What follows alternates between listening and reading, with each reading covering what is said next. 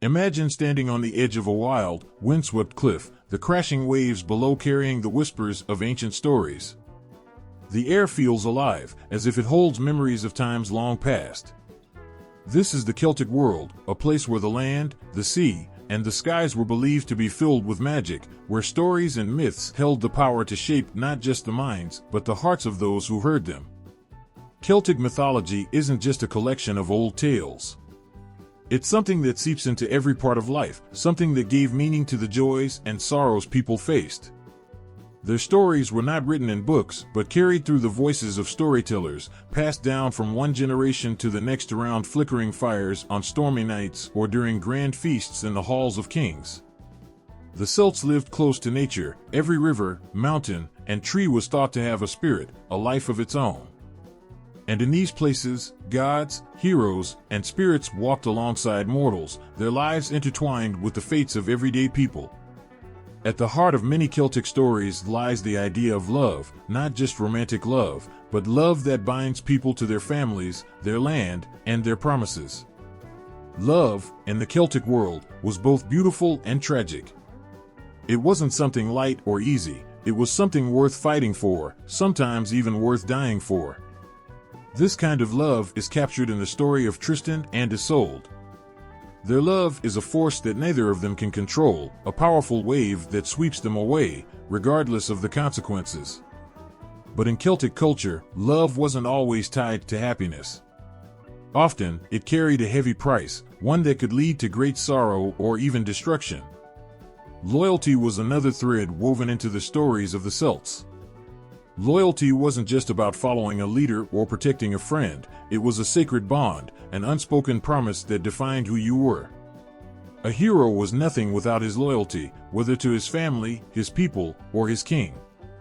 And betrayal was the worst sin of all, capable of bringing down even the mightiest warriors and tearing apart entire kingdoms.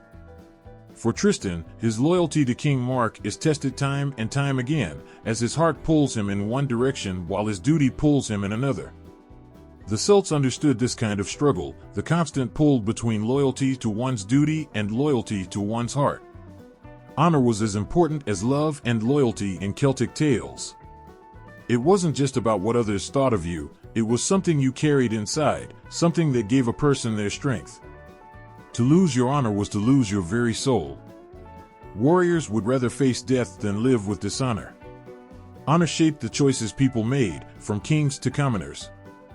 In the world of the Celts, a person's word was their bond, and breaking it could unleash chaos.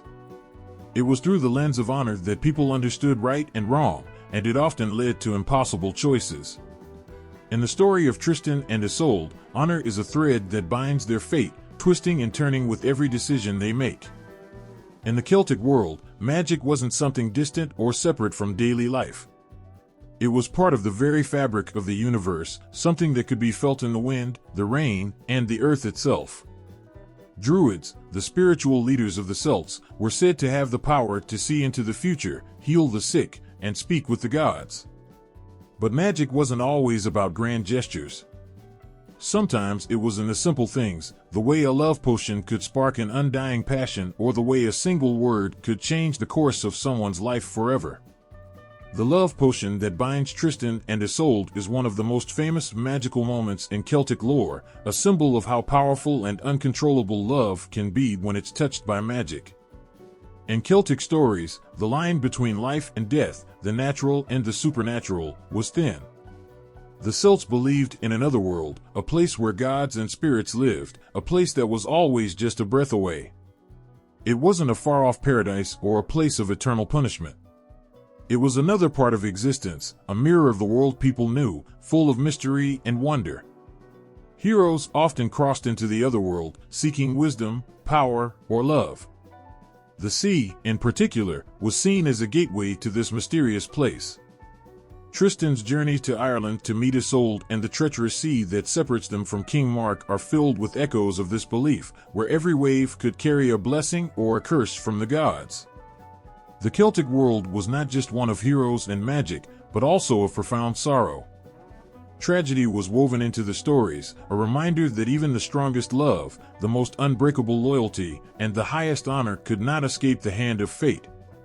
But the sorrow in Celtic stories wasn't just something to be feared.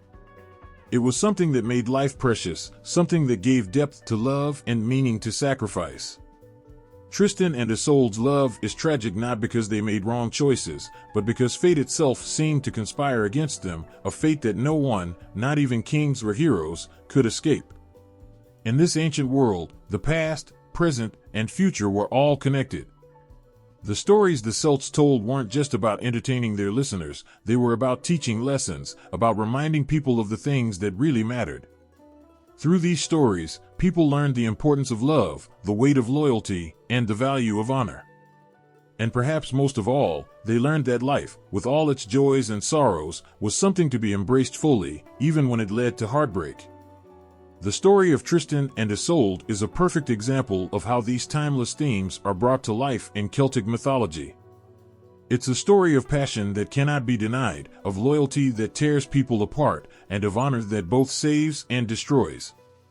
The love between Tristan and Isolde is not just a romance, it's a force of nature, as powerful as the winds that sweep across the cliffs and the waves that crash against the shore. In their story, the Celts captured the beauty and tragedy of life itself, creating a tale that would be remembered and retold for centuries to come. It begins with a love so powerful, so raw, that it has crossed centuries and cultures, leaving behind echoes that still stir hearts today. The story of Tristan and Isolde wasn't born from one single place, it emerged from the whispers of ancient Celtic traditions, carried by the winds of time across lands, from Ireland to Brittany, and finally into the medieval courts of Europe. But its roots run deep in the wild and untamed heart of the Celtic world, where stories lived as breathing things, passed down through generations. Long before it became the celebrated romance of knights and queens, the tale was something older, more elemental. It was shaped by the Celtic people's understanding of love, fate, and the mysteries of the human soul. They believed in the kind of love that didn't always end in happiness, but was real, fierce, and often tragic. This kind of love was not bound by earthly rules, but was instead tied to something greater, destiny, the will of the gods, and the forces of nature. In the beginning, there were stories told in hushed voices about a love between a noble warrior and a beautiful princess, stories that rose from the lands of Ireland and Cornwall, lands where the sea met the cliffs and where the boundaries between the human world and the mystical otherworld were thin. The early Celtic version of Tristan and Isolde's tale carried within it the essence of these lands, untamable and wild, just like the love that would bring joy and sorrow in equal measure. In Ireland, where Isolde was said to have been born, love stories were often tied to the cycles of the natural world, where the coming of spring and the fading of autumn mirrored the bloom and wither of relationships. Isolde, in some of the oldest stories, was not only a queen's daughter but a healer, someone with knowledge of the earth's magic, able to mend wounds not only of the body but also of the heart. Her connection to the ancient wisdom of her land made her more than just a beautiful woman, she was a symbol of the magic and danger that love can bring. Tristan, the noble warrior, belonged to Cornwall, a land steeped in its own myths, where kings ruled over cliffs that plunged into the sea. His name itself means sorrow or tumult, and his life seemed destined to be full of both. Like many heroes of the Celtic world, his fate was tied to his honor, his loyalty, and a love that was as inevitable as the tides. In these early stories, Tristan was much more than a knight in shining armor. He was a man whose life was governed by fate, pulled in directions he couldn't control, toward love, toward loyalty, and ultimately toward tragedy. But these tales did not stay in Ireland or Cornwall. As they traveled, carried by storytellers and bards, they found new homes, new shapes. In Brittany, across the sea from Cornwall, the story took on a new life. Breton culture, much like the Irish and Cornish, was rich in its connection to both Celtic roots and Christian influences. Here, Tristan and Isolde's tale began to shift, becoming more than just a love story. It grew into a reflection of the Breton people's deep sense of fatalism, where love was not only beautiful but a force that could tear apart lives, families, and kingdoms. In this version of the story, the love potion that binds Tristan and Isolde together wasn't just an accident of fate, it was a symbol of the uncontrollable nature of love itself, a force that could bring both ecstasy and destruction. As the story crossed the waters and moved through the halls of kings and queens, it transformed once again. By the time it reached the courts of medieval Europe, it had become something entirely different, wrapped in the ideals of chivalry and courtly love that defined the age. Tristan became a knight, a figure of nobility and virtue, his love for Isolde more forbidden and tragic than ever before. In this new world, the love between a knight and a queen was a dangerous game, a secret that had to be hidden at all costs. But even as the tale evolved, the essence of the Celtic roots remained, the idea that love, when true and powerful, cannot be controlled, no matter how hard the world tries to contain it. This evolution, from Celtic myth to medieval romance, was not a smooth one. As the story changed hands, it took on different meanings, reflecting the values and beliefs of each new culture that embraced it. In medieval Europe, especially in the French courts, the tale of Tristan and Isolde began to symbolize the tension between personal desire and social duty, a conflict that was at the heart of many romances of the time. Here, Tristan's loyalty to King Mark, Isolde's husband, became a central part of the story, adding layers of guilt, honor, and tragedy that resonated deeply with audiences who lived in a world where duty often came before love. Yet, even as the story grew more complex, its emotional core remained the same. The love between Tristan and Isolde was never easy, never simple, but it was always true. It was a love that defied the rules of society, the expectations of kings, and even the laws of nature. And in the end, it was a love that, while it may have brought destruction, was also the thing that gave their lives meaning. The tale of Tristan and Isolde is not just a story of love, it is a story of transformation. It has been shaped and reshaped by the lands and the people who have carried it forward, from the windswept shores of Ireland and Cornwall to the grand courts of medieval Europe. But through all its changes, one thing has remained constant: the power of love to move hearts, to change lives, and to leave a mark that cannot be erased by time. Even today, the story of Tristan and Isolde continues to stir something deep within us. It speaks to the part of us that understands that love, true love, is something wild, something that cannot be contained. It is something that can bring us to our knees, that can lift us up to the heights of joy, or cast us down into the depths of sorrow. But no matter where it takes us, it is something worth remembering, something worth telling again and again. In the flickering light of the hearth, when the winds howled outside and the night seemed endless, the people would gather. Voices would rise, soft at first, then growing stronger, telling the stories that kept their world alive. In these moments, myth wasn't just a form of entertainment. It was the beating heart of Celtic society, pulsing with the lifeblood of history, morality, and identity. Storytelling wasn't merely a pastime. It was how the Celts understood their place in the world. In every story, there was meaning, a thread that tied the listener to their ancestors, their land, and their beliefs. Myths weren't just fantasies spun to amuse, they carried the weight of truth, even if they weren't factual in the strictest sense. Through myth, the Celts preserved their history, passed down lessons about right and wrong, and reminded each person who they were and what they stood for. The Celts had no written language to record their history. Their memories were held in the words of the bards, the storytellers who had the power to shape not only how people remembered the past, but how they lived in the present. These bards were not just entertainers, they were guardians of the people's soul. In their stories, kings were born and empires fell. Heroes rose, not because they had great armies or wealth, but because they were noble in spirit, guided by a moral compass that spoke louder than any sword. The stories the Celts told were not just of gods and heroes, though those figures loomed large. There were tales of the everyday, of ordinary people whose lives were touched by magic, fate, and the unseen forces that shaped their world. These stories reminded people that even in the mundane, there was something greater at work. A simple farmer could find himself in a battle between gods. A young woman, tending to her sheep, might be swept away by a spirit of the forest. Life was full of wonder and danger, and the myths taught the people to respect both. At the heart of these stories was the idea of balance, the balance between the natural and the supernatural, between right and wrong, between life and death. The Celts believed that the world was not divided neatly into good and evil.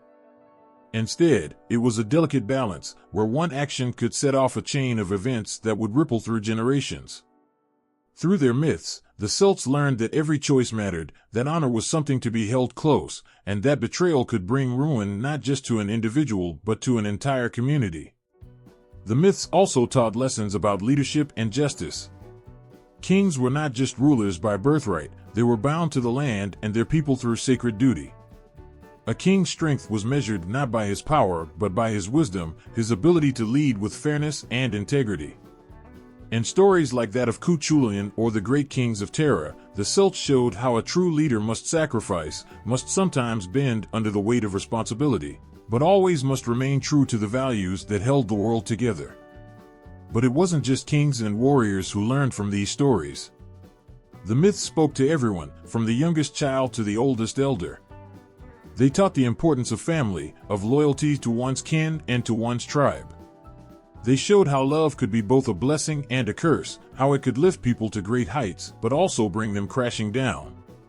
In stories of love like those of Tristan and Isolde, the Celts found not just entertainment but lessons on the power of emotions, the responsibilities of loyalty, and the harsh consequences of forbidden desire. The myths also carried the weight of the supernatural, the belief that the world was full of spirits, gods, and otherworldly forces that could influence human life at any moment. To the Celts, these forces were not distant, they were part of everyday life. The myths showed how humans and gods were connected, how the decisions of one could impact the other.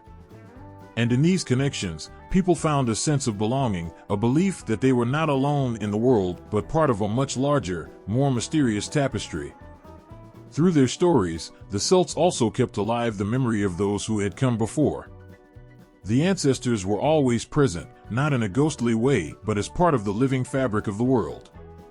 Their deeds were remembered in the tales of old, and their spirits watched over the land, guiding and protecting the people. To forget them was to lose a part of oneself, to become untethered from the roots that gave life meaning. In the myths, morality wasn't always a simple matter of right and wrong. There were complex choices, situations where doing the right thing came with a great cost. Heroes weren't perfect, and sometimes they made mistakes that could haunt them and their people. These stories didn't shy away from the harsh realities of life. They showed that even the greatest warriors could fall, that love could break hearts, and that sometimes fate dealt a hand that couldn't be changed. But through it all, there was a sense of resilience, a belief that even in the face of tragedy, life went on, and honor remained the highest virtue. Myth, for the Celts, was not just about the past, it was about the present and the future. It was how they taught their children, how they explained the unexplainable, how they kept their values alive in a world that was constantly changing. The stories weren't just about entertainment, they were about survival. In a world where so much was uncertain, where the elements could turn on you and enemies could strike without warning, the myths gave the people a sense of control, a way to understand their place in the universe. Through these stories, the Celts forged their identity, rooted in their land, their gods, and their ancestors. They were not just a collection of tribes spread across Ireland, Britain, and beyond. They were a people united by a shared history, a shared belief in the power of honor, loyalty, and love.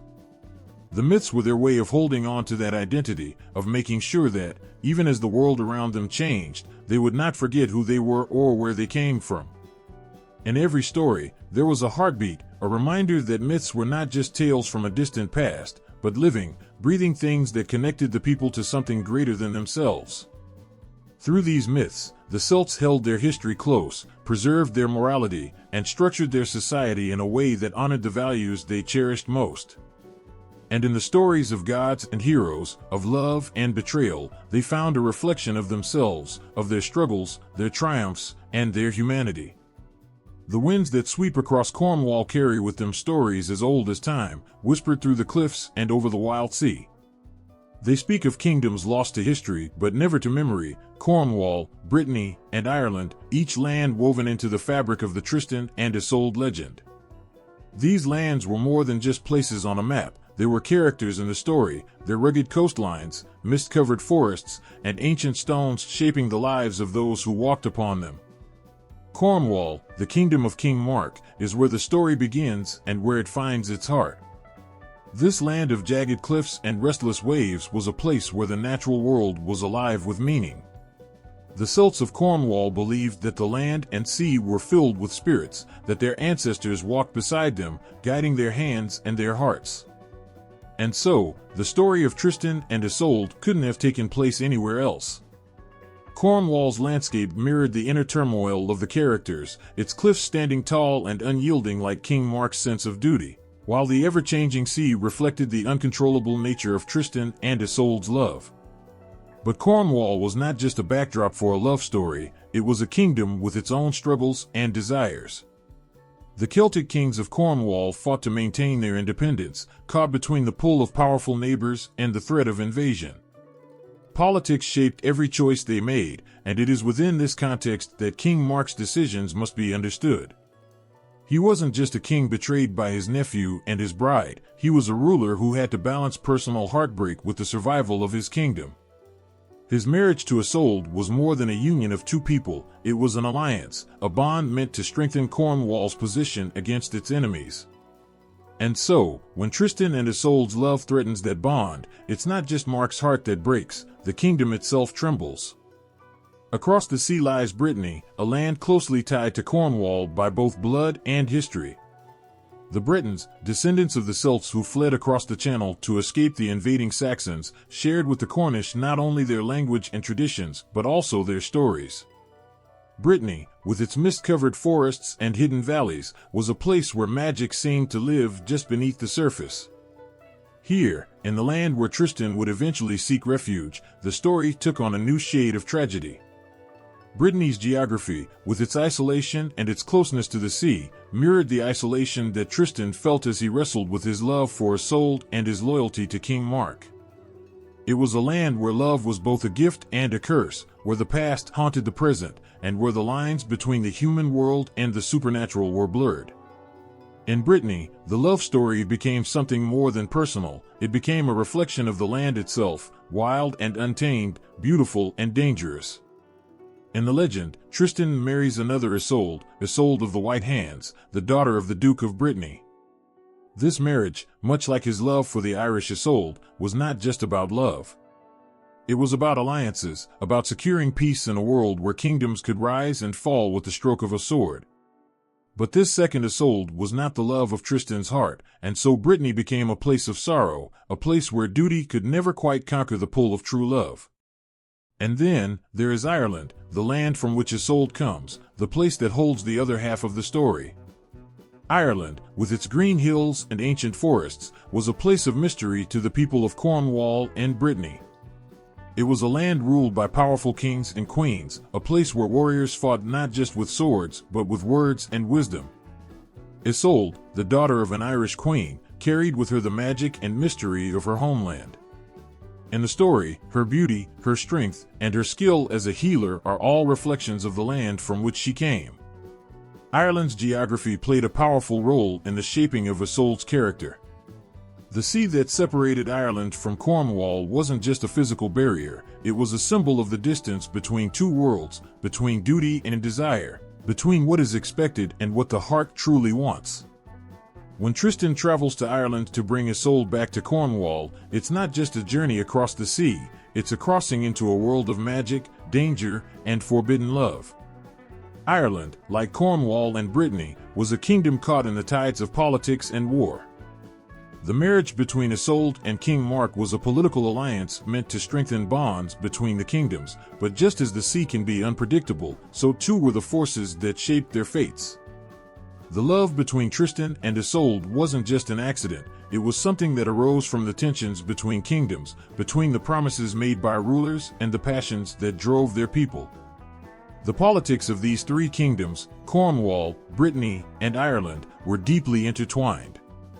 Their rulers forged alliances, made war, and sought peace, always with the knowledge that a single misstep could lead to disaster. And within this political web, the story of Tristan and Isolde unfolded, a love that defied the boundaries set by kings and queens. The very geography of these lands, the cliffs of Cornwall, the forests of Brittany, the hills of Ireland, shaped their lives, reflecting their struggles and their fates. These kingdoms, with their proud histories and their fierce independence, weren't just a setting for a love story, they were active participants in it. The politics and geography of Cornwall, Brittany, and Ireland weren't just background noise, they were the forces that pulled Tristan and Isolde together, even as they tore them apart. The winds that swept across the cliffs, the seas that raged between the kingdoms, the forests that hid lovers and warriors alike, these were the forces that shaped their story, just as surely as love and fate did. And so, the love between Tristan and Isolde wasn't just the love of two people, it was the love of kingdoms, bound together by the land and the sea, by politics and power, by the eternal struggle between duty and desire. Their story lives on, not just in the hearts of those who hear it, but in the very earth and sea that gave it life. In the mist-covered hills of ancient Celtic lands, the stories of heroes echoed through time. These were not ordinary men, they were figures larger than life, driven by honor, courage, and a deep, unshakable loyalty to their people. They were flawed, but their flaws made them human, and their struggles made them unforgettable. Among these heroes, Tristan stands, his character carved from the very essence of Celtic heroism, where love and duty clash, and the lines between right and wrong blur. In Celtic lore, heroes were not just warriors, they were symbols of the values their people held dear. They carried with them the weight of their ancestors, the expectations of their tribes, and the love of the land itself. Every battle they fought, every choice they made, echoed in the hearts of those who told their stories.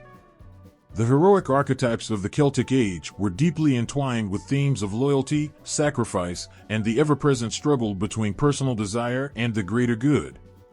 These themes ran through the blood of every hero, and none more so than Tristan. Tristan's life was defined by the impossible choices he faced. Like the great Celtic heroes before him, he was torn between his duty and his heart. The ancient heroes of the Celtic age, such as Cuchulainn, Finn mac Cumhaill, and others, all faced similar trials. Their lives were never simple. They lived in a world where honor came before everything, where the needs of the many often outweighed the desires of the few. But within these constraints, their humanity shone, and that same humanity lives in Tristan. Tristan's loyalty to his uncle, King Mark, was fierce and unwavering, much like the loyalty that Cuchulainn had to his people. Yet, beneath the armor of loyalty, Tristan's heart beat with the same passion that defined the greatest Celtic heroes. He loved Isolde with a love that was pure and true, even though it was forbidden. This love, much like the fated loves in Celtic tales, was both a blessing and a curse. In the eyes of the Celts, love was a force as powerful as any sword. It could elevate a hero to greatness, but it could also lead to his destruction. In Tristan, the conflict between love and duty becomes almost unbearable.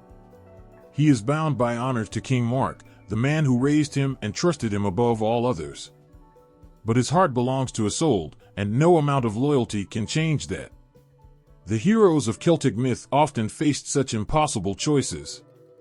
They were warriors, but they were also men who loved, who longed for peace even as they marched into battle.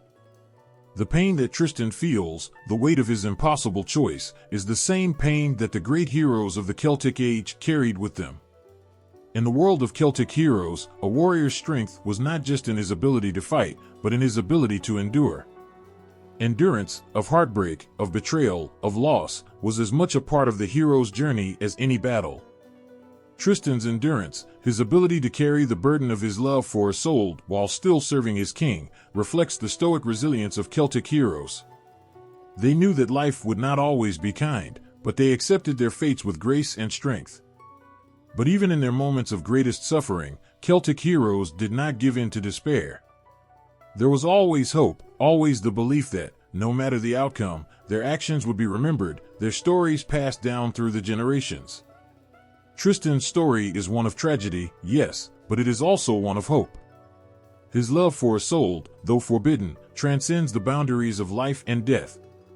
It is a love that lives on, just as the stories of the ancient heroes lived on in the hearts of the Celtic people.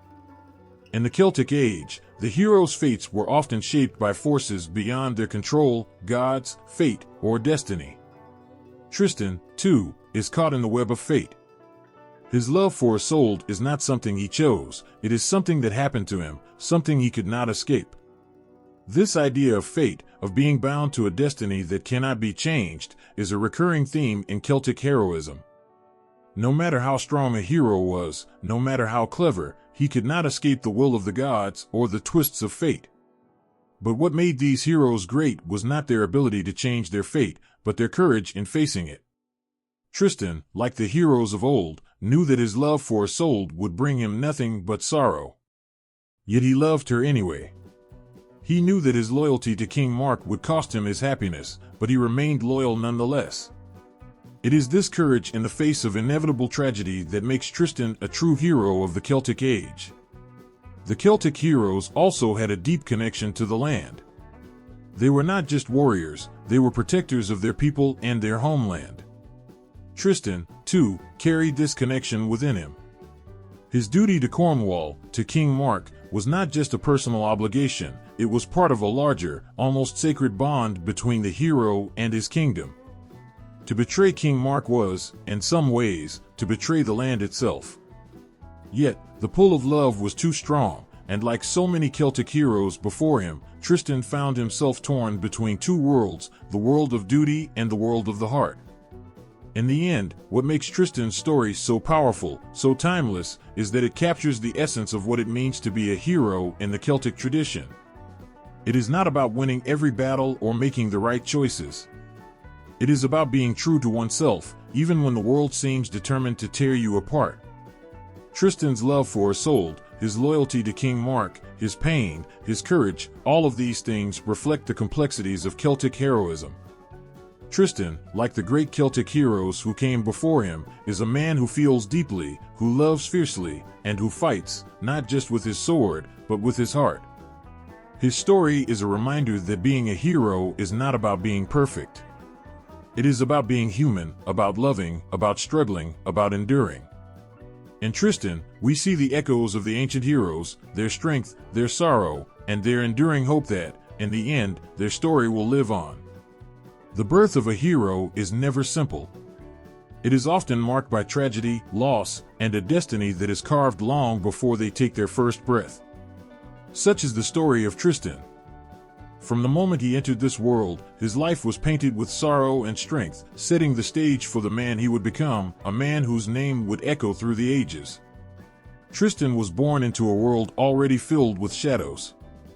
His father, Rivalen, the king of Lyonesse, was a warrior of great renown, a man of honor and courage. His mother, Blanchefleur, was the sister of King Mark of Cornwall. They were bound by love, a love that should have given Tristan a life of joy and protection. But fate, as it often does in the stories of heroes, had other plans. Before Tristan could even open his eyes, tragedy struck. Rivalen was killed in battle, leaving Blanchefleur heartbroken, carrying their child within her. The loss was too much for her, and she knew that her life would soon follow her beloveds into the afterlife. And so, in the midst of grief, as her strength faded, she gave birth to Tristan. With her dying breath, she named him, a name that would forever carry the weight of sorrow. Tristan, meaning child of sorrow or child of sadness, was a name that would come to define his life. The young boy, born in the shadow of his parents' deaths, would grow up knowing loss before he ever truly understood love. Raised by loyal retainers in the court of King Mark, his uncle, Tristan's early years were filled with the quiet grief that hung over his birth. He was a boy who never knew the embrace of his mother, nor the strength of his father's arms. Yet, even in the absence of those who should have been his greatest protectors, Tristan's spirit was shaped by the legacy of their love and bravery. Tristan's childhood was one of loneliness, but it was also one of resilience. The court of King Mark saw in him the echoes of his father, the same fire in his eyes, the same courage in his heart. Even as a boy, there was something in Tristan that drew people to him, a quiet strength, a kindness that spoke to the greatness he would one day embody. He became a skilled hunter, learning to navigate the forests and rivers of Cornwall with the same grace his father once showed on the battlefield. But his true training began when he was sent away to learn the ways of a knight. Under the guidance of skilled tutors, Tristan grew into a warrior, his every movement honed by discipline and purpose. He learned not only to fight, but also to carry the weight of honor that came with being a knight. His sword was not just a weapon, It was an extension of the values he had inherited from his parents, the courage of his father, and the quiet strength of his mother. Though Tristan was becoming a warrior, his heart remained heavy with the sadness that had followed him since birth. He could never escape the feeling that he was meant for something more, something that went beyond the court of Cornwall, beyond the training grounds where he sharpened his skills. There was a restlessness in him, a yearning that he could not name. It was as if the world had already written his fate, and he was only now beginning to understand the role he would play in it. As Tristan grew into manhood, his reputation as a skilled knight spread far and wide. But it was not just his skill in battle that set him apart. There was something in Tristan that people couldn't quite put into words, a quiet nobility, a sense of compassion that touched everyone who knew him. He fought not for the glory of victory, but for the honor of those he loved, for the memory of the parents he had never truly known. He was a protector, a defender of the weak, and a man who carried his sorrow like a shield. But even as he rose to prominence, the weight of his parentage remained with him. He could never forget that he was the child of tragedy, that his very existence was a reminder of loss. It was this understanding that shaped him, that gave him the empathy and the depth of feeling that would come to define his love for Isolde. For Tristan, love was not just an emotion, it was a lifeline, a way to heal the wounds that had been carved into his heart long before he knew what love was. When Tristan first met Isolde, the Irish princess, his heart, already marked by sadness, found a new depth of feeling. Their love, like his birth, was tangled in tragedy and destiny. But even in the face of that sorrow, Tristan could not help but love her, just as he had loved the memory of the parents he never knew. Isolde became the embodiment of all that he longed for: connection, understanding, and a sense of peace that had eluded him his entire life. Tristan's early life, his origins, were filled with loss, but they were also filled with the seeds of the hero he would become. From the very beginning, his story was one of resilience, of standing tall in the face of sorrow. He was a man shaped by the love of his parents, a love that existed even beyond death. That love gave him the strength to fight, to endure, and ultimately, to love with a fierceness that defied the boundaries of life and death. Though born in sadness, Tristan's heart was filled with the courage and strength that had defined his father's life, and the quiet, unwavering love that had marked his mother's. From them, he inherited more than just a legacy. He inherited the spirit of a hero, one who would love fiercely and fight bravely, no matter the cost. Tristan's story, like the stories of so many Celtic heroes before him, began with pain. But from that pain came a hero whose name would never be forgotten. His origins may have been steeped in sorrow, but his heart was forged in love, the love of parents he never knew, the love of an uncle who raised him, and the love of a woman who would forever change the course of his life. The sound of clashing swords and the swift movement of warriors echoed through the rugged hills of Cornwall as a young Tristan was molded into something greater than just a boy. He was being shaped into a warrior. His heart, already touched by sorrow, now faced the relentless trials of strength, honor, and skill.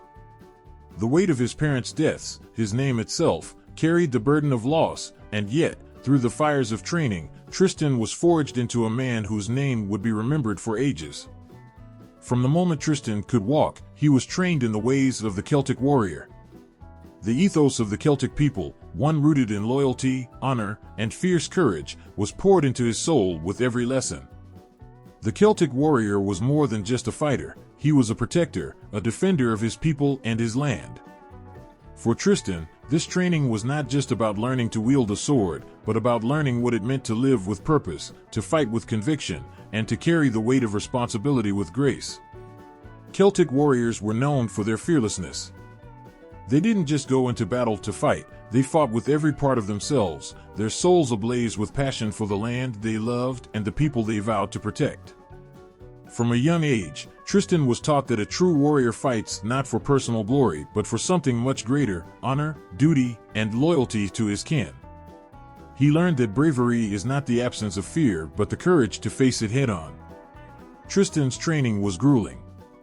He learned to ride horses with the grace of a hawk soaring through the skies, to wield a spear with the precision of lightning, and to face enemies with a steady heart. His instructors saw in him something rare: a quiet strength, an unwavering determination. The boy who had been born into sorrow now carried the fire of a warrior in his veins. With every battle he fought, with every skill he mastered, Tristan grew not just in physical prowess, but in spirit. He was becoming a warrior in the truest sense, a man whose strength came as much from his heart as from his hands. The legends of great warriors surrounded Tristan during his training. The names of heroes like Cuchulainn and Finn mac Cumhaill were whispered in awe, their deeds inspiring young men like him to strive for greatness. These warriors, much like Tristan himself, were not just defined by their victories on the battlefield, but by the honor with which they carried themselves. Tristan found himself drawn to the stories of these legendary figures, whose courage and loyalty resonated with him deeply. Cuchulainn, the Hound of Ulster, was a warrior whose strength and skill were said to be unmatched. He was a hero of incredible might, known for his battles that defied the odds, but what truly made Cuchulainn legendary was his unwavering loyalty. Like Tristan, Cuchulainn fought not for personal gain but for the honor of his people. His life was marked by fierce battles and tragic losses, much like the life that lay ahead for Tristan. The two shared a deep connection, warriors bound by duty, driven by love, and burdened by the tragic fates they could not escape. Tristan's heart beat with the same rhythm of the great heroes who had come before him. The legendary figure of Finn mac Cumhaill also loomed large in his training. Finn, the wise and noble leader of the Fianna, was known not only for his incredible strength, but for his wisdom and his sense of justice. His role as a protector of the land and his loyalty to his comrades resonated deeply with Tristan. Finn fought for a world where honor and integrity mattered above all, and Tristan took those values into himself, letting them guide his every action as he grew into the warrior he was meant to be. Tristan's training was not just about learning to fight, it was about learning to be a man worthy of the title of a hero. Like Cuchulainn and Finn, he was taught that a warrior's true power comes from within. It is not the strength of the sword that makes a man great, but the strength of his heart. Tristan knew that to become a true warrior, he had to not only be skilled in battle but also wise in his decisions, compassionate in his actions, and unbreakable in his loyalty.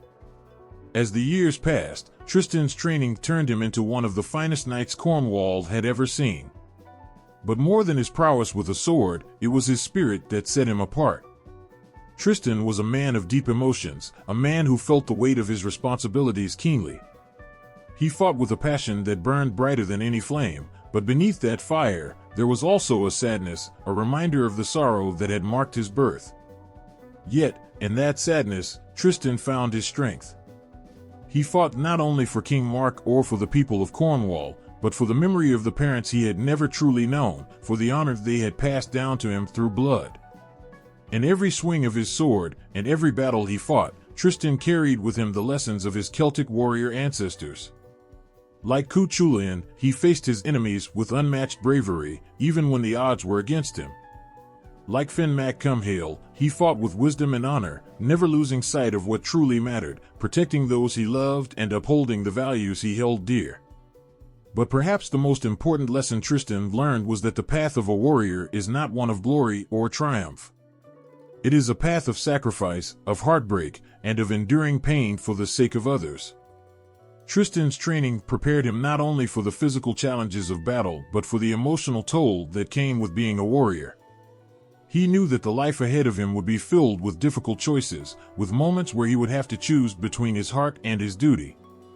But he also knew that, like the great heroes before him, he would face those choices with the same courage that had been instilled in him since he was a boy. In the end, Tristan's training was more than just a preparation for battle, it was a preparation for life. A life filled with love, loss, loyalty, and sacrifice. His story, like those of Cuchulainn and Finn mac Cumhaill, would become one of legend, not because of the battles he fought, but because of the man he became. A man whose heart was as strong as his sword, whose spirit was as unbreakable as the values he held dear, and whose name would forever be remembered in the annals of time. From the very first breath, it seemed as though Tristan's life was not his own. There was a shadow cast over his birth, a weight that no child should carry, but one that was tied to him nonetheless. In Celtic myth, the idea of fate is not a distant, abstract concept. It is a force that walks hand in hand with every person, shaping their path long before they even realize it. Tristan, born into a world of sorrow and loss, was no exception. His life, like so many of the heroes before him, was marked by the quiet whisper of destiny. In the stories of the Celts, fate was not something one could escape. It was woven into the fabric of life itself, present in every moment, every decision, and every breath. Prophecies weren't warnings, they were promises, threads of truth that could not be undone, no matter how hard one tried to fight against them. Heroes like Tristan didn't choose their paths chose them. And for Tristan, his journey was already written in the stars long before he understood what it meant. Tristan's early encounters with prophecy came like soft, distant echoes, hints of a future that was both glorious and tragic. The Druids, wise men and women who held the secrets of the future in their hands, saw in Tristan a fate that would lead him down a road filled with both triumph and heartache. These prophecies, spoken in cryptic words and veiled metaphors, hinted at a love so powerful it would transcend life and death, and a sorrow so deep it would leave its mark on his very soul. From a young age, Tristan was told stories of the great heroes who had come before him, men like Cuchulainn and Finn mac Cumhaill, whose lives were also shaped by the hands of fate. Cuchulainn, the Hound of Ulster, was bound by prophecy to face a tragic end despite his incredible strength and valor. No matter how fiercely he fought or how many victories he won, his fate was sealed from the moment he entered the world. It was a fate that hung over him like a dark cloud, always just out of reach, but never far enough to forget. Tristan, though young, couldn't help but feel a connection to these stories, as if he too was bound by an invisible thread that led him toward an inescapable end. The idea that fate was inescapable wasn't one that brought peace, it brought a heavy sense of inevitability. There were moments, fleeting and quiet, where Tristan felt the weight of it pressing down on him. It wasn't a burden he could shake off, it clung to him, unseen but ever present. He carried it with him as he trained, as he laughed, and even as he fought to build his own identity in the shadow of his tragic birth. And yet, for all the sorrow that fate seemed to promise, there was also a strange comfort in knowing that his path was already laid out before him. All he had to do was walk it. But fate, as it often does, began to show itself more clearly in Tristan's life as he grew older. He started to hear the whispers, not just from the Druids, but from the world itself. In the rustle of the trees, in the rhythm of the waves crashing against the shore, he could feel the pull of something greater than himself. It was as though the earth was calling him, guiding him toward a destiny he had not yet fully grasped. One of the earliest prophecies to touch Tristan's life came not long after his training as a warrior began. A wise woman, known for her ability to see into the future, spoke to him in riddles. Her voice was soft, but her words carried the weight of the future. She spoke of a love that would burn brighter than the sun, a love that would be both his greatest joy and his deepest sorrow. She spoke of battles fought not just with swords, but with the heart, and of a life marked by both glory and grief. Her words hung in the air like a storm cloud, their meaning just out of reach, but their truth undeniable. Tristan, though young, felt a chill in his bones as she spoke. There was something in her eyes, something ancient and knowing, that told him her words were more than just the ramblings of a mystic. They were the echoes of the future, rippling through time to reach him in that moment. He didn't understand it all then, how could he? But the seed of fate was planted in his heart, and from that day forward, he couldn't shake the feeling that his life was already charted, that he was merely walking a path that had been set long before he was born. As Tristan grew older, these prophecies became clearer, their meaning more inescapable. He began to see the signs, the little moments in life that seemed to align too perfectly to be mere coincidence. A falcon flying overhead, its wings cutting through the air like a sword, the way the moonlight cast shadows on the ground, forming shapes that seemed to tell a story only he could understand. These were not just random occurrences, they were reminders of the fate that awaited him. The most significant of these encounters with fate came in the form of his love for Isolde. From the very beginning, their love was touched by prophecy, destined to be both beautiful and tragic. The wise woman's words echoed in Tristan's heart as he looked into Isolde's eyes for the first time, knowing deep down that their love was something more than just passion. It was a part of his destiny, a part of the fate that had been promised to him since his birth. Their love was the love of legends, a love that would inspire songs and stories for centuries to come, but it was also a love that was bound to break his heart. For Tristan, fate wasn't something he could run from, nor was it something he could fight against. It was a force that flowed through him, shaping every moment, every choice. The prophecies that had whispered through his life since childhood were not just predictions, they were the very fabric of his being, woven into every decision he made, every battle he fought, and every tear he shed. Fate, in Celtic myth, is as much a part of the hero as his sword or his courage. It is inescapable, yet it is not something to be feared. For Tristan, it was a guide, leading him toward the love and the sorrow that would define his life. And though that path was marked by tragedy, it was also filled with moments of such deep beauty that even the weight of destiny could not diminish them. In the end, Tristan's encounters with prophecy were not just glimpses into the future, they were reminders of the life he was destined to lead. A life filled with both love and loss, with joy and sorrow, with battles fought not only with weapons but with the heart. And though fate was often cruel, it was also what made his story unforgettable, a story that would live on long after the man himself had become a legend. Tristan's story begins not with his own birth, but with the love and loss of his parents. His life was marked by tragedy before he even drew his first breath. His mother, a beautiful queen, and his father, a noble warrior, were bound together by love, yet their love was overshadowed by sorrow. They lived in a world where the echoes of war and betrayal were constant companions, where happiness was fleeting, and peace was as fragile as a whisper in the wind. Tristan's father, King Rivalen, was a man of great honor, known for his strength and his unyielding sense of duty. He ruled the kingdom of Lyonesse with a strong hand, but also with a deep love for his people. His heart, however, belonged entirely to Tristan's mother, Queen Blanchefleur. She was the light of his life, the one who softened the edges of his rough world. Their love was a rare thing, something pure in a time where alliances were often made through war and conquest, rather than the tender bond that united them. But as with many tales of love, theirs was doomed to end in heartbreak. Blanchefleur was heavy with child when the shadows of war crept into their kingdom. Rivalen, ever the brave warrior, was called to battle, forced to leave his beloved wife behind.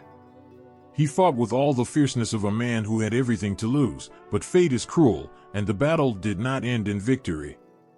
Rivalen was struck down on the battlefield, his life stolen from him before he could see his son born. His death sent a ripple of grief through the land, and that grief reached Blanchefleur, who felt the loss of her husband like a wound to her soul. The news of Rivalen's death broke her heart, and in that moment of unbearable sorrow, she went into labor. She brought Tristan into the world on a wave of pain and loss, naming him after her grief, for Tristan meant sorrow. He was born into a world without the father who would have loved him, and within moments of his birth, he was robbed of his mother as well. Blanchefleur, overcome with the weight of her grief and the struggle of childbirth, breathed her last just as her son breathed his first. Tristan, barely a day old, had already lost everything.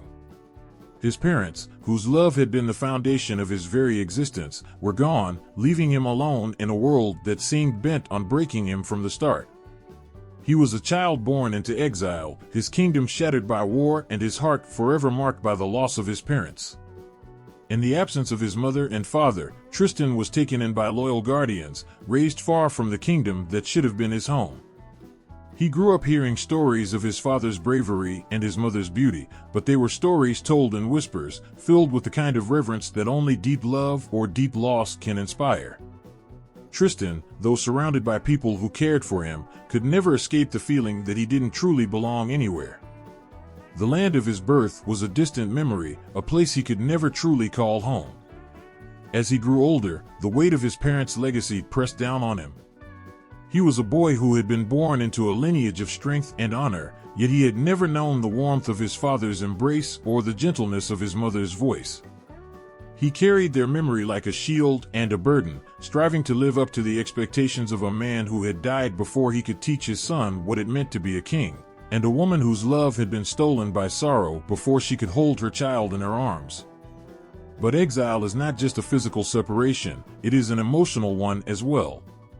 Tristan grew up with a heart full of longing, not just for the parents he had lost, but for a sense of belonging, for a place to call his own.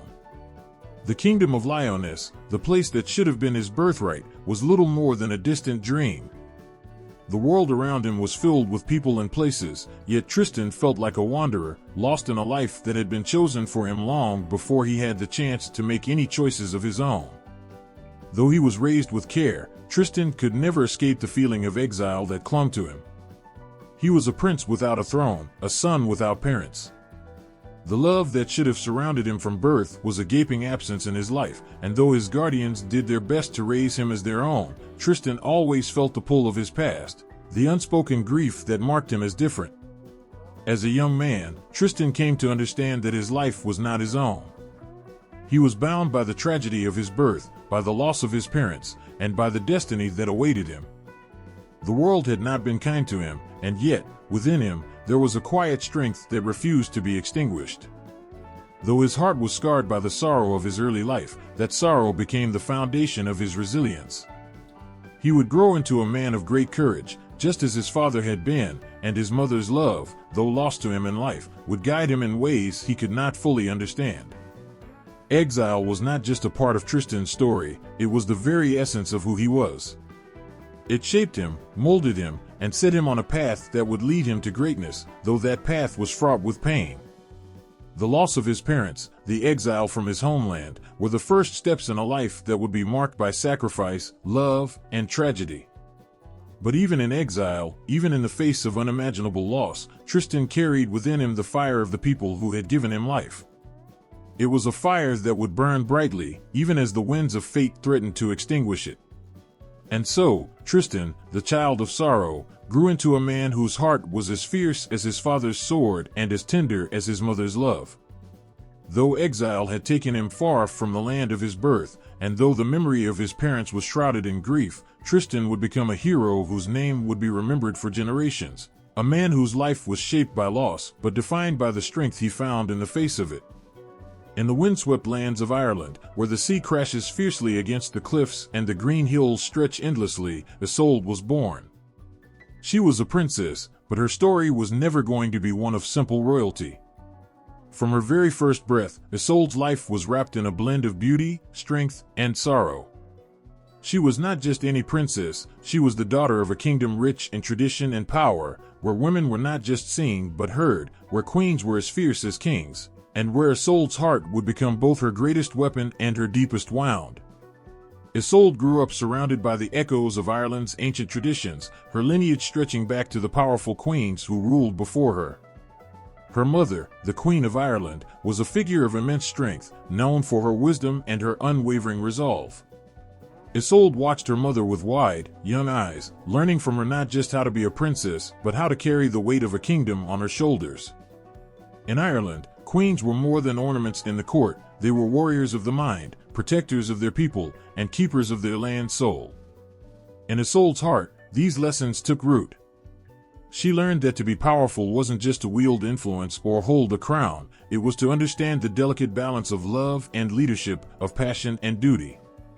The Celtic view of queenship was one of equality with kings, where women like Isolde were expected to rule not from behind but side by side, their voices commanding as much respect as any warrior's sword.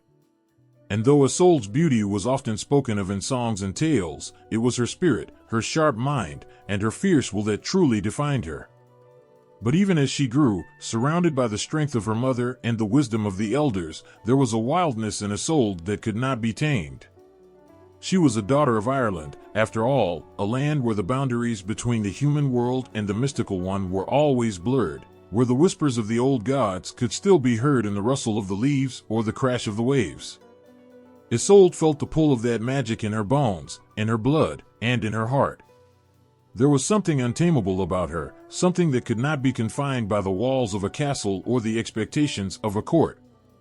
Isolde's role as a princess was a heavy one, but it was not a role that she shied away from. She knew that her life was not hers alone, it belonged to her people, to her family, to the land itself. And yet, there was always that part of her, deep inside, that longed for something more than duty, something beyond the responsibilities she had inherited. It was this same longing that would later draw her to Tristan, the knight whose love would set her heart ablaze and ultimately lead to her undoing. In Celtic tradition, women like Isolde were seen as equal partners in the dance of life and death, of love and war. They were not passive figures waiting to be saved, they were active participants in their own fates, wielding power in their own right. Isolde knew this power intimately. She felt it every time she stood beside her mother, watching her rule with both compassion and strength. She felt it when she looked out over the vast Irish Sea, its waves crashing with the same wild energy that surged within her own heart. But power, in the Celtic world, was not without its cost. Isolde understood that to be powerful meant to bear the weight of great sacrifice. And as a princess, her greatest sacrifice was to be her heart. When the time came for her to marry, Isolde knew that her love would not be her own to give, it would be a political tool, a means of securing alliances and ensuring the safety of her people. It was a harsh truth, but one she had been prepared for since childhood. Still, there was a part of her, a small, fragile part, that hoped for something more. Even as she stood before her mother, her tutors, and the court, learning the ways of queenship, there was a quiet voice within her that whispered of love. Not the kind of love that was exchanged between kingdoms for political gain, but the kind of love that burned like fire, that consumed everything in its path. She had heard the old stories, the ones that spoke of queens who loved fiercely, who defied tradition for the sake of their hearts. And though she knew her place in the world, Isolde couldn't help but dream that perhaps, just perhaps, her heart would be allowed to choose its own path. As Isolde blossomed into womanhood, her beauty became legendary, spoken of not just in Ireland, but across the Celtic lands. Her golden hair, her striking eyes, the way she moved with the grace of someone who knew the power she held, it was enough to capture the attention of kings and warriors alike.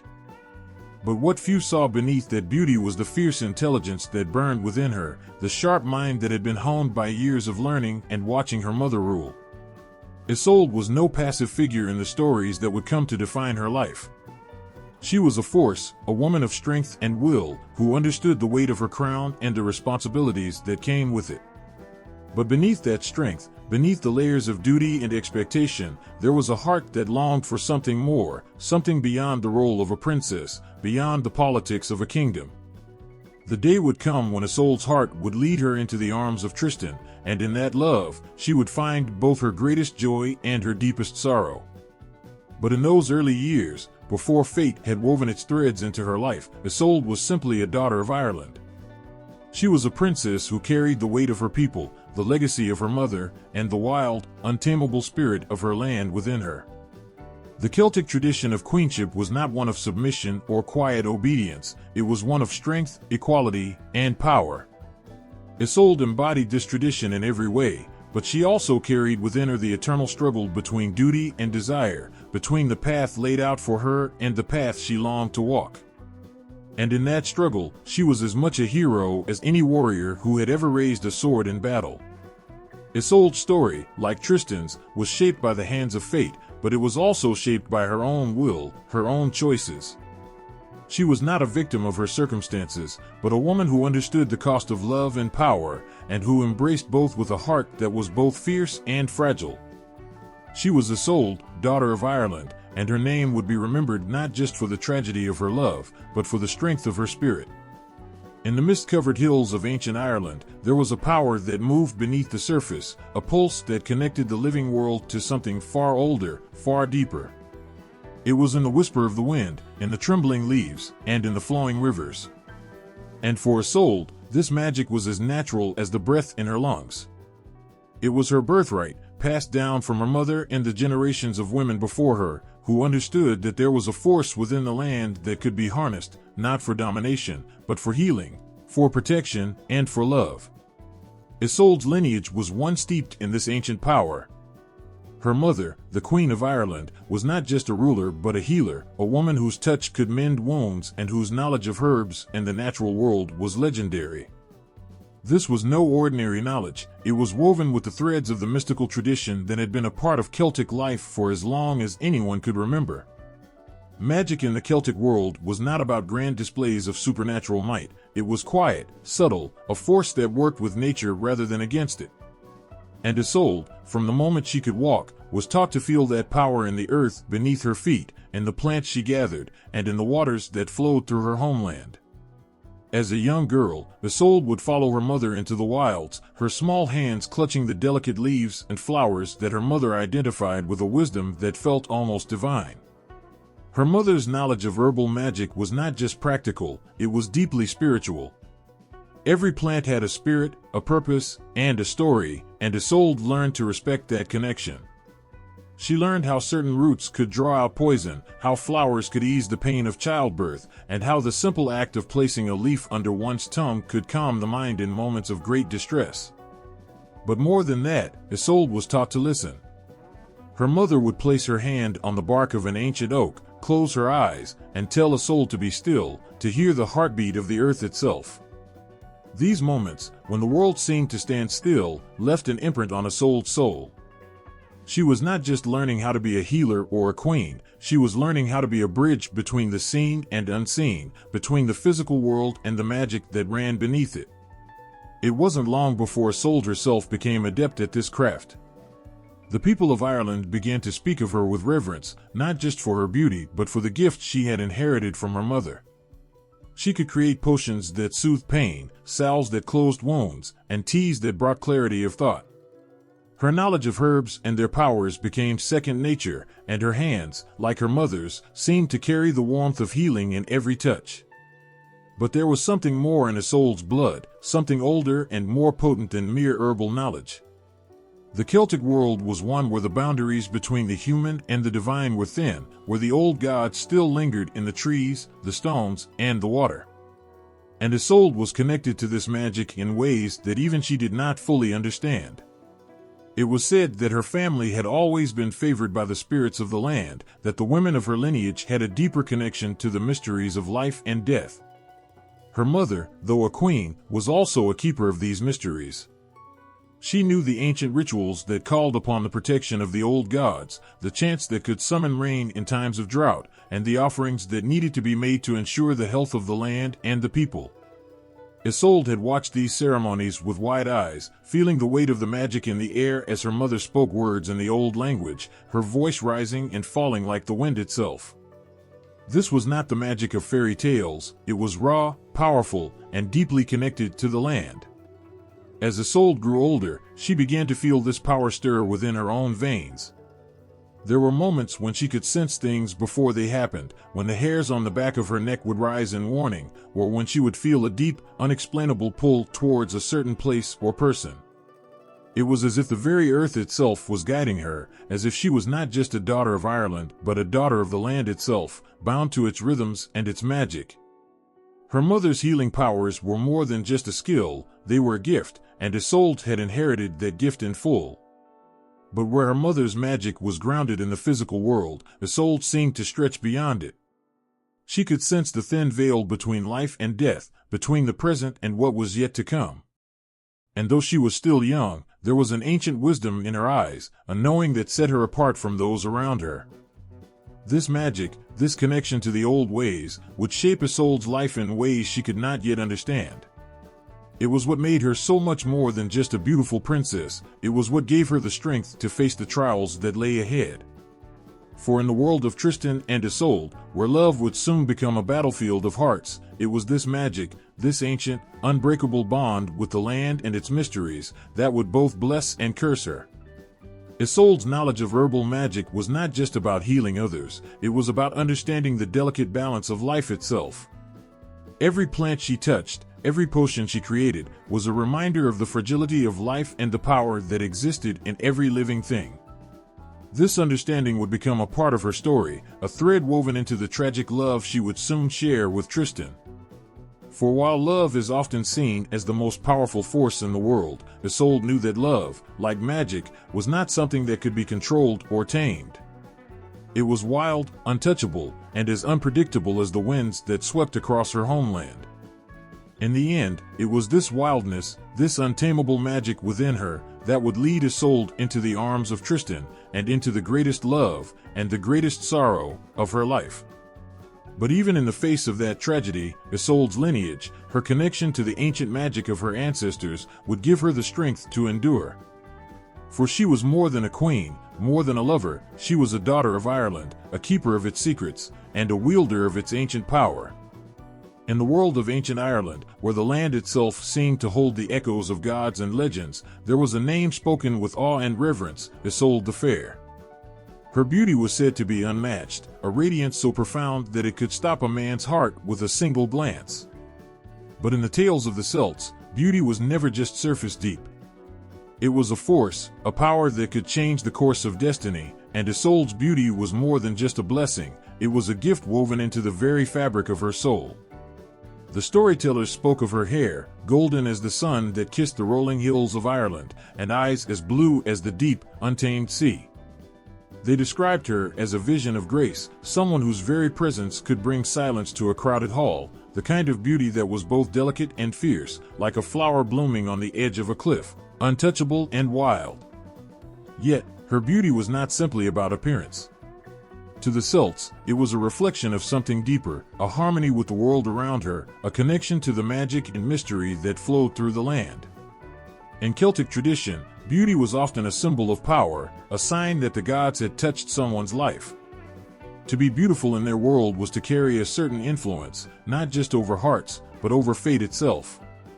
It was said that beauty could sway kings, ignite wars, and heal wounds that even the strongest warriors could not. And so, Isolde's beauty became legendary, not because it made her fragile or distant, but because it held a power that she carried with grace and quiet strength. Her beauty was not something she wielded like a weapon, though its impact was undeniable. Men would speak of her in hushed tones, and women would look upon her with admiration, sometimes jealousy. But to Isolde, her beauty was simply part of who she was.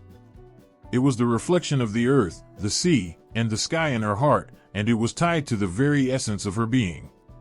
She understood that in her world, beauty was not to be taken lightly. It was a force as potent as magic itself, and it was bound to shape her life in ways she could not yet see. In mythology, the idea of beauty as power often comes with a price. Those who possess great beauty are never truly free. They are adored, worshipped, but also watched and judged, their every move seen through the lens of their physical appearance. Isolde was no exception. She lived in a world where her beauty made her a symbol, a figure of fascination and desire, but also of responsibility. The power of beauty, in her case, was the power to inspire love and devotion, but also jealousy and conflict. The bards would sing of how her beauty was the spark that ignited the tragic love between her and Tristan, a love so intense that it seemed to defy the laws of the gods and men. Tristan, the valiant knight who was bound by honor and duty, could not resist the pull of Isolde's beauty. It wasn't just her face that captivated him, it was the fire in her spirit, the gentleness in her heart, and the depth of her soul that shone through her eyes.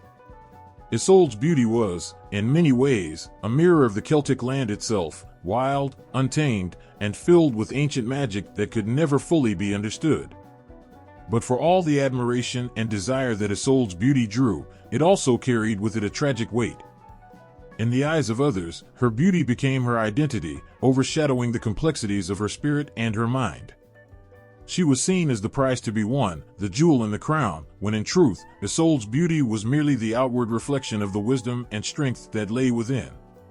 Her power was not just in her looks, but in her ability to see beyond the surface of others, to heal with her hands, and to love with a heart that was as fierce as any warrior's. In the stories passed down through generations, Isolde the Fair became a symbol not only of beauty but of the complexity that beauty brings. She was both loved and feared, adored and envied. Her beauty was the beginning of her legend, but it was her strength, her grace, and her tragic love for Tristan that gave that legend its soul. Beauty, in Celtic myth, was never just about appearances, it was a manifestation of the divine, a sign that the person it touched was marked for something extraordinary. For Isolde, her beauty was a gift from the gods, but it was also a curse that bound her to a fate she could not escape. It made her the subject of countless poems and songs, her name whispered in the halls of kings and the firesides of commoners alike. Yet, it was also the source of her deepest sorrow. For in a world where beauty was power, it was also a fragile thing, something that could be used and manipulated by those who sought to control it. And so, Isolde's beauty became the thread that tied her to Tristan, a love that would burn bright and fast, like a comet streaking across the night sky. It was the reason that kings and knights sought her hand, but also the reason that her heart was torn apart. In the end, her beauty was not just a reflection of her physical form, but of the love, the pain, and the magic that swirled within her soul. To the Celts, beauty was a form of power that could shape the world around it. Isolde the Fair embodied that power, not through vanity or pride, but through the quiet strength that came from understanding its true meaning. Her beauty was not a mask she wore, but a light that shone from within, a light that would lead her into the arms of Tristan and into the pages of history as one of the most beloved and tragic figures of Celtic lore. In the heart of Celtic mythology, women were not merely the figures of love stories or the quiet supporters of great warriors, they were the lifeblood of the tales, fierce and unyielding, commanding both respect and fear. Their stories ran as deep as the rivers of their homeland, reflecting a power that was not just granted by birth or marriage, but forged through strength, wisdom, and courage. These women stood tall among kings and warriors, their names echoed in song and story, shaping the destinies of nations. Take Queen Medb, for instance. Medb of Connacht, a queen whose ambitions and power rivaled any man, was a force of nature. Her name meant she who intoxicates, and it wasn't just a reference to her beauty or charm, but her ability to dominate and rule. Medb was more than just a queen, she was a warrior in her own right. She commanded armies, her will driving men into battle. In the famous Táin Bua Cuailnge, the cattle raid of Cooley, it was Medb's desire to possess the great brown bull that set off one of the most epic conflicts in Celtic lore. She did not ask for power, she took it, with a mind as sharp as any blade.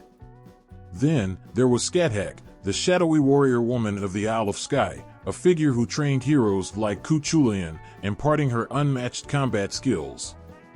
Scathack wasn't just a teacher, she was a symbol of the mysterious and deadly aspects of womanhood in Celtic myth. She represented the wisdom of the battlefield, a master of arms who could shape the destinies of young men into warriors through her harsh yet necessary guidance. She held power over life and death, a woman whose strength came from the understanding that war was a part of life's brutal balance. In this world of fierce women, Isolde holds her own unique place.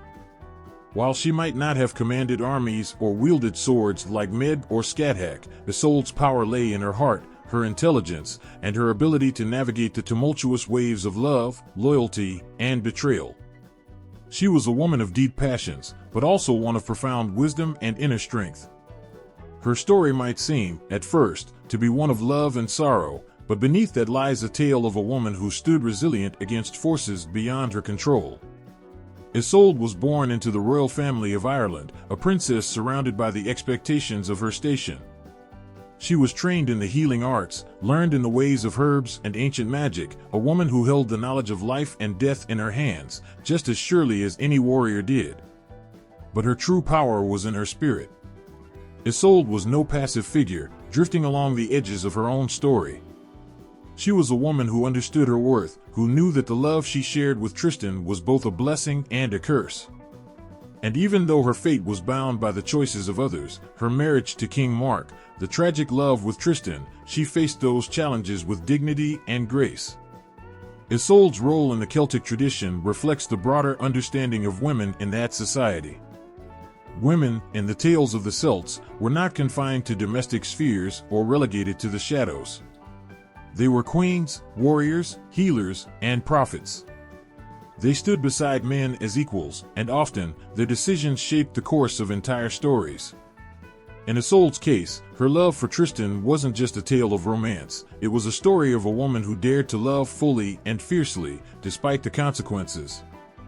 The Celts believed that women held a special connection to the earth, to the forces of nature, and to the cycles of life and death. This connection gave them power, and Isolde's mastery of herbal magic and healing arts was a reflection of that. Her abilities to heal weren't just about mending physical wounds, but about restoring balance, about understanding the delicate threads that tied the world together. In a time when war and violence were ever present, Isolde's healing hands were as necessary as any sword, her knowledge of life's fragility a different kind of strength. Yet, Even with her healing powers, Isolde's beauty and grace became her most significant weapon and her greatest curse. Like Queen Mid, who used her allure to sway hearts and minds, Isolde's beauty held a power that could not be denied. But unlike Mid, Isolde never used her beauty as a weapon. It was simply part of who she was, a reflection of her inner strength and grace. The tragedy of her story lies in how this beauty, this love, brought her into a conflict between duty and desire, where there was no easy resolution. Isolde's legacy in Celtic myth is not just as a tragic lover, but as a woman who lived with the strength of her convictions. She loved fiercely, and she bore the weight of that love, knowing that it would lead her to sorrow. Yet, she never wavered. She remained true to herself, even when the world around her crumbled. In this way, Isolde mirrors the other powerful women of Celtic lore, not through acts of violence or domination, but through her resilience, her wisdom, and her unwavering sense of self. In a world where women like Mid and Skathach wielded physical power and commanded armies, Isolde's strength lay in her heart and her spirit. She was the quiet force in a storm of male ambition and rivalry, and though her story ended in tragedy, it is her strength in the face of that tragedy that echoes through the ages. In Isolde, the Celtic tradition honored not just the warrior queens and battle-hardened women, but the emotional warriors, the ones who fought battles of the heart, battles that were no less fierce or worthy. Isolde stands among the great women of Celtic myth as a reminder that power comes in many forms. Her beauty, her love, her pain, they were all part of the strength that defined her. And in the end, it was that strength that made her story one of the most enduring, one that still stirs the hearts of those who hear it. Isolde may have been caught in a web of fate and duty, but she never lost her sense of self, and in that, she remains a beacon of feminine power, standing tall alongside the warrior queens and the shadowy goddesses of her time. The sea stretched before Tristan, endless and uncertain, its waves rising and falling like the beat of a restless heart. Every ripple in the water seemed to whisper of fate, of a path that he could neither escape nor fully understand. He had crossed many lands, fought battles, and faced dangers that would have broken lesser men. But this journey, this voyage to Ireland, carried a weight unlike any other. It was as though the sea itself called to him, beckoning him toward something inevitable, something written long before he was born. In Celtic myth, the sea was never just a body of water. It was a living force, vast and unknowable, with the power to give life and take it away without warning. To set sail upon it was to surrender to forces far beyond one's control, to trust that whatever lay ahead was meant to be, no matter how treacherous the waters or how strong the storms. The Celts believed that the sea was a gateway between worlds, a place where the lines between the earthly and the divine blurred. It was both a literal and symbolic journey, a crossing from one stage of life to another, from one destiny to the next. For Tristan, the voyage to Ireland was not just a journey across the sea. It was the moment when his life, already touched by tragedy and honor, would collide with something deeper, something that would shape the rest of his days. He knew the risks, understood the dangers that lurk both in the waters and in the land he was bound for. Yet, there was no turning back. The sea had called him, and he answered. As the ship sailed further from the shores of Cornwall, the wind howled around him, carrying with it the scent of salt and rain. The waves grew higher, the boat rocking as if the ocean was testing his resolve. Each gust of wind seemed to carry whispers, voices from the past, echoes of lives lived and lost, legends of heroes who had sailed these same waters before him. In every wave, there was a reminder of those who had faced their own battles with fate, warriors who had looked into the horizon and wondered what awaited them on the other side. In Celtic storytelling, sea voyages were often metaphors for destiny. The sea, unpredictable and vast, mirrored the course of life itself, its moments of calm, of fury, of uncertainty. To embark on a sea journey was to place one's trust in forces unseen, to accept that whatever lay ahead was beyond human control. The Celts understood the sea as a place of transformation, where a man could either be lost or find his true self. And so, as Tristan sailed toward Ireland, the waves around him weren't just water, they were symbols of the trials he would soon face, of the love and heartache that would forever alter his soul. The night before they reached the Irish coast, the sky darkened, and a storm rolled in, fierce and unforgiving. The ship was tossed like a leaf on the wind, its crew struggling to keep it afloat. But Tristan stood firm, his eyes fixed on the horizon, where the storm clouds met the sea. In that moment, it was as though the sea was testing him, pushing him to his limits, asking if he was truly ready for the path that lay ahead. And though the storm raged on, Tristan did not waver. He had faced storms of a different kind before, storms of the heart and soul, and he knew that sometimes the only way through was to keep moving forward, no matter the cost. When the storm finally passed, the sea calmed, and the first light of dawn broke over the horizon. There, in the distance, lay Ireland, its shores bathed in the golden glow of morning. For Tristan, this sight was more than just the end of a long and perilous journey. It was the beginning of something far greater, something he could not yet fully comprehend. The land before him was rich with history, with myth, with stories of gods and heroes that stretched back through the ages. And somewhere on that island was Isolde, the woman whose life was intertwined with his in ways neither of them could yet understand.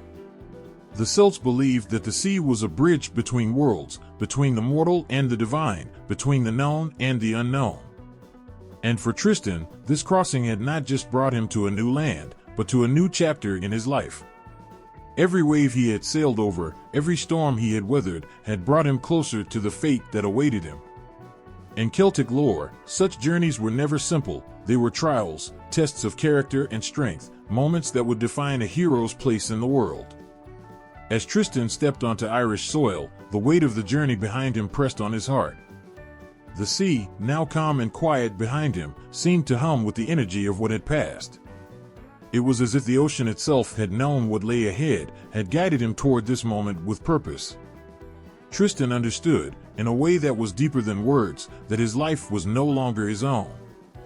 He was part of a story much larger than himself, a story that had been whispered by the winds and sung by the waves long before he was born. In Celtic mythology, the sea was often a place where destiny was revealed, where heroes came face to face with their true selves. And for Tristan, this voyage had been just that. The storm, the uncertainty, the endless expanse of water, it had stripped him of all but his core, leaving him vulnerable to whatever fate had in store. But it had also made him stronger, more certain of the man he was meant to be. Standing on the shores of Ireland, Tristan felt the pull of what was to come. The sea behind him, the land before him, both were part of the same story, a story written not by men, but by forces far greater.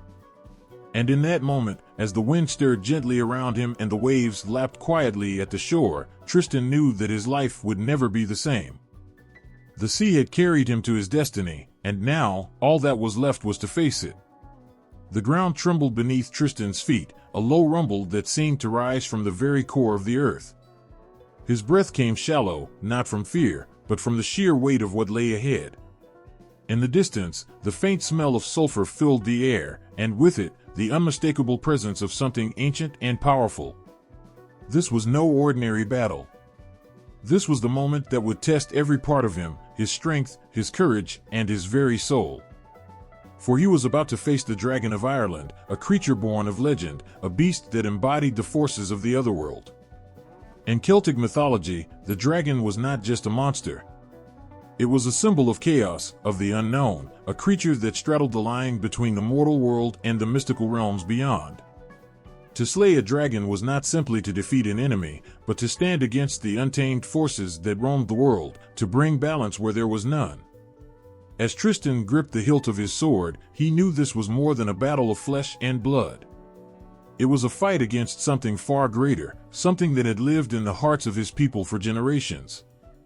The dragon was the embodiment of all that was feared and revered in the stories told by the fireside. The sky above was dark, heavy with clouds that seemed to press down upon the land.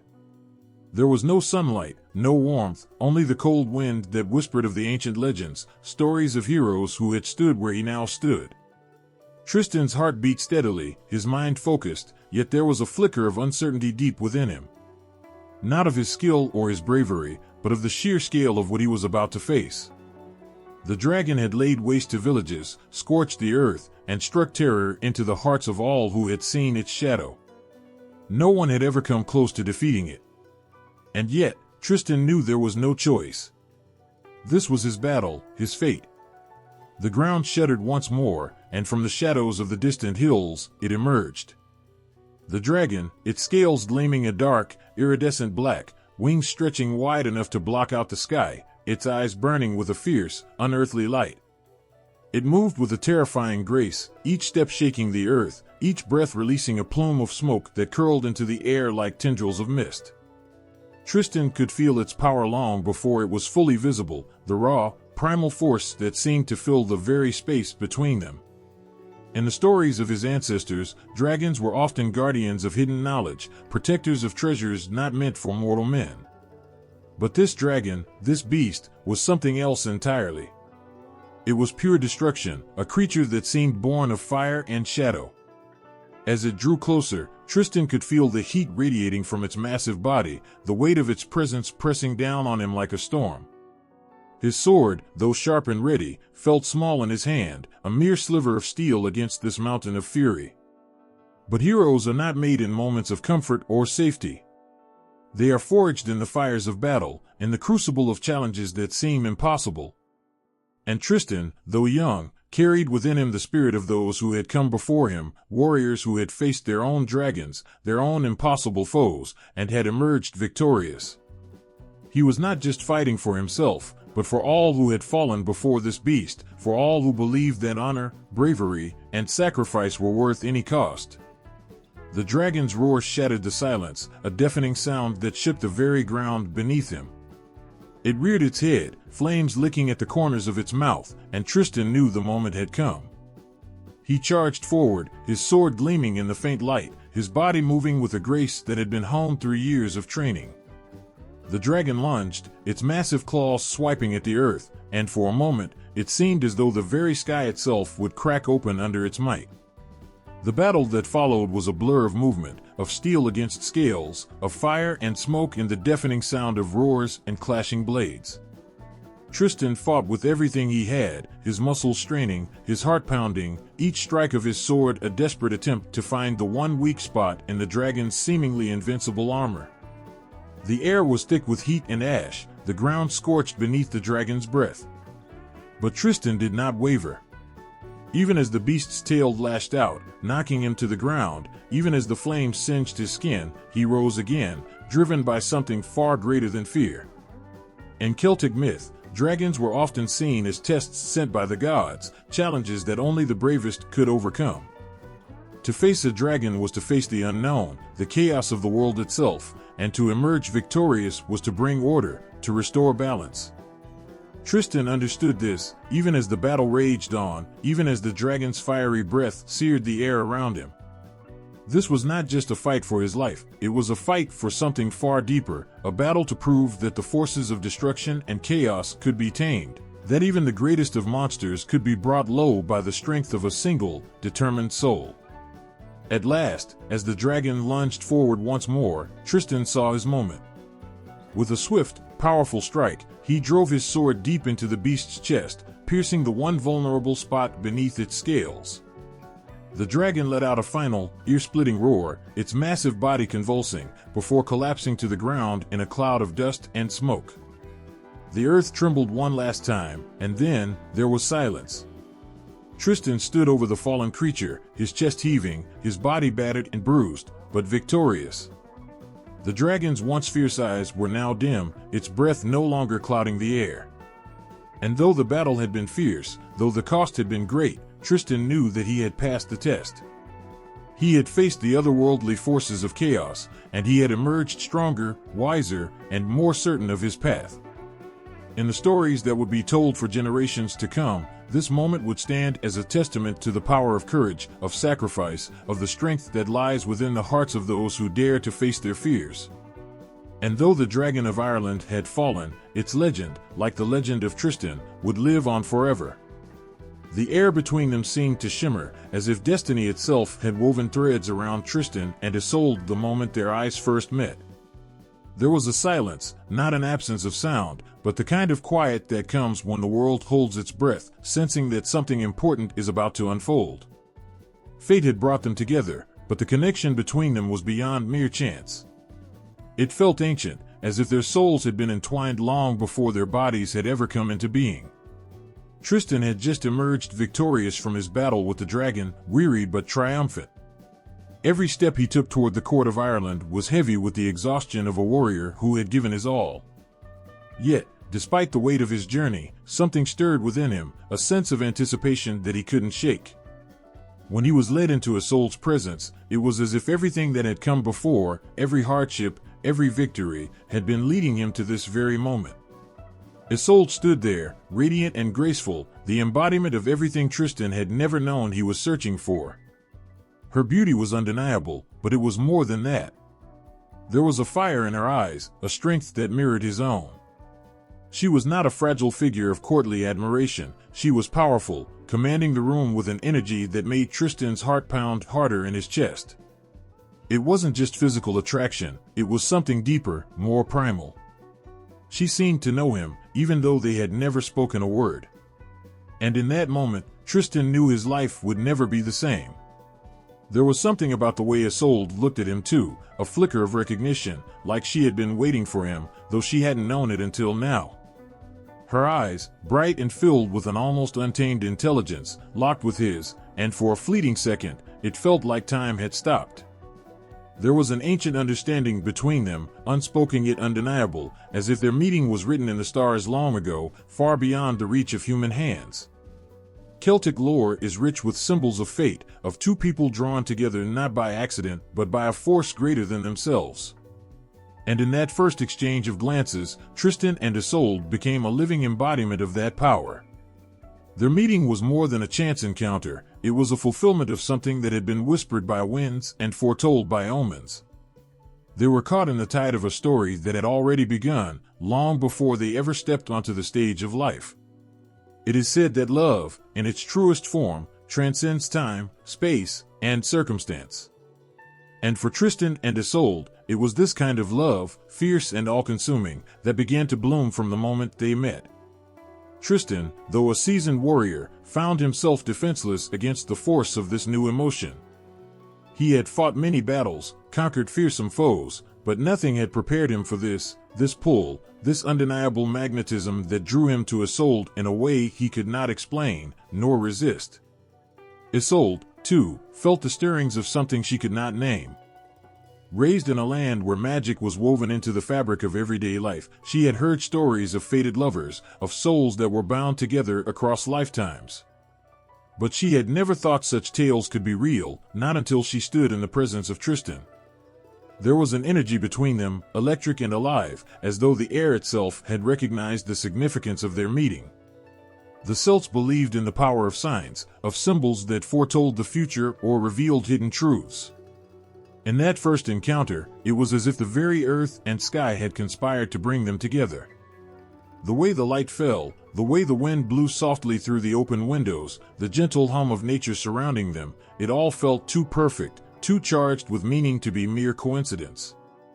There was magic in the air, the kind of magic that speaks not of spells or incantations, but of the deeper mysteries of the heart. And though neither of them said it aloud, they both knew. This was destiny. This was the beginning of something that would change everything, for better or for worse. They stood on the precipice of a love so powerful, it would shape the course of their lives in ways they could not yet comprehend. But even as the weight of that knowledge pressed upon them, there was no fear.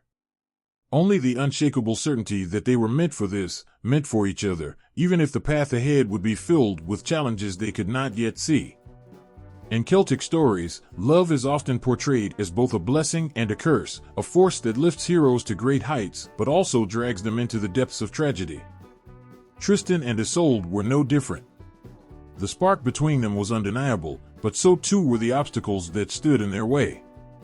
Tristan, loyal to King Mark, who sought Isolde's hand in marriage.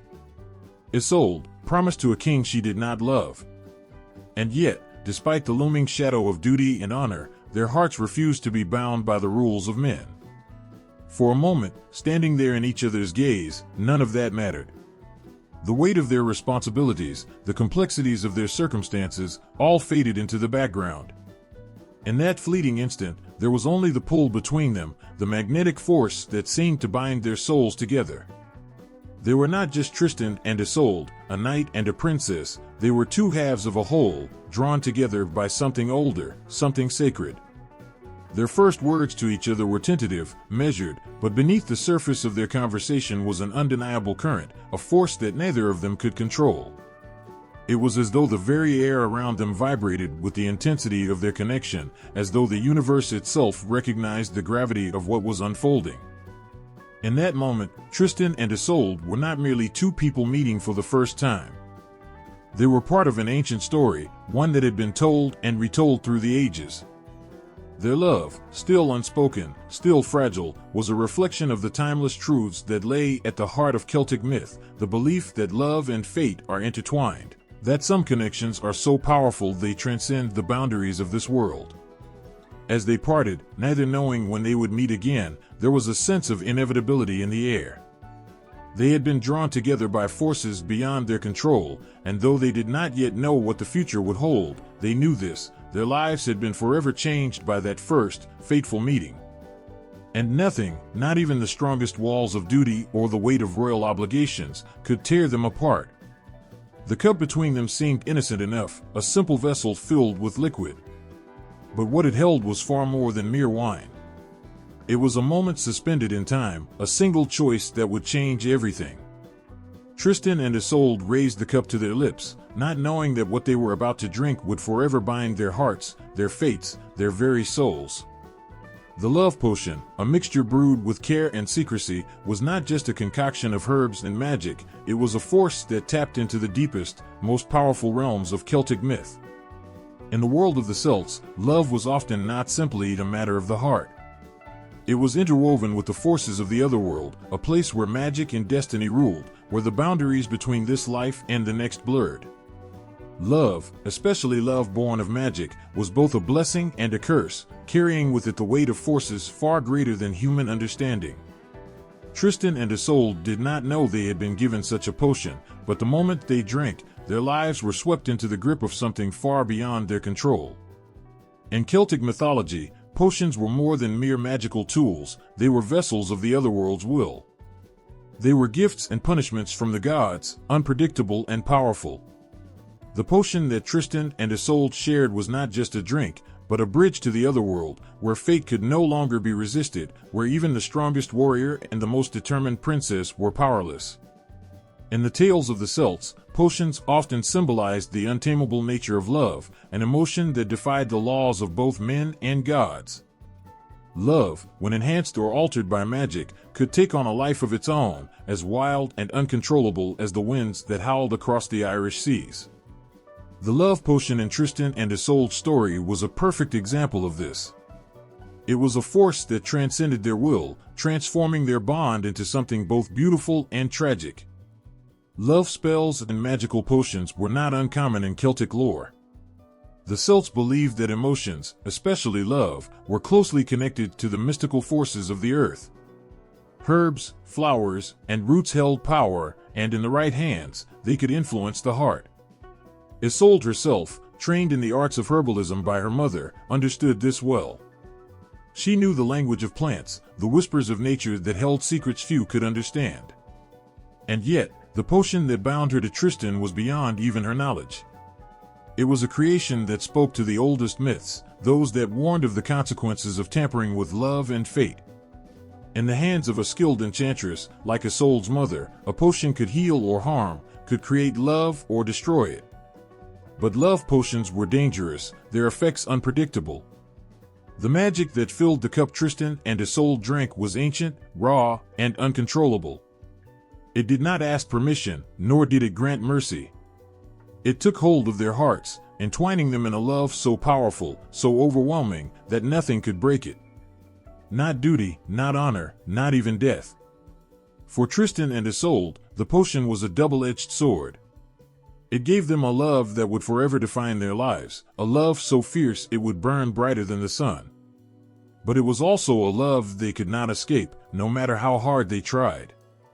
The magic of the otherworld, once unleashed, could not be undone. They were bound, not by choice, but by the ancient forces that had woven their destinies together long before they ever met.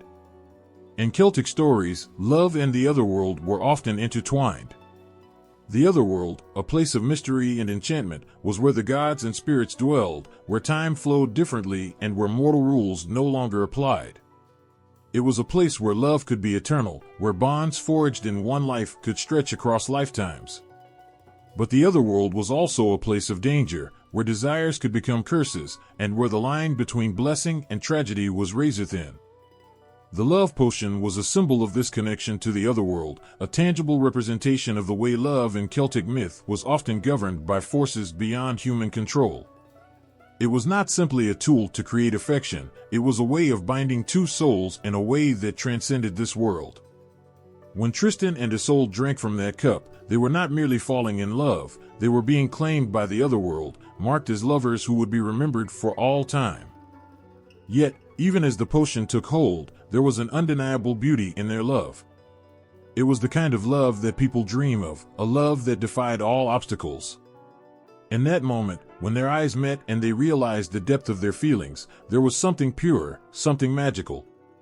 The potion may have been the catalyst, but the love that bloomed between them was real, raw, and profound. In Celtic myth, love often comes with a price, and for Tristan and Isolde, the price of their love was steep. They had no choice but to love each other, even though that love would bring them nothing but heartache. And yet, they could not imagine life without it. The magic of the potion had unlocked something within them, something that could never be contained again. Their love, born of magic and fate, was destined to be both their greatest joy and their greatest sorrow. In the eyes of the Celts, this was the true nature of love, something wild, untamable, and often tragic. But it was also something sacred, a bond that could not be broken, not by kings, not by kingdoms, and not even by the passage of time. As Tristan and Isolde moved forward, their hearts forever bound by the magic of that fateful drink, they carried with them the weight of their love and the knowledge that they could never escape it. The potion had woven them into a story that would echo through the ages, a story of love so powerful, so all-consuming, that even the gods themselves could not look away. Love in Celtic lore is a powerful force, often intertwined with tragedy, creating a tapestry of emotions that speaks to the heart. In a world where passion could ignite the soul and lead to unparalleled joy, it could just as easily plunge one into despair. The story of Tristan and Isolde is a perfect example of this delicate balance, where love and tragedy dance together, leaving behind echoes that resonate through time. At its core, the love between Tristan and Isolde is breathtakingly beautiful yet achingly painful. From their very first encounter, their connection is electric, a spark that ignites a flame of passion neither can extinguish. It's a love that feels destined, as if the stars themselves align to bring them together. Yet, as the ancient tales often remind us, such intense love comes with a heavy price. When Tristan and Isolde first meet, it's as if the world around them fades away, and all that exists is their shared glance, a moment suspended in time. Their hearts beat in unison, each heartbeat echoing the unspoken promise of a love that transcends all boundaries. But this love is quickly overshadowed by the reality of their circumstances. Isolde, promised to another, and Tristan, a noble knight, are caught in a web of loyalty, duty, and honor. The very forces that should unite them seem determined to tear them apart. The love potion that binds them is both a gift and a curse. On one hand, it grants them the profound and intoxicating feelings that bind their souls together. Yet, on the other hand, it robs them of the power to choose their own destinies. Their love becomes a force beyond their control, an enchantment that binds them tighter than any vow ever could. In the realm of Celtic mythology, love potions are laden with significance. They hold the promise of passion, but they also carry the weight of fate. The potion transforms their bond into something magical yet tragically inevitable, ensnaring them in a struggle between heart and obligation. As their relationship unfolds, the consequences of their love become all too clear. Love is a double-edged sword, and for Tristan and Isolde, the sweetness of their connection is constantly tainted by the bitterness of their reality. The more they desire each other, the more they are forced to hide, to fight against the expectations of the world around them. Every stolen moment is laced with danger, each secret kiss heavy with the knowledge that they are bound for heartache. The tragic elements of their story echo throughout Celtic lore, where love often leads to despair. This intertwining of love and tragedy is a central theme in many Celtic tales. The beloved is often doomed, a powerful motif that reflects the belief that true love cannot exist without sacrifice. In the eyes of the Celts, love is a fierce and consuming fire, capable of burning through anything, but it is also a flame that can scorch those who dare to hold it too close. As Tristan and Isolde are swept deeper into their love, they realize that no matter how strong their bond, the world around them will always conspire to keep them apart. Their hearts are like ships lost at sea, tossed and turned by waves of fate, longing for safe harbor but unable to find it. Every act of love is shadowed by tragedy, reminding them that their time together is fleeting. They share moments of pure joy, laughter echoing in the quiet corners of the night, but these moments are always tinged with an underlying sadness. They are aware that their love cannot last forever, that the potion binding them is not a solution but a catalyst for the inevitable sorrow that follows. Celtic myths often highlight the transient nature of happiness, the fragility of love. It's in this fragility that the true beauty of love emerges. Tristan and Isolde's love is pure and unyielding, yet it is also marked by an impending doom. The more they embrace their feelings, the tighter the noose of tragedy becomes around their necks. The magic of the potion amplifies their emotions, transforming them into larger-than-life figures destined for greatness yet doomed to suffer. Each kiss ignites a passion that fuels their every action, but it also deepens their despair as they realize the futility of their situation. They are caught in a whirlwind of desire, unable to escape the powerful forces of fate that threaten to tear them apart. The weight of their love becomes a burden, and they find themselves grappling with the question of whether the joy they share is worth the inevitable pain that will follow. The love potion, while seemingly a blessing, becomes a haunting reminder of their tragic fate. In moments of vulnerability, they ponder what life would have been like had they never crossed paths, had they never sipped from that fateful cup. Tristan, a noble knight, embodies the spirit of sacrifice, always willing to risk everything for love. Isolde, a princess with fierce determination, reflects the strength of women in Celtic lore. Together, they face insurmountable odds, battling against the currents of fate. Their love is a powerful force, yet it is also a source of immense sorrow. The interplay between love and tragedy in their story serves as a poignant reminder that love, while a source of strength, can also lead to vulnerability. In the end, Tristan and Isolde's tale is a heart-wrenching narrative that resonates through the ages. Their love is timeless, a bittersweet melody that plays softly in the background of every love story that follows. It speaks to the universal truth that love, in all its forms, is a complex interplay of joy and sorrow, a dance that leads us through life with its exhilarating highs and devastating lows. As their hearts beat together in a final, tragic crescendo, we are left with a profound understanding of the beauty and pain that love brings, a lesson that echoes through the annals of time. The air was thick with tension as Tristan and Isolde sailed back to Cornwall, each wave that lapped against the ship echoing the uncertainty in their hearts.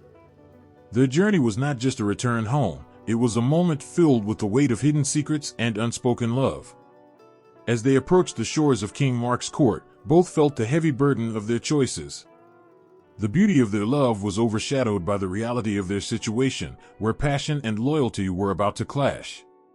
Tristan, a knight known for his bravery and skill, had accomplished great feats to win Isolde's heart, but now he was stepping back into a world where their love would be scrutinized.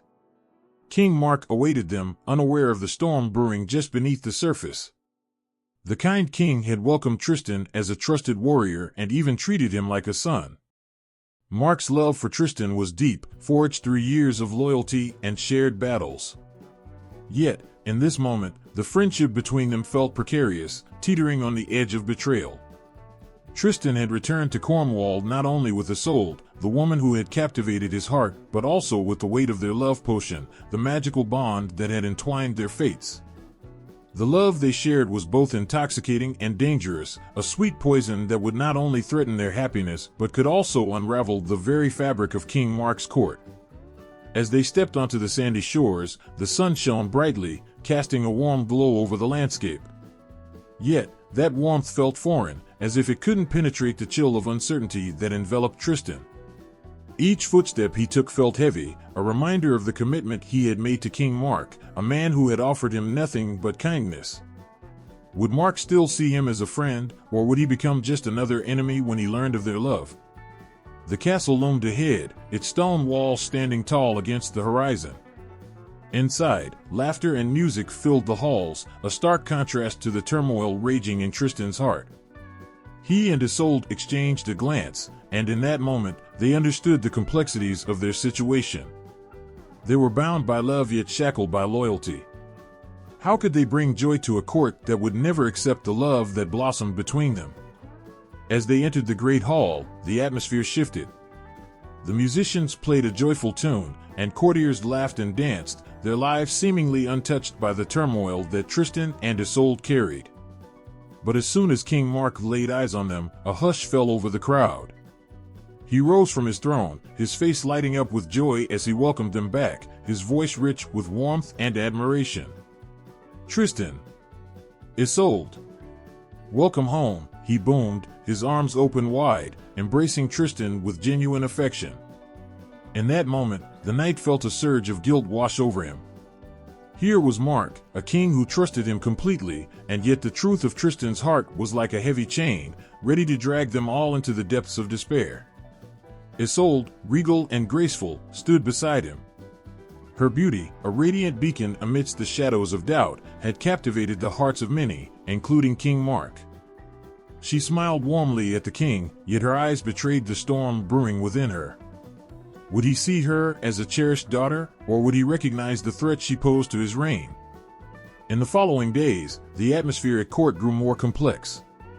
While King Mark celebrated their return, he remained blissfully unaware of the truth that hovered like a dark cloud over his head. Tristan resumed his duties as a knight, fighting bravely in the tournaments and standing by Mark's side, but every clash of swords felt like a reminder of the unbreakable bond he had with Isolde. Tristan and Isolde stole glances across the hall, each look a reminder of their forbidden love. The air was thick with unsaid words, and as they passed in the corridors, their fingers would brush ever so slightly, sending jolts of electricity through their bodies. The connection they felt was undeniable, yet it existed in a world where their love was a treasonous secret. King Mark, though kind-hearted, was a ruler bound by the expectations of his court. The loyalty of his subjects was paramount, and any hint of scandal could threaten his reign. As Tristan fought to protect his friend, he also found himself protecting the very secret that could tear them apart. The king was a ruler whose strength came from his love for his people, but now he was caught in the web of a love story that threatened to unravel everything he had built. The tension in the court began to rise as whispers spread like wildfire among the courtiers. Eyes darted towards Tristan and Isolde, suspicion lurking beneath the surface of their smiles. Each glance was a reminder of the fragility of their situation, of the delicate balance they had to maintain. As days turned into weeks, the atmosphere grew heavier. Tristan's loyalty to King Mark clashed with his love for Isolde. He knew that soon, the truth would surface like a dark tide, and when it did, the consequences would be devastating. Could a love so pure truly survive in a world built on loyalty and honor? Every night, Tristan found himself staring at the stars, searching for answers. The very heavens seemed to mock him, shining brightly while he wrestled with the darkness within. He had always fought for what was right, but now he faced the ultimate dilemma, his heart against his honor. The love he shared with Isolde was everything he had ever wanted, yet it was also a path paved with heartache. As the sun set on the horizon, painting the sky with hues of crimson and gold, Tristan knew that the moment of reckoning was approaching. Their love story, intertwined with the fate of a kingdom, was about to reach its climax. The return to King Mark's court had sealed their destinies, but what lay ahead would test the very limits of love, loyalty, and the courage to follow one's heart. The shadows of doubt loomed larger, and with each passing moment, the truth threatened to break free, ready to unleash a torrent of emotions that would change everything. In the quiet halls of King Mark's court, an unspoken tension filled the air. Beneath the surface of duty and honor, hearts were entangled in a web of love and loyalty, where every glance, every touch, carried the weight of betrayal. Tristan, Isolde, and King Mark stood at the center of this fragile triangle, each bound to the other by love, friendship, and promises that seemed impossible to keep. Tristan, the brave and noble knight, had always known his place. He was King Mark's most trusted warrior, a man whose loyalty had never been questioned. But now, his heart was caught in the dangerous grip of a love that could ruin everything. Isolde, radiant and full of grace, was more than just the queen of the court. To Tristan, she was his other half, the one who had unlocked a passion he could never have imagined. Yet that love was not his to claim, it belonged to Mark, the very man who had given him everything. King Mark, a ruler of great wisdom and kindness, had no idea of the storm brewing around him. He loved Isolde deeply, believing that she had come into his life as a gift of destiny. She was the queen he had longed for, a symbol of beauty and peace in a kingdom full of chaos. Mark's trust in Tristan was absolute, seeing him not only as a loyal knight but as a brother. It was this trust that made the truth all the more painful, a truth that lingered like a shadow, waiting to tear them all apart. The court was alive with festivities, yet beneath the laughter and music, Tristan and Isolde's secret weighed heavy. They moved through the halls with practiced grace, careful not to let their true feelings slip. But love, no matter how well hidden, has a way of showing itself. Their eyes met across the room, and in that fleeting moment, the depth of their connection was clear to anyone who dared to look closer. Theirs was a love bound by fate, yet cursed by circumstance. The love potion that had sealed their fate now felt like chains, binding them together in ways neither of them could control. It was not just a choice to be in love, it was as if the very essence of their being was tied to one another. But how could love thrive in the shadow of betrayal? How could they hold on to something so precious when it meant destroying the one person who had given them everything? In Celtic lore, the themes of loyalty and betrayal are woven into the fabric of every story, where heroes often face impossible choices between love and duty. For Tristan, this choice was becoming unbearable. His love for Isolde was as fierce as his loyalty to King Mark. Every day he spent by Mark's side, protecting him, fighting for him, he felt the growing weight of his deception.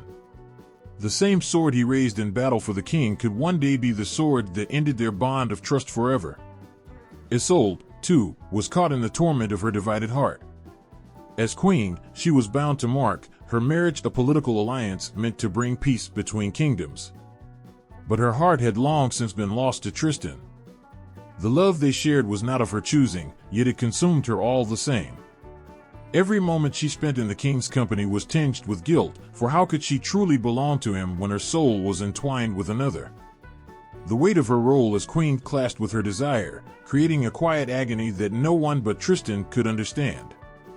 Mark, in his innocence, was the most tragic of all. His love for Isolde was pure, and his faith in Tristan unshakable. He ruled with a sense of fairness and compassion, never suspecting that the two people he loved most were struggling with a secret that could shatter his world. His kindness, his unwavering trust, only deepened the pain for Tristan and Isolde. Every smile Mark offered them, every word of praise, was a reminder of the betrayal that loomed over their heads like a sword waiting to fall. The triangle of love and loyalty between Tristan, Isolde, and Mark was more than just a personal conflict. It was the embodiment of a deeper, ancient struggle found in Celtic stories, where heroes often faced choices that had no right answer. In these tales, loyalty was everything, and to betray one's king or lover was to risk the wrath of the gods themselves. Yet love, with all its power and beauty, was a force that could not be denied, even when it threatened to destroy everything in its path. Tristan's heart ached with the weight of his decision. He knew that eventually, the truth would have to come to light. How could he stand before Mark, the man who had trusted him with his life, and confess the love that had grown between him and Isolde? How could he look into the eyes of the king and explain that his heart, though loyal in every other way, had betrayed him in the most profound sense? For Isolde, the pain was just as sharp. She loved Tristan with a passion that defied reason, yet her bond to Mark was real. He was her husband, her king, and in some ways, she did love him. But it was not the same love she shared with Tristan.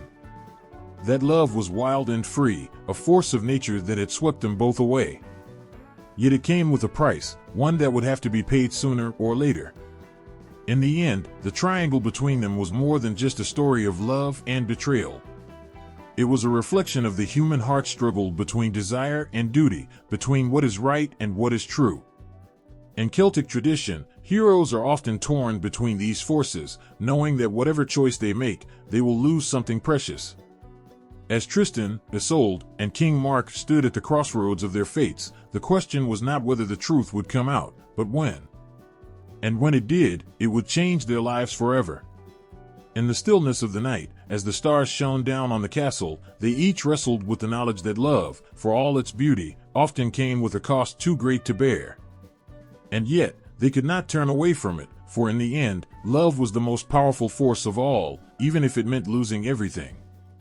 The great hall of the Celtic court buzzed with anticipation, the air thick with laughter, music, and the rich aroma of roasted meats and spiced wines. It was a place where the heart of the kingdom beat loudest, where nobles and warriors gathered to celebrate victories, forge alliances, and weave the intricate tapestry of their lives together. Every feast held the promise of joy and the shadow of intrigue, with each moment capable of shifting the balance of power. As the doors swung open, a flood of colors poured into the hall. Lush tapestries adorned the stone walls, depicting legends of old, the brave deeds of heroes, the triumphs of kings, and the enchanting beauty of powerful queens. Candles flickered, casting a warm glow that danced upon the faces of those gathered. Laughter erupted as friends greeted one another, their voices rising in a chorus of camaraderie. It was a world alive with energy, yet it was also a delicate stage where every interaction was laced with meaning. At the head of the long table sat King Mark, his presence both commanding and warm. He was a man of integrity, his heart as vast as the land he ruled. As he surveyed the scene before him, he felt a swell of pride. This was his court, his family, and he would do anything to protect them. But hidden beneath the surface of laughter lay unspoken tension, an uninvited guest that threatened to disrupt the joyous gathering. Isolde, the queen, moved gracefully among the guests, her beauty like a light that brightened the room. She greeted everyone with genuine warmth, her laughter ringing like music in the air. Yet behind her smile, she felt the weight of her heartache pressing down. Every moment spent in the court felt like walking a tightrope, balancing her love for Tristan with her duty to King Mark. At any moment, she feared that one misstep could send her tumbling into chaos. But in this space of feasting and celebration, she could forget, if only for a little while. As the feast began, the hall erupted in song. Bards strummed their lutes, their voices soaring through the air as they sang tales of love and loss, bravery and betrayal. The lyrics wove a spell, drawing everyone closer together, creating an invisible bond among those who shared in the joy of the moment.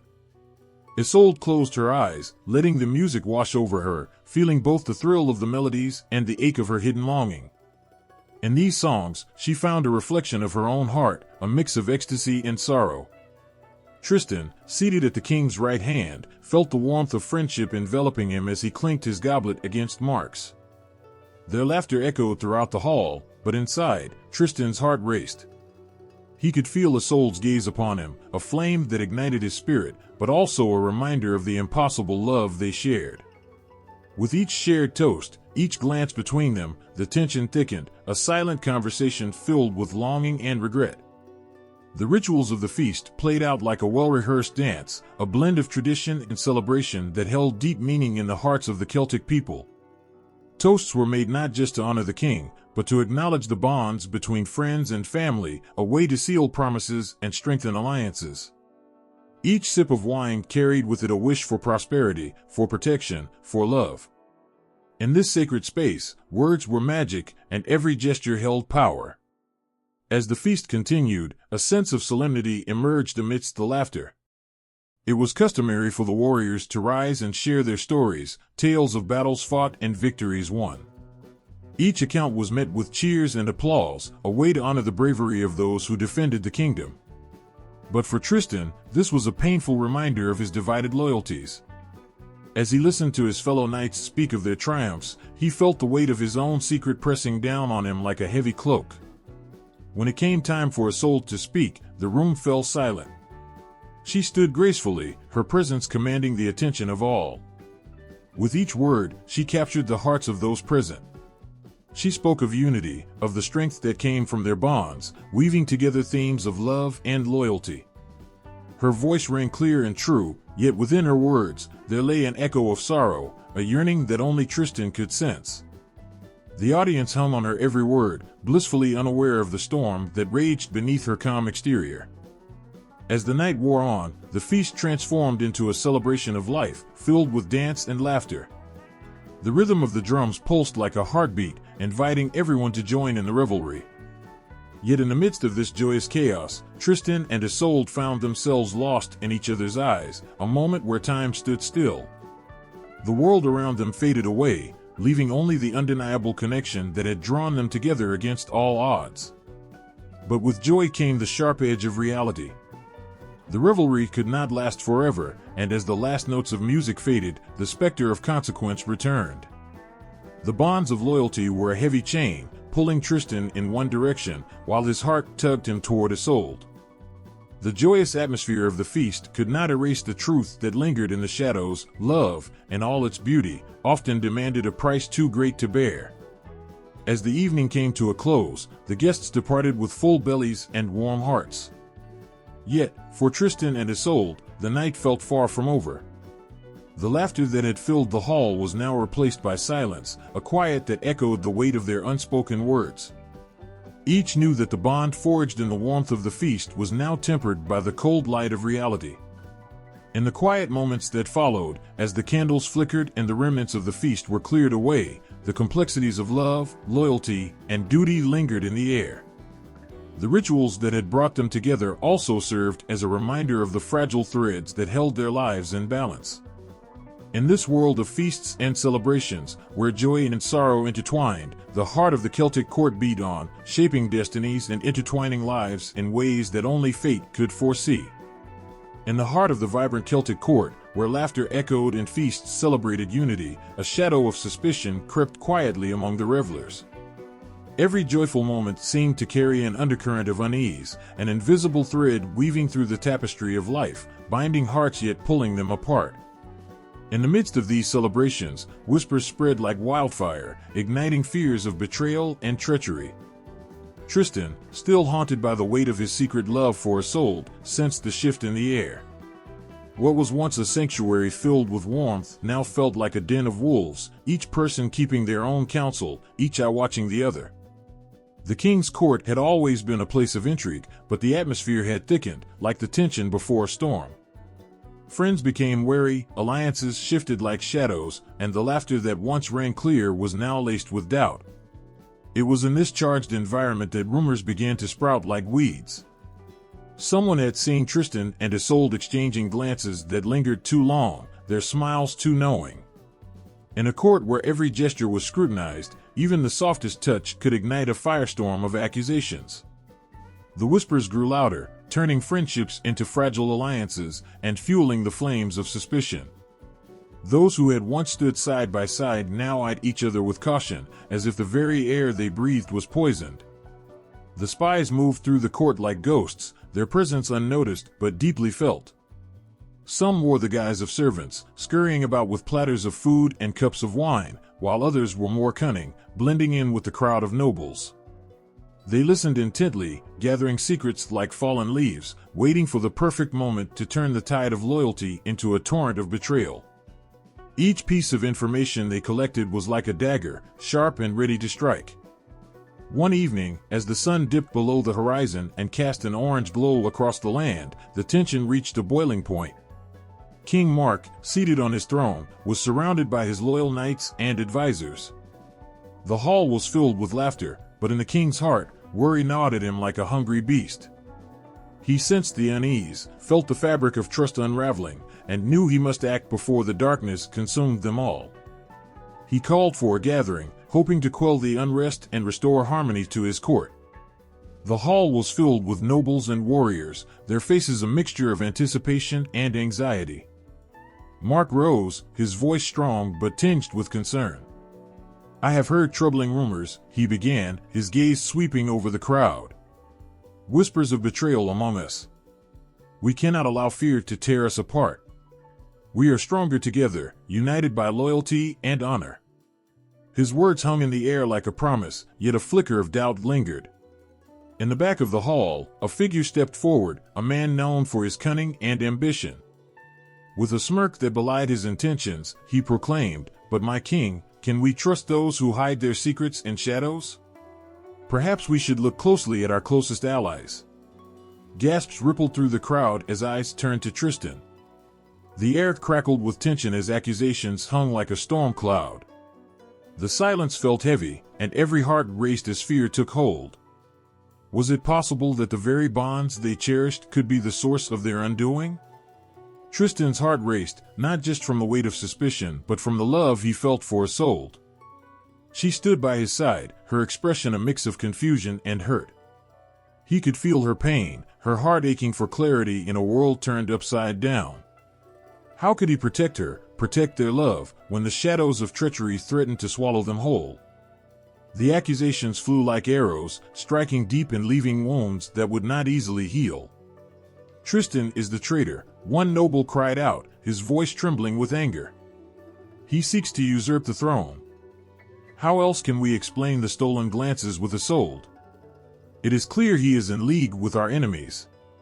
The words cut through the room, slicing through bonds of trust and igniting fury. Tristan stood tall, his heart pounding in his chest. He felt the weight of their gazes upon him, piercing like icy daggers.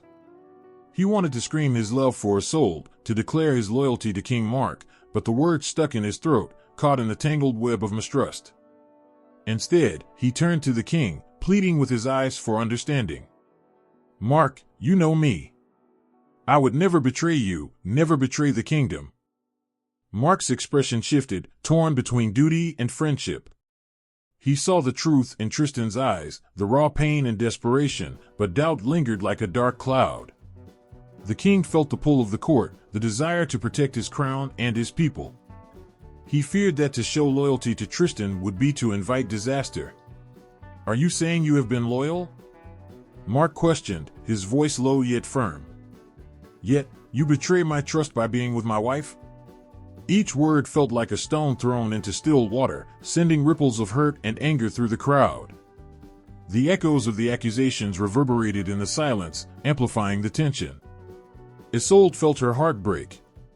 She knew the depth of Tristan's loyalty and love, but she also understood the king's pain. She stepped forward, her voice trembling yet fierce. "My king, it is I who have betrayed you, not Tristan. My heart belongs to him, and I cannot hide it any longer."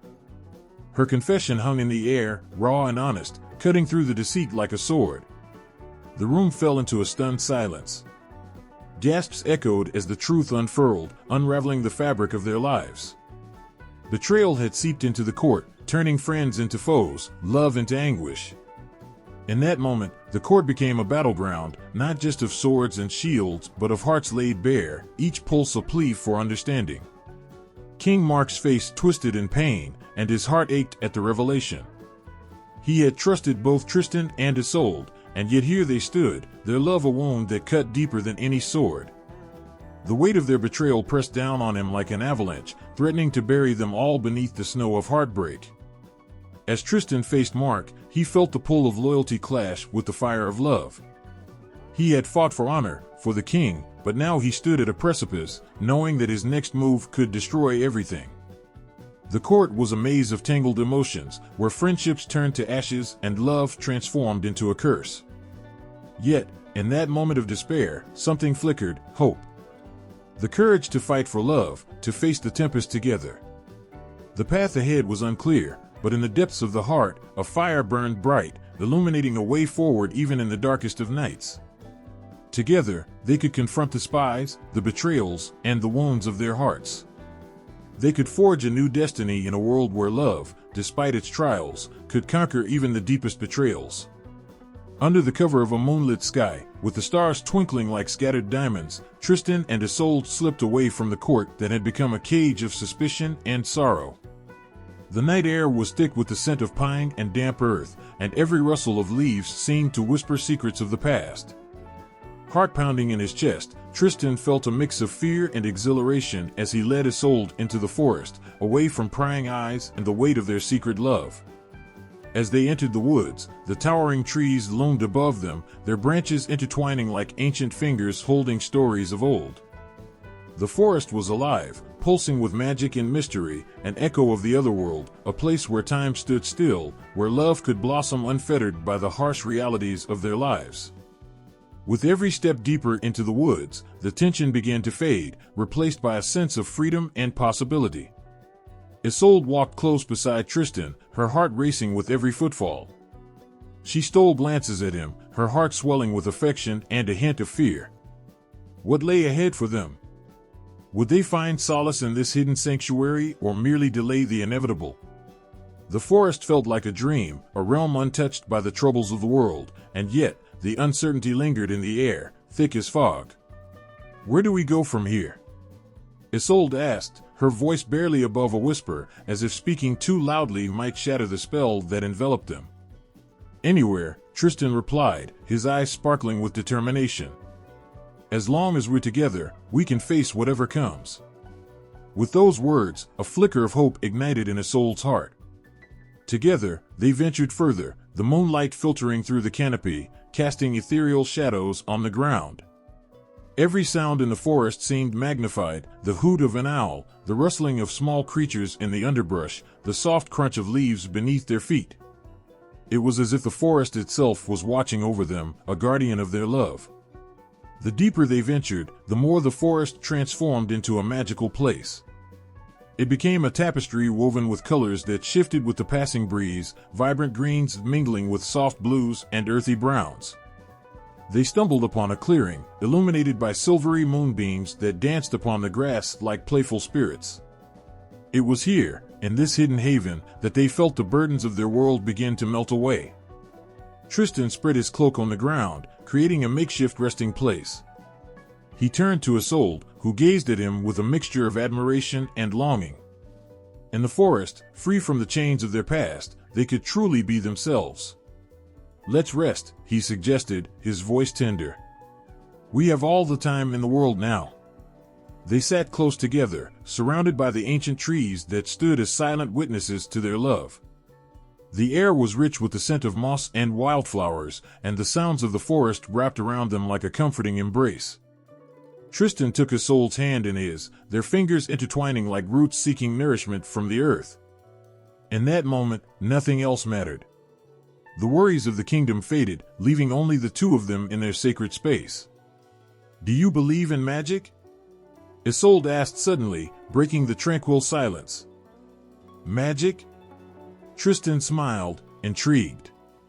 "In what way?" "In the way the forest seems to breathe with us. In the way the stars twinkle as if they are cheering us on," she replied, her voice soft yet full of wonder.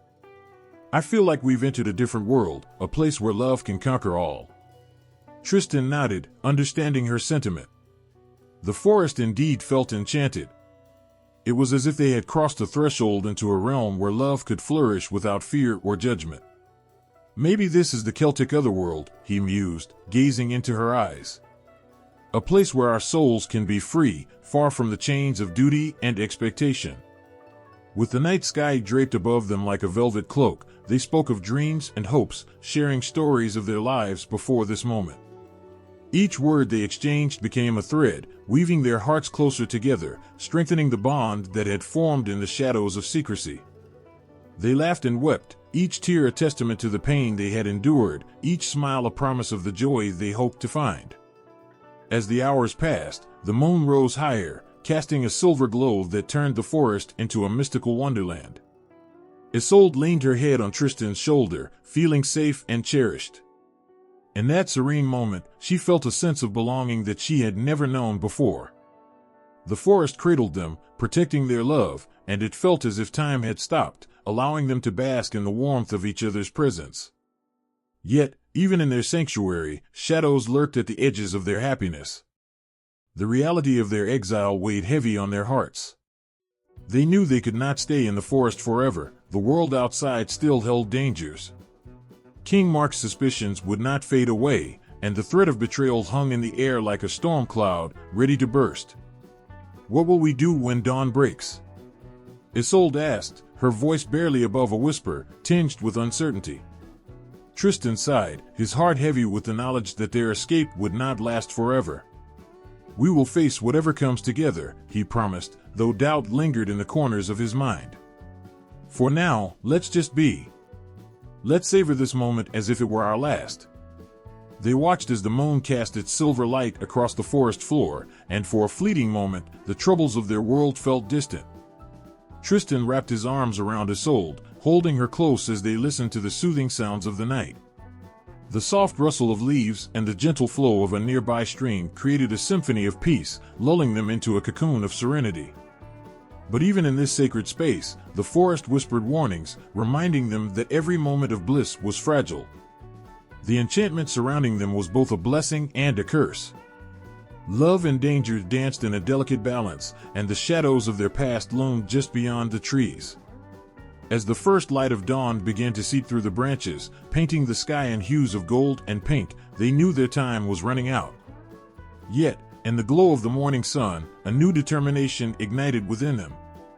They had tasted freedom, felt the magic of love in its purest form, and they would not let it slip away without a fight. Tristan took Isolde's hands in his, looking deep into her eyes. "No matter what happens, you are my heart. I will always choose you," he vowed, his voice steady and fierce. In that moment, with the sun rising to greet them, they felt an unbreakable bond form between them. The forest might symbolize their escape, but it also held the essence of their love, a love that could weather any storm. With renewed strength, they stood together, ready to face whatever challenges lay ahead, knowing that in each other, they had found a sanctuary that could never be taken away. As Tristan and Isolde embraced their life in the wild, surrounded by the ancient trees and lush greenery, they found a world that breathed with life and magic. Each day was a new adventure, a chance to witness the beauty of nature and to feel the gentle embrace of the earth beneath their feet. In this secluded haven, far from the prying eyes of the court and the weight of their troubled past, they discovered not only freedom but also a profound connection to the Celtic reverence for the natural world. The forest became their home, a place where they could let their worries fade into the background. Every morning, the sun rose with a warm glow, casting rays of light that danced among the leaves, creating patterns of shadow and light on the forest floor. The air was alive with the sounds of birds singing their morning songs, the rustle of leaves in the gentle breeze, and the distant sound of a stream trickling over stones. It was in this vibrant world that Tristan and Isolde felt the pulse of life around them, a rhythm that echoed their own hearts. Tristan often marveled at the beauty surrounding them. The forest was not just a backdrop to their love story, it was a living entity, filled with spirits and ancient wisdom. He recalled the tales of nature spirits that his mother had shared with him when he was a child. In Celtic belief, the world was teeming with fairies, gods, and spirits who watched over the land and its inhabitants. Each tree, rock, and stream held its own story, its own magic. The couple often spent hours wandering through the woods, discovering hidden glades, delicate flowers, and vibrant moss-covered stones. Each step they took was a step deeper into a world rich with the magic of life. Isolde had always felt a strong bond with nature, one that grew even stronger in their time spent in the wild. She often spoke to the trees as if they were old friends, her gentle voice carried on the wind. "Look at the way this tree bends," she would say, running her fingers over the rough bark. "It's as if it is reaching for the sun, yearning for warmth." Each observation sparked a conversation about the forest and its spirits, deepening their connection to the land and to each other. One day, while wandering along the bank of a shimmering stream, Isolde noticed a gathering of wildflowers, their colors vibrant and lively. "These flowers remind me of the stories my mother told me," she said, kneeling to admire them. She would speak of the fairies who danced in the moonlight, their laughter filling the air as they wove flowers into crowns. "They say that these blossoms bloom brighter when the fairies are near." Tristan smiled, enchanted by her words. "Perhaps they are still here, watching us," he mused, looking around as if expecting to see the tiny figures flitting between the petals. The idea filled him with joy. The notion that nature was alive with spirits made their exile feel less lonely and more magical. As they spent more time in the forest, they began to notice changes within themselves. The worries that had plagued them in the court melted away, replaced by a sense of peace and belonging. They learned to live off the land, foraging for berries, nuts, and herbs, and growing closer with every shared meal. The act of cooking over an open fire, watching the flames flicker and dance, felt like a ritual, one that connected them to the generations before who had thrived in the embrace of nature. Isolde found herself drawn to the healing properties of the plants that surrounded them. She began to gather herbs and wildflowers, often experimenting with concoctions that would soothe their bodies and spirits. One evening, as they sat by the fire, she prepared a tea made from chamomile and mint, its aroma filling the air with a sweet, calming scent. "This will help you sleep," she said with a soft smile, pouring the warm liquid into 2 wooden cups. As they sipped the tea, Tristan felt a wave of gratitude wash over him. In the quiet of the forest, he realized how fortunate they were to have found this sanctuary. The worries of the world seemed to vanish, replaced by the soothing sounds of nature. He watched Isolde as she spoke, her eyes sparkling like the stars above. "In this place, we are free," she said, her voice a gentle whisper. "We are part of something greater."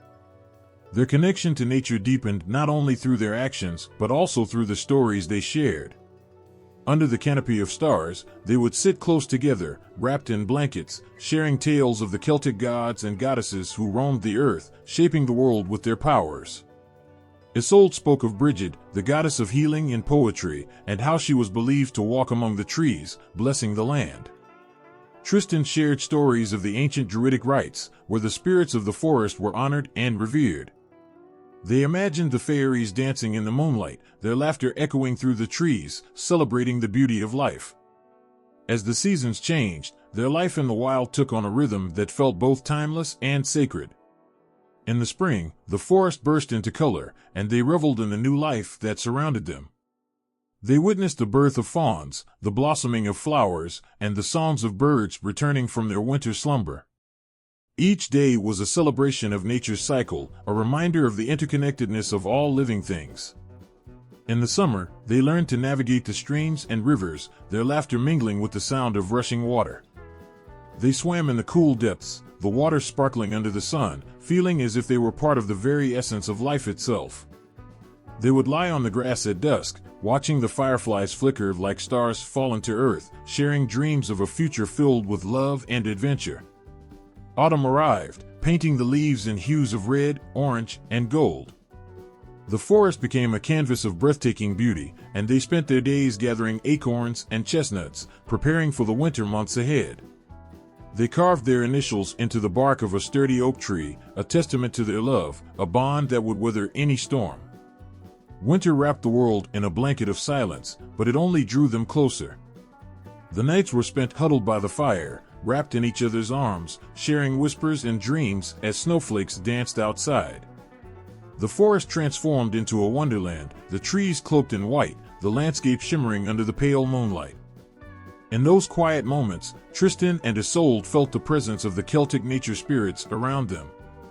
The forest seemed to breathe with life, wrapping them in its embrace, reminding them that they were never truly alone. Every rustle of leaves, every call of a distant owl, felt like a message from the spirits, assuring them that their love was strong enough to withstand any trial. The connection they felt to nature and its spirits became a source of strength for both Tristan and Isolde. They knew that, like the forest, their love was a living thing, capable of growth, change, and resilience. Each day spent in the wild deepened their bond, teaching them the importance of harmony with the world around them. As they navigated the challenges of their life in exile, the forest provided solace and strength. They learned to embrace the cycles of nature, finding comfort in the knowledge that just as winter gave way to spring, their love would endure through the storms of life.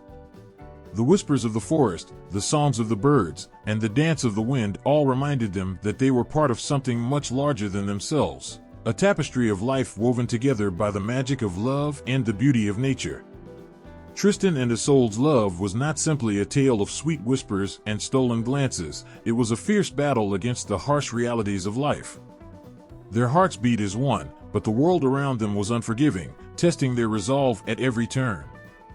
In the wild embrace of the forest, surrounded by the beauty of nature, they found solace, yet the trials they faced demanded every ounce of strength and sacrifice they could muster.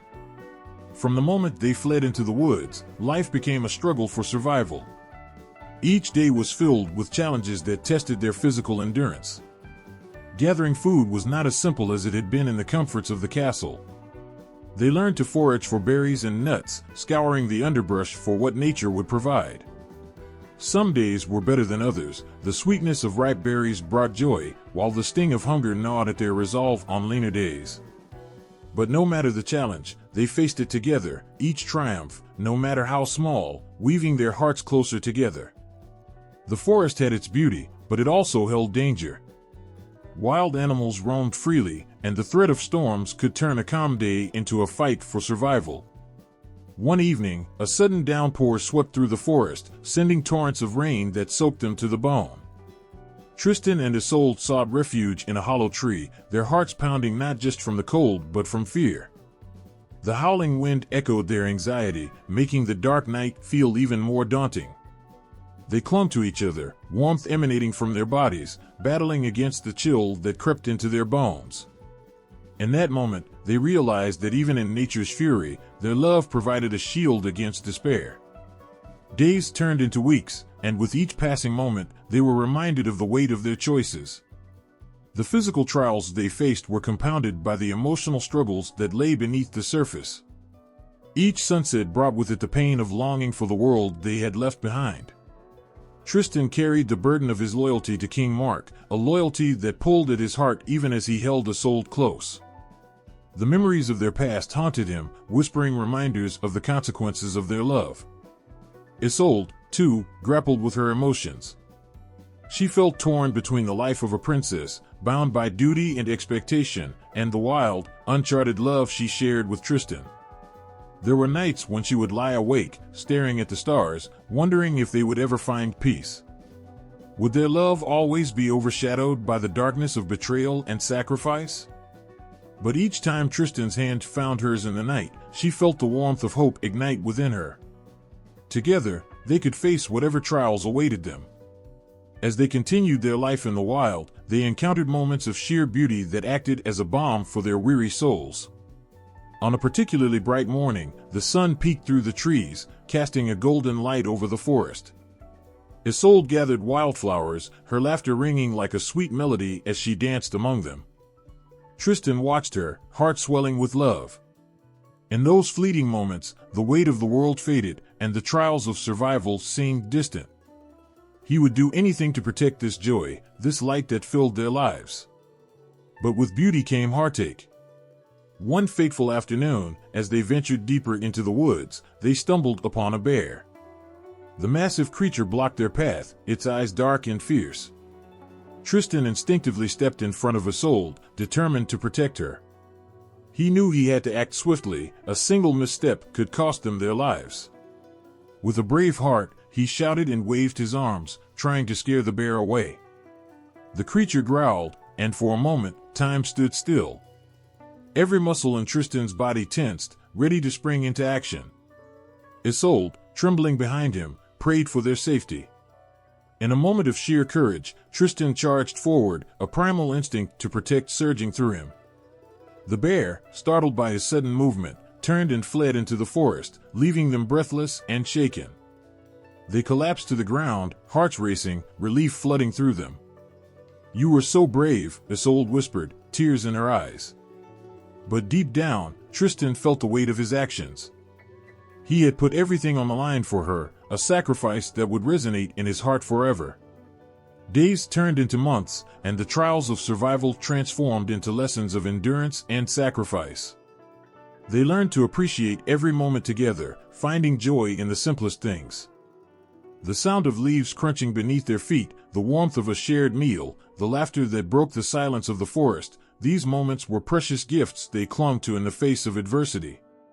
One evening, as the sun dipped below the horizon, painting the sky in hues of orange and pink, Tristan and Isolde sat side by side on a fallen log.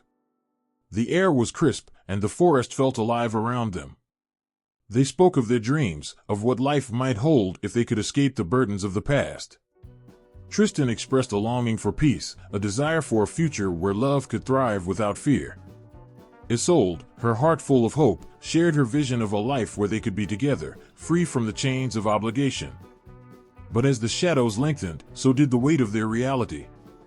They knew that the trials they faced were not merely physical, they were woven into the very fabric of their existence. Every moment of happiness came with the knowledge that they were forever entwined in a web of sacrifice. Isolde leaned against Tristan, seeking comfort in his presence.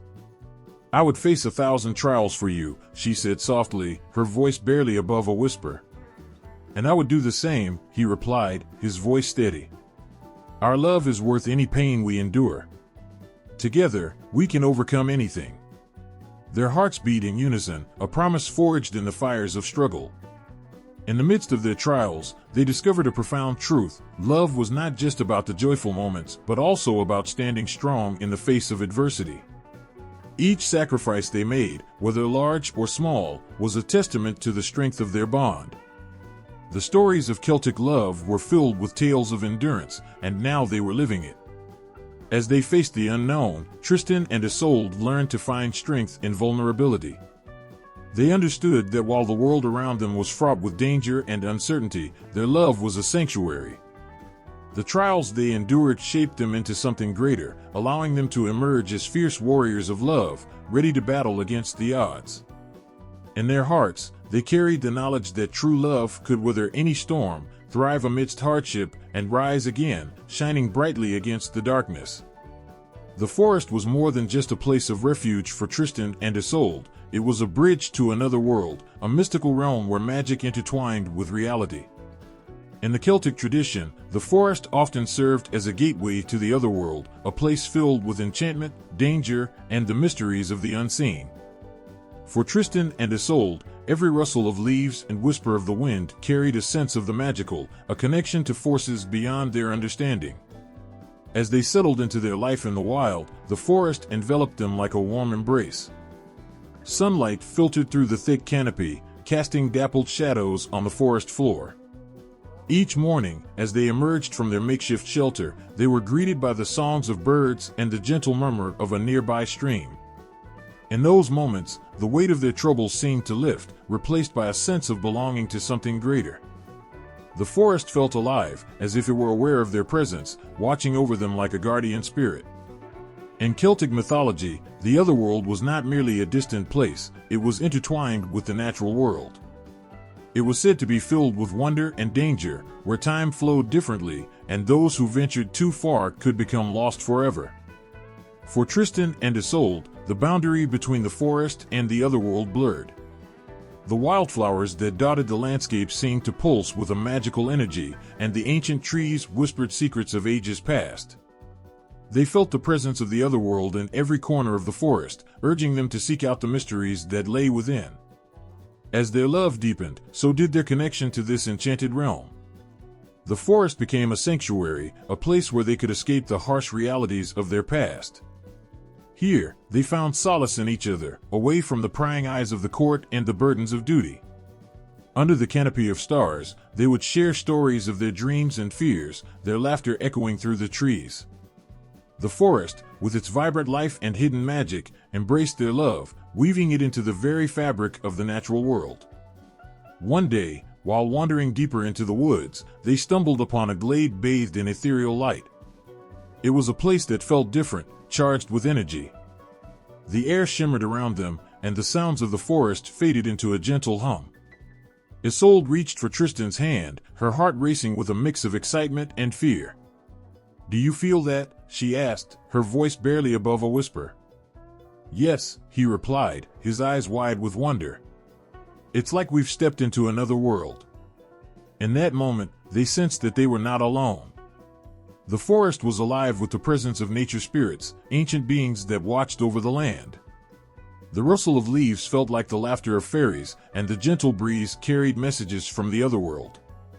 Tristan and Isolde stood in awe, feeling as if they had crossed a threshold into a sacred space. As the days turned into weeks, they became more attuned to the whispers of the forest.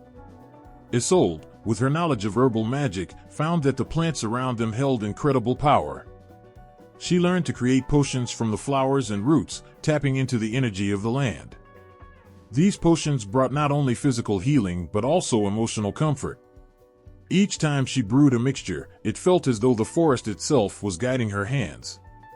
The connection to the other world deepened, weaving their love story into the very essence of nature. Tristan, too, felt the pull of the forest's magic. He discovered that he could hear the subtle shifts in the wind and the calls of distant animals, as if they were speaking a language only he could understand. The forest became his ally, helping him navigate the challenges they faced. When danger lurked nearby, he could sense it in the air, the forest alerting him to the unseen threats. One evening, as twilight fell, they found themselves sitting by a small fire, sharing a meal. The stars blinked down at them, and the forest seemed to breathe around them. Suddenly, a figure emerged from the shadows, an old woman with a long, flowing cloak, her eyes shimmering with wisdom. "Who are you?" Isolde asked, her heart pounding. "I am a keeper of the forest," the woman replied, her voice like the rustle of leaves. "I watch over those who seek refuge in these woods." Tristan and Isolde exchanged glances, sensing the weight of the moment. The woman continued, "You have entered a sacred space, a place where love is tested and forged in the fires of hardship. The bond you share is powerful, but the world outside these trees is not kind. You must be wary of the shadows that lurk beyond." The old woman's words echoed in their hearts, a reminder of the struggles they faced. But in her presence, they also felt a surge of strength. The forest was not just a backdrop for their love, it was an active participant in their story, a force that supported and nurtured them. As they continued to navigate the trials of their life in exile, the connection between the forest and the other world became even clearer. The beauty and danger of the woods mirrored the complexities of their relationship. Just as the forest offered shelter, it also held secrets and challenges. The trees, tall and ancient, stood as witnesses to their love story, guarding their moments of joy and sorrow. In the depths of the forest, they learned to trust in the magic that surrounded them. They discovered that the other world was not just a place of wonder, but also a reflection of their own hearts. Each trial they faced was a testament to their love, and each moment of joy was a reminder of the beauty that existed even in darkness. One night, as they lay beneath the stars, Isolde turned to Tristan, her eyes shining with emotion. "Do you think the forest knows our love?" she asked. Tristan smiled, feeling the warmth of her presence. "I believe it does. The trees, the flowers, the very earth beneath us, they all feel the magic of what we share." Their love, born in the shadows of hardship, now blossomed in the light of the forest. The other world was not a distant place, it was woven into their lives, a constant reminder that love could flourish even in the most challenging circumstances. The trials they faced were transformed into stepping stones, guiding them toward a future filled with hope. As they continued their life in the wild, the forest became a living testament to their journey. Each day, they found beauty in the smallest things, the laughter of a brook, the dance of fireflies at dusk, the vibrant colors of wildflowers.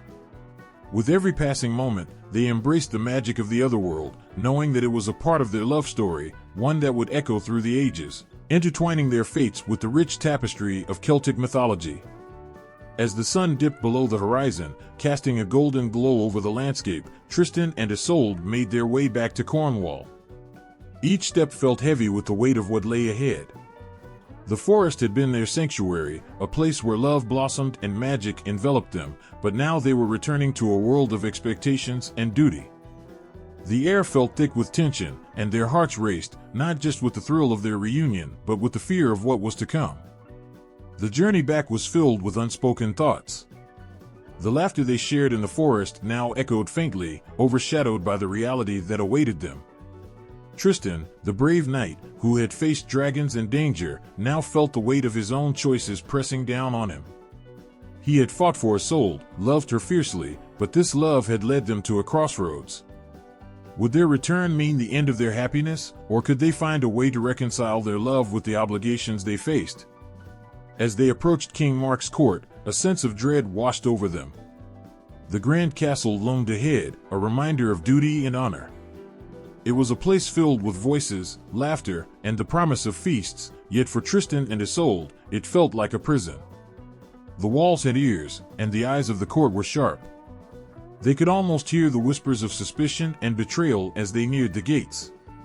Each stone of the castle seemed to remember their absence, the secrets they had kept hidden in the depths of the forest. When they finally entered the court, silence fell like a heavy blanket. The air was electric, charged with unspoken questions and piercing gazes. King Mark sat on his throne, a figure of authority and strength, yet the tension in his posture betrayed a heart burdened with doubt. The moment he spotted Tristan and Isolde, a storm brewed within him. He had welcomed Tristan into his home, trusted him as a friend and protector, and now this friendship felt like a dagger in his heart. "Why have you returned?" King Mark's voice rang out, deep and echoing, cutting through the silence like a blade. It was both a question and an accusation, and the weight of it made the air feel even thicker. Tristan stepped forward, his heart pounding. "My king, I return not as a fugitive, but as a loyal knight seeking redemption." Yet, what could he say to truly explain the bond he shared with Isolde? The love they had forged in the forest was something beyond mere words, a connection that transcended duty and honor. Isolde stood by his side, her heart aching at the look of betrayal on King Mark's face. She knew that their love had painted them both as the villains in a story where loyalty meant everything. Redemption? King Mark scoffed, his voice sharp. "You speak of redemption when you have stolen my heart's desire? Isolde is my promised bride, and yet you dare to return together after running away?" Each word felt like a strike, and Isolde's heart sank. She looked at Tristan, seeing the pain in his eyes. She could feel the love that bound them, yet here they stood, facing the wrath of a king who felt betrayed. "Your Majesty, she began, but the king raised a hand, silencing her. "Do you not understand the weight of honor in our world?" he asked, his voice trembling with emotion. "As a knight, Tristan, you were bound to serve me. As a woman of the court, Isolde, your duty was to me. You have both cast aside your responsibilities for a love that was never meant to be." Every word stung like a cruel wind. Tristan felt the world closing in around him, and he understood the consequences of their actions. In the eyes of the court, they were now labeled as traitors, their love a source of scandal and shame. How could they ever make King Mark understand? How could they explain that the love they shared was not merely an act of defiance, but a force that gave them life and hope? As murmurs rose among the gathered nobility, Tristan's heart raced. He had always been a man of honor, but love had led him astray. He stepped forward again, desperation fueling his words. "My king, I have fought for your honor, and I have loved Isolde with a purity that knows no bounds. I have returned not to shame you, but to protect you and the kingdom. Isolde and our love is true, and I beg you to see it." But King Mark's face darkened. "You expect me to simply forget the betrayal? You have broken the trust between us." His eyes burned with hurt. What would the court think? What would the people say? The reality of the situation sank in. The court was not just a backdrop for their love story, it was a living entity that thrived on honor, duty, and the delicate balance of power. Tristan felt the betrayal not just towards the king, but towards the very values he had fought to uphold. Isolde, torn between her love for Tristan and her duty to King Mark, felt the weight of the world pressing down on her. "I never wanted to hurt anyone," she said, her voice barely a whisper. "But the love I feel for Tristan cannot be denied. It is a force that has shaped my very being." With those words, she realized that their fate was intertwined, bound by a love that demanded recognition. Yet, recognition was a luxury they could not afford in the world of the court. Their love, instead of uniting them, had become a wedge that threatened to tear them apart. King Mark's face softened for a moment, and for the briefest of instants, he seemed to see the love that burned between them. But then the mask of duty returned, and the king's resolve hardened. "You must choose, Isolde. Will you remain loyal to your king, or will you forsake your duty for a fleeting passion?" The question hung heavy in the air, a painful reminder of the world they lived in. In the silence that followed, Tristan felt his heart shatter. He knew what was at stake. He loved Isolde more than life itself, but love could not erase the bonds of loyalty and duty that tied them to King Mark and the court. Isolde's heart raced, torn between the love she felt for Tristan and the obligations that had been placed upon her. Every gaze in the court was upon her, waiting for her decision, and the weight of their expectations was unbearable.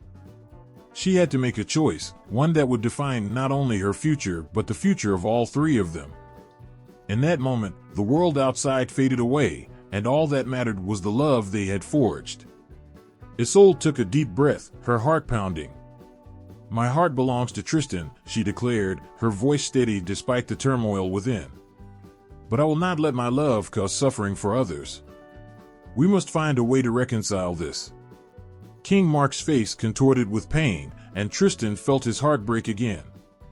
In that moment of defiance, they had solidified their bond, but they had also opened the door to repercussions they could not yet fathom. The court erupted into chaos, each noble whispering and casting glances, their reactions rippling like a wave. Honor and duty were not easily set aside, and the path ahead was shrouded in uncertainty. Would their love lead to their salvation or their ruin? In that moment, they stood together, united by their hearts yet separated by the weight of expectation. The lovers' fate hung in the balance, fragile and beautiful, like a thread pulled tight, ready to snap. The day of the trial arrived, heavy with tension and unspoken fears. As the sun rose, its light barely penetrated the thick clouds hanging over the court, a fitting reflection of the mood that enveloped King Mark's castle. The air crackled with anticipation, and whispers flowed like a river among the gathered nobles. The court was filled with faces, some filled with curiosity, others with judgment. They had come to witness the reckoning of love and betrayal, to see how honor would be weighed against passion. Tristan stood tall, his heart pounding in his chest. He had faced countless battles, but this was different. This trial was not about swords and shields, it was about the very essence of who he was. Beside him, Isolde felt the weight of the world on her shoulders. The very air was charged with the electricity of emotions. Fear, love, shame, and hope swirled together, creating an overwhelming storm in her heart. As they entered the great hall, the stone walls seemed to close in around them. King Mark sat on his throne, a figure of authority, but today his eyes held a mixture of pain and betrayal. This was the man who had once welcomed Tristan as a friend, and now he was the judge in this painful play. The king's gaze pierced through Tristan, searching for answers that could only come from the heart. "Today, we gather to determine the fate of these two," King Mark announced, his voice ringing out with a mix of authority and sadness. "They have broken the bonds of loyalty and trust. They have betrayed their oaths to me and to each other." The words stung like arrows, and Tristan felt each one land painfully against his soul. Isolde stepped forward, her heart racing. She had to speak, to share the truth that pulsed through her veins. "Your Majesty, I never meant to hurt you," she began, her voice trembling but steady. "My love for Tristan is true and deep, but it was born of a fate we did not choose. We were swept away by emotions we could not control. I cannot deny my heart." The room fell silent, and every gaze turned to Tristan. He felt the weight of their stares, each one filled with judgment. "I, too, have made mistakes," he confessed, looking straight into King Mark's eyes. "But I did not seek to betray you.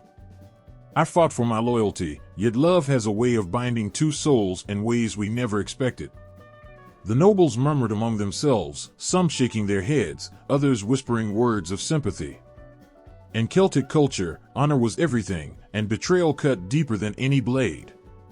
This trial was not just about Tristan and Isolde, it was a reflection of the values held dear by their society. The judge for the trial, a wise old man named Aegon, stood to speak. "In our culture, betrayal is often punished harshly, but love is also revered. We must seek to understand the full story before passing judgment." His voice was calm and thoughtful, a beacon of reason amid the storm of emotions swirling in the hall. "What you have done is not merely a crime against the king, but a crime against honor," Aegon continued. "But if love is true, should it not be allowed to flourish? Is it right to condemn these two when their hearts have found something so rare? A flicker of hope ignited in Isolde's heart. Perhaps there was still a chance for them. But as the old man continued, she saw the uncertainty in the eyes of the crowd. Our laws are clear, Aegon said. The court must decide, is their love a crime that must be punished, or is it a bond that should be honored? Tristan felt the weight of Aegon's words pressing on his shoulders. He was trapped between loyalty to his king and the love he felt for Isolde. As the trial unfolded, memories flooded his mind, moments spent with Isolde in the forest, laughter shared under the stars, and the powerful connection that had blossomed between them. Each memory tugged at his heart, reminding him of the beauty they had created together amidst the chaos. King Mark listened intently, his expression inscrutable. The love he once felt for Isolde was now shadowed by betrayal, and it was painful to witness the bond they shared. "What would you have me do?" he asked, his voice heavy with the weight of his heart. "You have both wronged me in ways that cut deep. Honor demands justice." Tristan stepped forward, his heart racing. "Your Majesty, I do not seek to escape punishment. I understand the hurt I have caused you. But I ask you to consider the love Isolde and I share. It is pure and true, not born of malice. It blossomed in the face of adversity, and I believe it deserves recognition, not condemnation." A hush fell over the court as the nobles contemplated his words. Would they see the truth in his plea? Would they recognize the love that had emerged from such pain? But the crowd's eyes were not easily swayed. Accusations flew back and forth, each noble taking a side, some in favor of love, others in defense of duty. The trial echoed the complex nature of Celtic justice, where emotion and reason often clashed. In the midst of the turmoil, Isolde took a deep breath, her heart pounding. "What good is honor if it does not allow for love?" she asked, her voice rising above the chaos.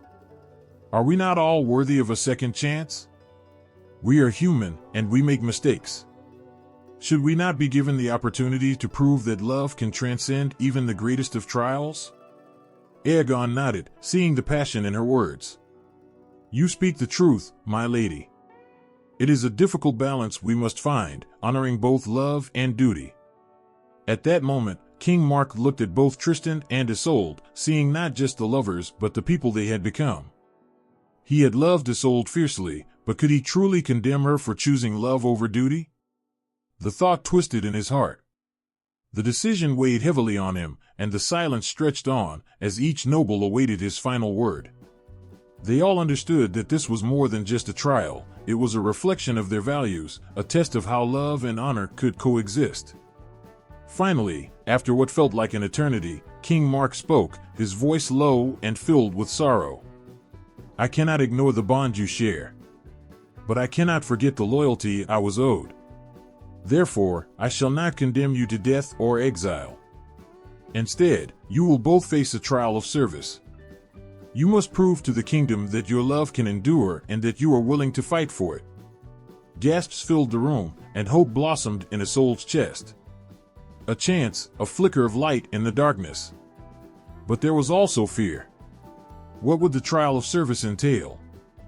Would they be given the opportunity to redeem themselves, or would they face further tests that could break them apart?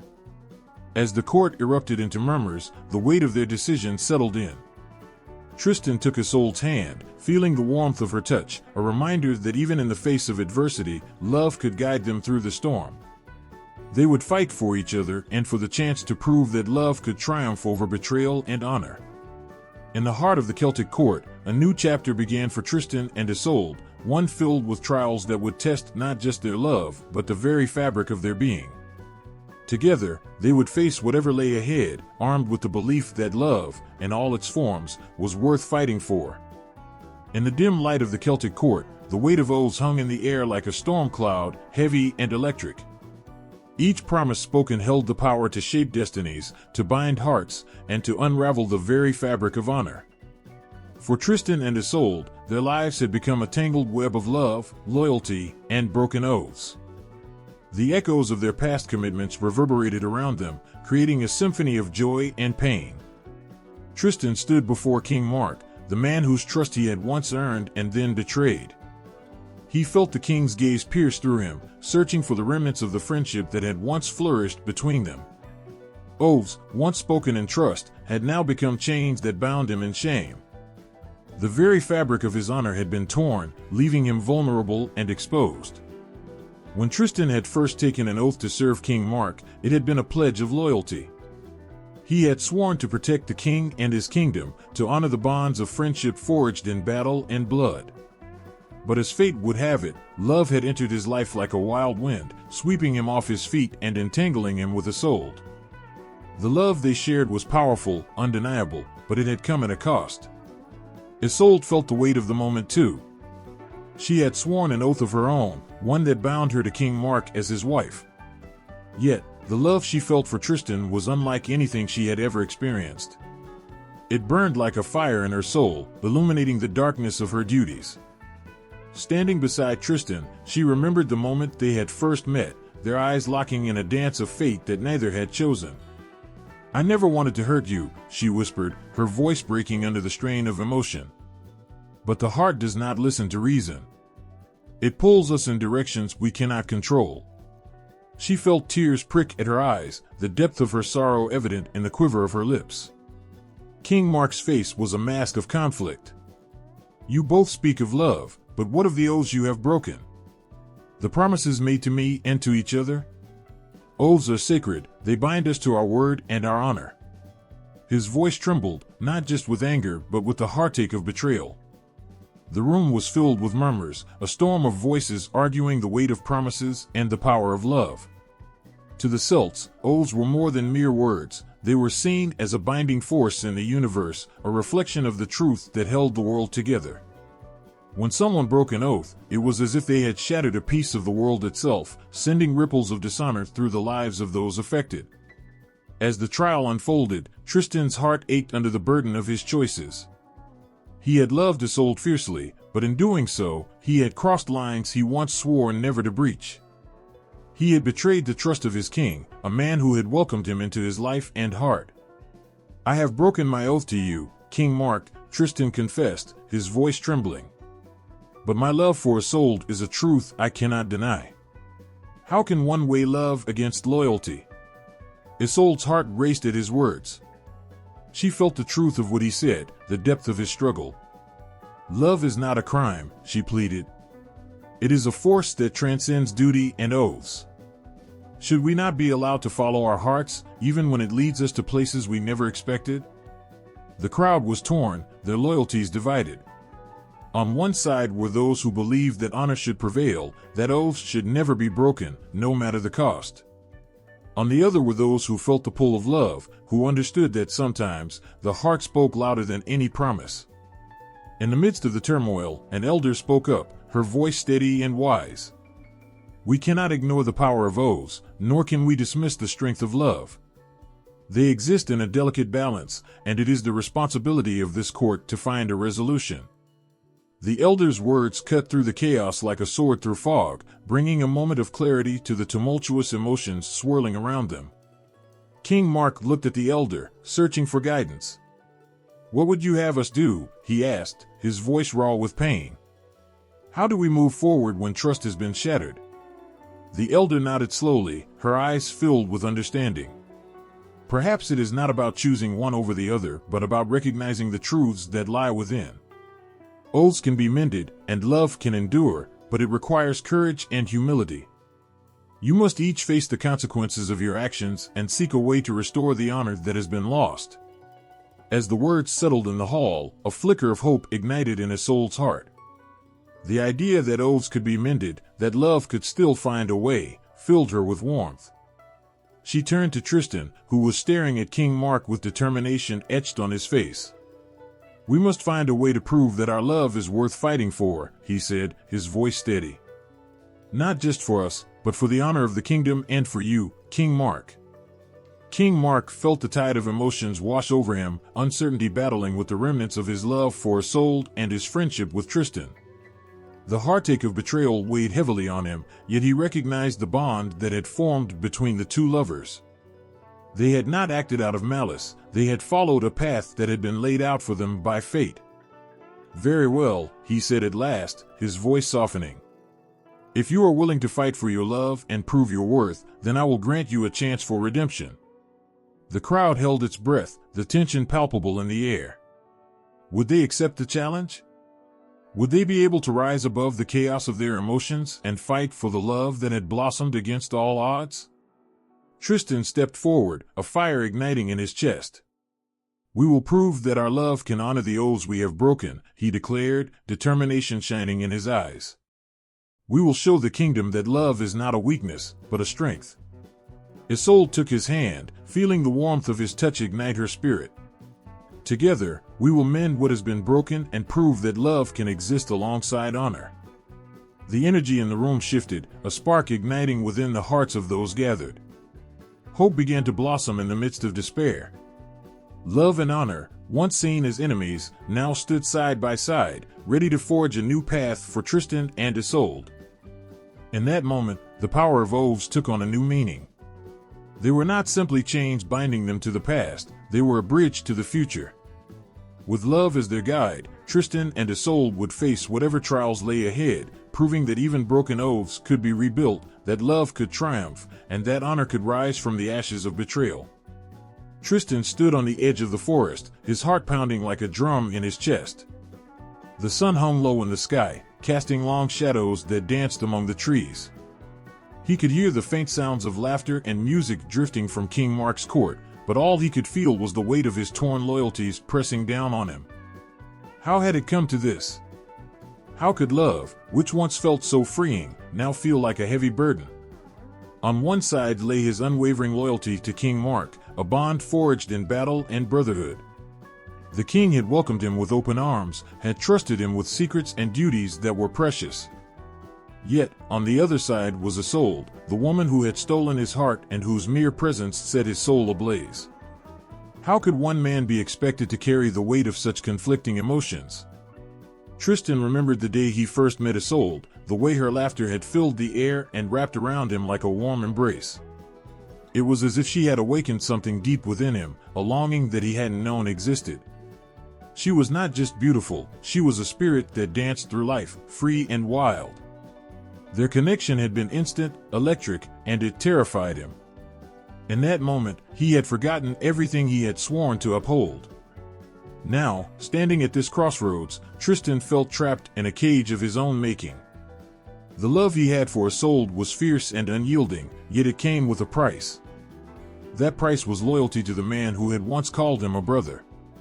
The thought of betraying King Mark clawed at him, filling his heart with dread. He could not bear to be the source of pain for the king, especially when he had been so generous and trusting. The laughter from the court echoed in his ears, reminding him of the nights spent sharing stories and dreams with King Mark.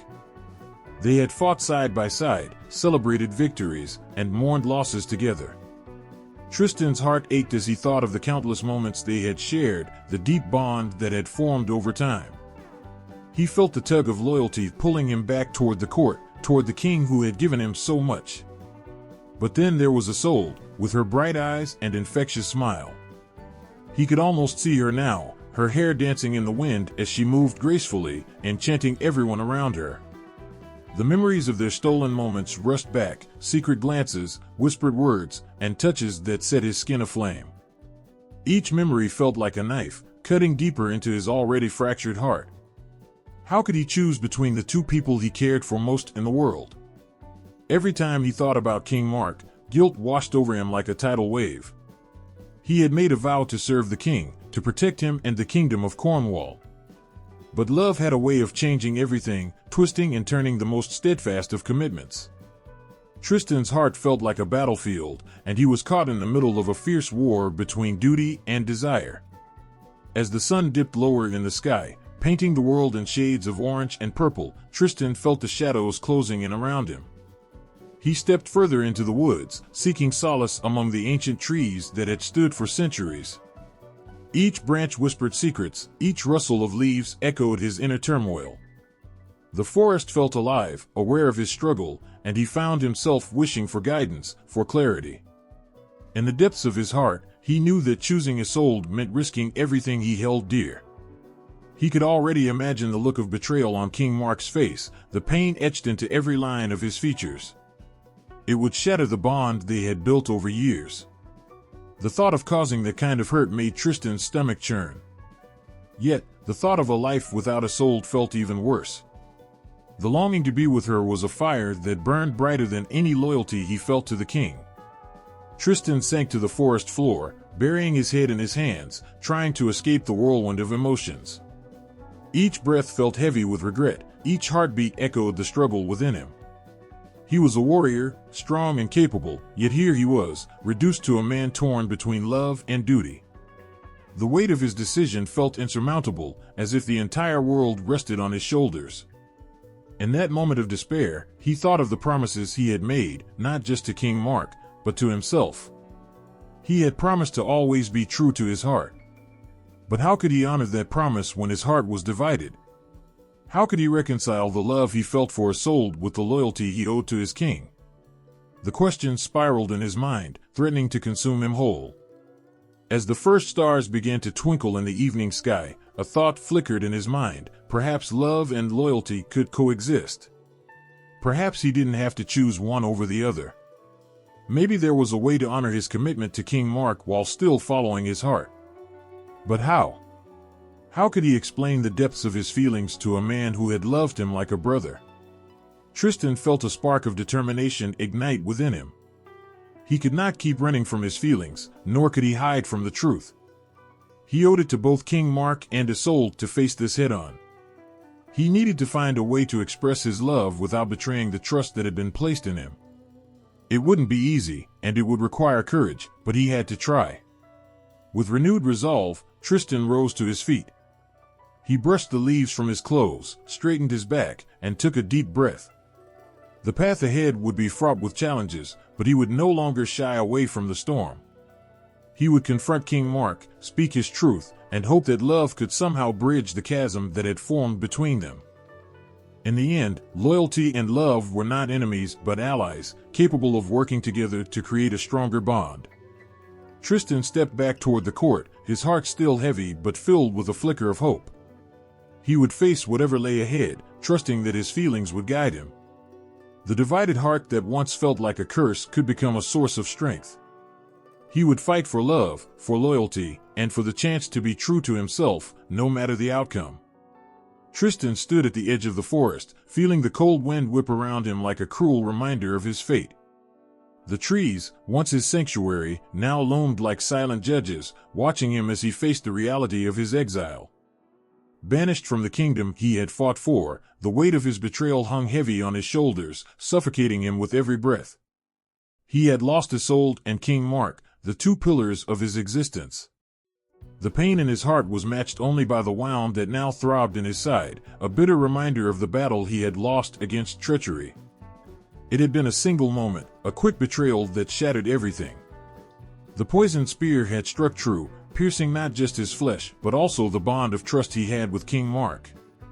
In that instant, he felt as if the very essence of his soul had been ripped from him, leaving behind a hollow shell. The darkness of betrayal clawed at him, gnawing away at his spirit, and he staggered, grasping at the bark of a nearby tree for support. With every pulse of pain radiating from the wound, memories of happier times surged forth. He could see Isolde's laughter dancing in the air, feel her warmth beside him. It was as if each moment they shared was now a thorn embedded in his heart, twisting deeper with each recollection. How could love, which once filled him with joy, now be the source of such agony? The spear had been dipped in poison, but it was the betrayal that truly stung.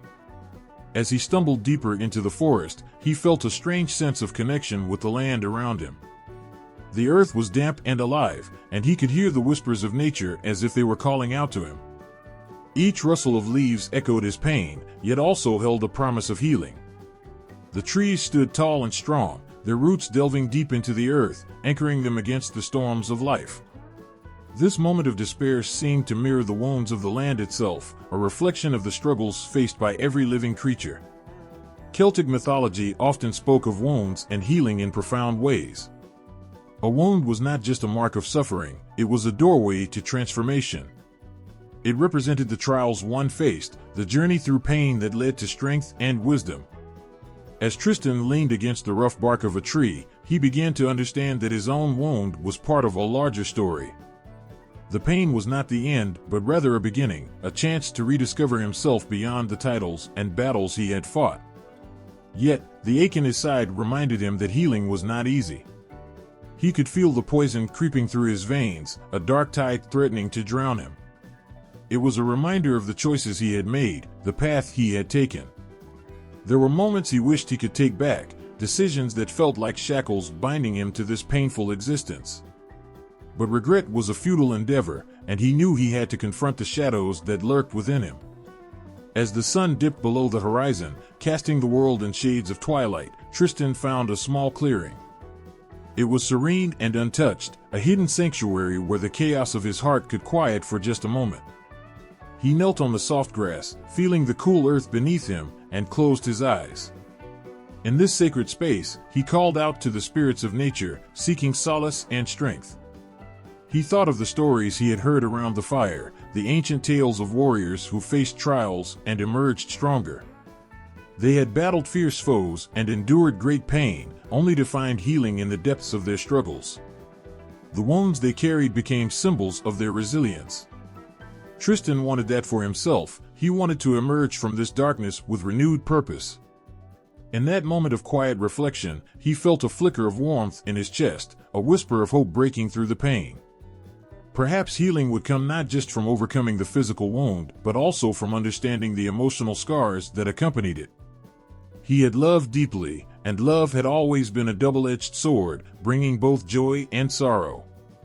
Yet, through that love, he had also learned about sacrifice, loyalty, and the fragility of life. Tristan opened his eyes, feeling a newfound determination rise within him. He could not change the past, but he could shape his future. He would not let this exile define him. The poison in his veins was a reminder of his struggle, but it would not consume him. He could still honor his love for Isolde and find a way to mend the bonds that had been severed. As he stood to leave the clearing, he felt the cool breeze wrap around him like a gentle embrace, urging him forward. The forest felt alive with possibility, and he knew that each step he took would lead him closer to healing. The wound might never fully disappear, but it would become a part of his story, a testament to the battles he had fought and the love he had cherished. Tristan's journey would not be easy, but he was ready to face whatever lay ahead. He could already feel the first stirrings of strength within him. The love he held for Isolde and the loyalty he had once pledged to King Mark could coexist. He would seek redemption, not just for himself, but for the love that had once flourished between them. The poison that coursed through his body would become a catalyst for transformation, guiding him on a path toward healing and understanding. With renewed purpose, he stepped back into the embrace of the forest, ready to confront his fate and discover what lay beyond the pain. The whispers of nature surrounded him, and he felt a connection to something greater than himself, a tapestry of life woven together by love, loss, and the promise of healing. Isolde knelt beside the bubbling brook, the soft sound of water flowing over smooth stones a soothing balm to her troubled heart.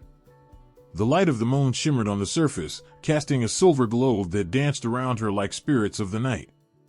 She could feel the weight of the world pressing on her shoulders, but in this sacred space, surrounded by the whispers of nature, she felt a flicker of hope. Her hands moved skillfully, gathering wild herbs that grew alongside the water's edge. Each plant held secrets, each leaf a promise of healing. In her village, the tales of her healing powers had become legendary, stories woven into the very fabric of their culture. From an early age, Isolde had learned the ancient arts of herbalism and magic from her mother. She understood the language of the plants, how they spoke of the earth's gifts and the mysteries of life. As she picked the delicate leaves, she thought of Tristan and the wound he bore, both physical and emotional. The memories flooded back, their stolen moments, their laughter echoing through the forest, and the deep bond that had formed between them. But now, he was in pain, suffering from the poison that coursed through his veins like dark tendrils threatening to consume him. The very thought of his agony pierced her heart, and she knew she had to save him. There was no choice, love demanded action. As Isolde worked, her hands moved with purpose. She knew the recipes that had been passed down through generations, how to blend the right herbs to counteract the poison and promote healing. There were many legends in Celtic tradition about the power of nature and the magic that flowed through it. The earth was alive with energy, and Isolde had learned to harness that power, not just for physical healing but for the soul's renewal. The knowledge of herbalism was more than just practicality, it was a way of connecting to the world around her. In Celtic lore, plants were seen as sacred beings, each with its own spirit and purpose. The delicate flower was just as important as the towering oak. In the quiet moments spent in the forest, Isolde had come to feel the heartbeat of the earth, understanding the symbiotic relationship between nature and humanity. When she healed, she did not simply apply remedies, she became part of a greater tapestry. Isolde carefully crushed the herbs she had gathered, mixing them with a few drops of cool water from the brook. The scent rose around her, fragrant and earthy, and with every breath, she felt a connection to something larger than herself. This was not just about saving Tristan, it was about the cycle of life, death, and rebirth. It was about love and loss, healing and hope. Her heart raced at the thought of him. She envisioned Tristan's face, his laughter, and the warmth of his presence. It was a bittersweet memory, reminding her of the depths of their connection and the barriers that had risen between them. King Mark's anger and betrayal hung heavy in the air, casting a shadow over their love. But Isolde knew she had to focus on the task at hand. She had to bring him back to life, both physically and emotionally. With the mixture ready, she wrapped it carefully in a piece of cloth, securing it with a simple knot. Every knot tied was a promise made, an oath of love, a commitment to heal. She set her heart on one goal, to reach Tristan and share this precious gift with him. In Celtic tradition, the power of love could transcend even the darkest of curses. She believed that with this potion, she could reach deep into his soul and pull him back from the brink of despair. With the moon high in the sky, illuminating her path, Isolde began her trek through the forest. The familiar trails felt both comforting and ominous. Each rustle of leaves and distant animal call echoed her racing heart, each sound a reminder of the urgency she felt. She hurried onward, her thoughts consumed with Tristan, picturing him lying in agony, fighting against the darkness that threatened to swallow him whole. As she moved through the trees, her mind was filled with the stories of old, the tales of warriors saved by the healing touch of powerful women. In those legends, love was a force that could conquer any obstacle. Those women understood that true healing came not just from remedies, but from the very essence of love itself. They wielded their magic with tenderness, weaving spells of protection and restoration. Isolde felt that same energy coursing through her veins. Finally, after what felt like an eternity, she arrived at the clearing where Tristan lay, his body pale and still. The sight of him almost broke her heart. He looked so fragile, so lost, and she could feel the poison lingering in the air like a dark cloud. Kneeling beside him, Isolde placed a gentle hand on his brow, feeling the heat of his fever. She closed her eyes, drawing strength from the earth around her, willing her love to flow into him. As she poured the potion into his mouth, she whispered words of healing, ancient incantations that danced upon her lips like a prayer. With each word, she imagined the poison dissolving, the wound knitting together. Isolde knew that love and magic were intertwined, and as long as they fought for each other, there was hope. She could feel the energies of the earth wrapping around them, healing them both in ways she could not yet comprehend. For a moment, time stood still. The world faded away, leaving only the two of them, bound together by a force deeper than any wound. She held his hand tightly, willing him to return to her. In that moment, they were not just lovers but warriors in a fight against fate itself. As the first light of dawn broke through the trees, Tristan stirred. Isolde's heart raced as she watched him blink awake, confusion clouding his eyes. For a moment, everything was quiet, the forest holding its breath. And then, he turned to her, a flicker of recognition shining through the haze of pain. "Isolde," he murmured, his voice hoarse, but filled with warmth. With tears streaming down her cheeks, she smiled through her fear, knowing that they would face whatever came next together. In that moment, she understood that love was a healing power beyond anything she could have ever imagined. It was the magic that would guide them back to each other, no matter the darkness that lay ahead. In the quiet of the forest, where the shadows stretched long and the air hummed with the whispers of ancient tales, the story of Tristan and Isolde unfolds like a flower blooming in the dark. Their love, a bright flame against the cold winds of fate, dances precariously on the edge of destiny, weaving a tapestry filled with hope and heartache. As their hearts entwine, they find themselves caught in the relentless grip of fate, which looms over them like a storm cloud, ready to unleash its fury. Tristan and Isolde are not just two lovers lost in their own world, they are also pawns in a game far larger than themselves. In Celtic lore, fate is a powerful force, often depicted as an unseen hand guiding lives toward their inevitable end. The ancient Celts believed that destiny is written long before we take our first breath. The threads of their lives are woven together by the fates, those mystical beings who know the story of each soul. For Tristan and Isolde, the signs of their fate were written in the stars, foretelling a love destined for tragedy. Their love story begins with a chance meeting, igniting a spark that would lead them down a path of both ecstasy and despair. But it was not just their hearts that drew them together, it was the force of fate itself. Like moths to a flame, they found themselves irresistibly drawn to one another, each glance filled with longing and promise. The connection between them felt like magic, a bond that transcended the ordinary world. Yet, this magic was shadowed by the knowledge that their love was forbidden, a truth that clung to them like a shroud. The weight of their forbidden love carried with it the specter of death. In Celtic culture, the idea of predestined death holds immense significance. Life and death are not seen as separate entities, but rather as intertwined parts of the same journey. The Celts believed in a cycle where death leads to rebirth, and the veil between the two worlds is thin. This belief added a layer of poignancy to Tristan and Isolde's love. Their hearts beat as one, but the world around them was unforgiving, filled with betrayal and heartache. Tristan's duty to King Mark, Isolde's husband, created a chasm between their love and loyalty. He was bound by honor, yet his heart belonged to Isolde. This internal conflict stirred deep emotions within him, leaving him trapped in a web of sorrow.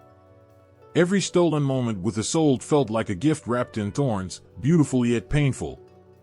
They were aware of the price they might pay for their love, and the thought of losing each other loomed like a dark cloud over their heads. As their story unfolds, the threads of fate tighten around them, drawing them closer to their inevitable end. Each choice they make seems to echo through time, creating ripples that lead to heart-wrenching consequences. The Celtic belief in fate suggests that their love was doomed from the start. Every kiss, every whispered promise, became a countdown to the moment when the fabric of their love would tear apart, leaving only shadows in its wake. The tragic beauty of their story lies not just in the love they share, but in the way they embrace their fate. Tristan and Isolde's journey is filled with moments of pure joy that are countered by the harsh reality of their situation. Their love shines brightly, illuminating the darkest corners of their hearts, yet it is always tainted by the knowledge of what is to come. They are not simply fighting against fate, they are dancing with it, entwined in a cosmic ballet that speaks of love's power and the inevitability of loss. In the end, their fate leads them to a place where love and death collide. As the forces of the world close in around them, Tristan's tragic wounding serves as a brutal reminder of the fragility of life. The poisoned spear becomes a symbol of the toll that their love has taken, marking the end of their story as they had always feared. Isolde's heart breaks as she rushes to him, knowing that their time together is slipping away like sand through her fingers. Their final moments are steeped in sorrow, yet they find solace in their love. In the depths of despair, they cling to the hope that transcends death. Isolde, with her healing powers, desperately tries to save him, pouring every ounce of love and magic into their shared moments. But even the strongest spells cannot rewrite their fate. The world around them fades, and they are left with only the echoes of their love, a love that defied the odds, but could not escape the clutches of destiny. As Tristan breathes his last, Isolde feels the weight of their shared fate crushing her. In that moment, the realization hits her hard: love, no matter how powerful, cannot escape the bounds of fate. Their souls were intertwined, but the universe had written their ending long before they had a chance to choose their path. The tears that fall from her eyes are not just for Tristan but for the love that could have been, an unfulfilled promise that hangs heavy in the air. In the end, the tale of Tristan and Isolde serves as a haunting reminder of the balance between love and loss, fate and freedom. Their story echoes through the ages, a powerful testament to the complexities of the human heart and the tragic beauty of love. In the realm of Celtic lore, their lives and deaths intertwine with the threads of destiny, a vivid tapestry woven from the joys and sorrows of their existence. The love they shared, though marked by tragedy, remains an enduring flame, lighting the way for those who dare to love despite the shadows of fate that linger close. In the quiet moments between love and loss, a new chapter unfolds, where hearts are tangled and destinies collide.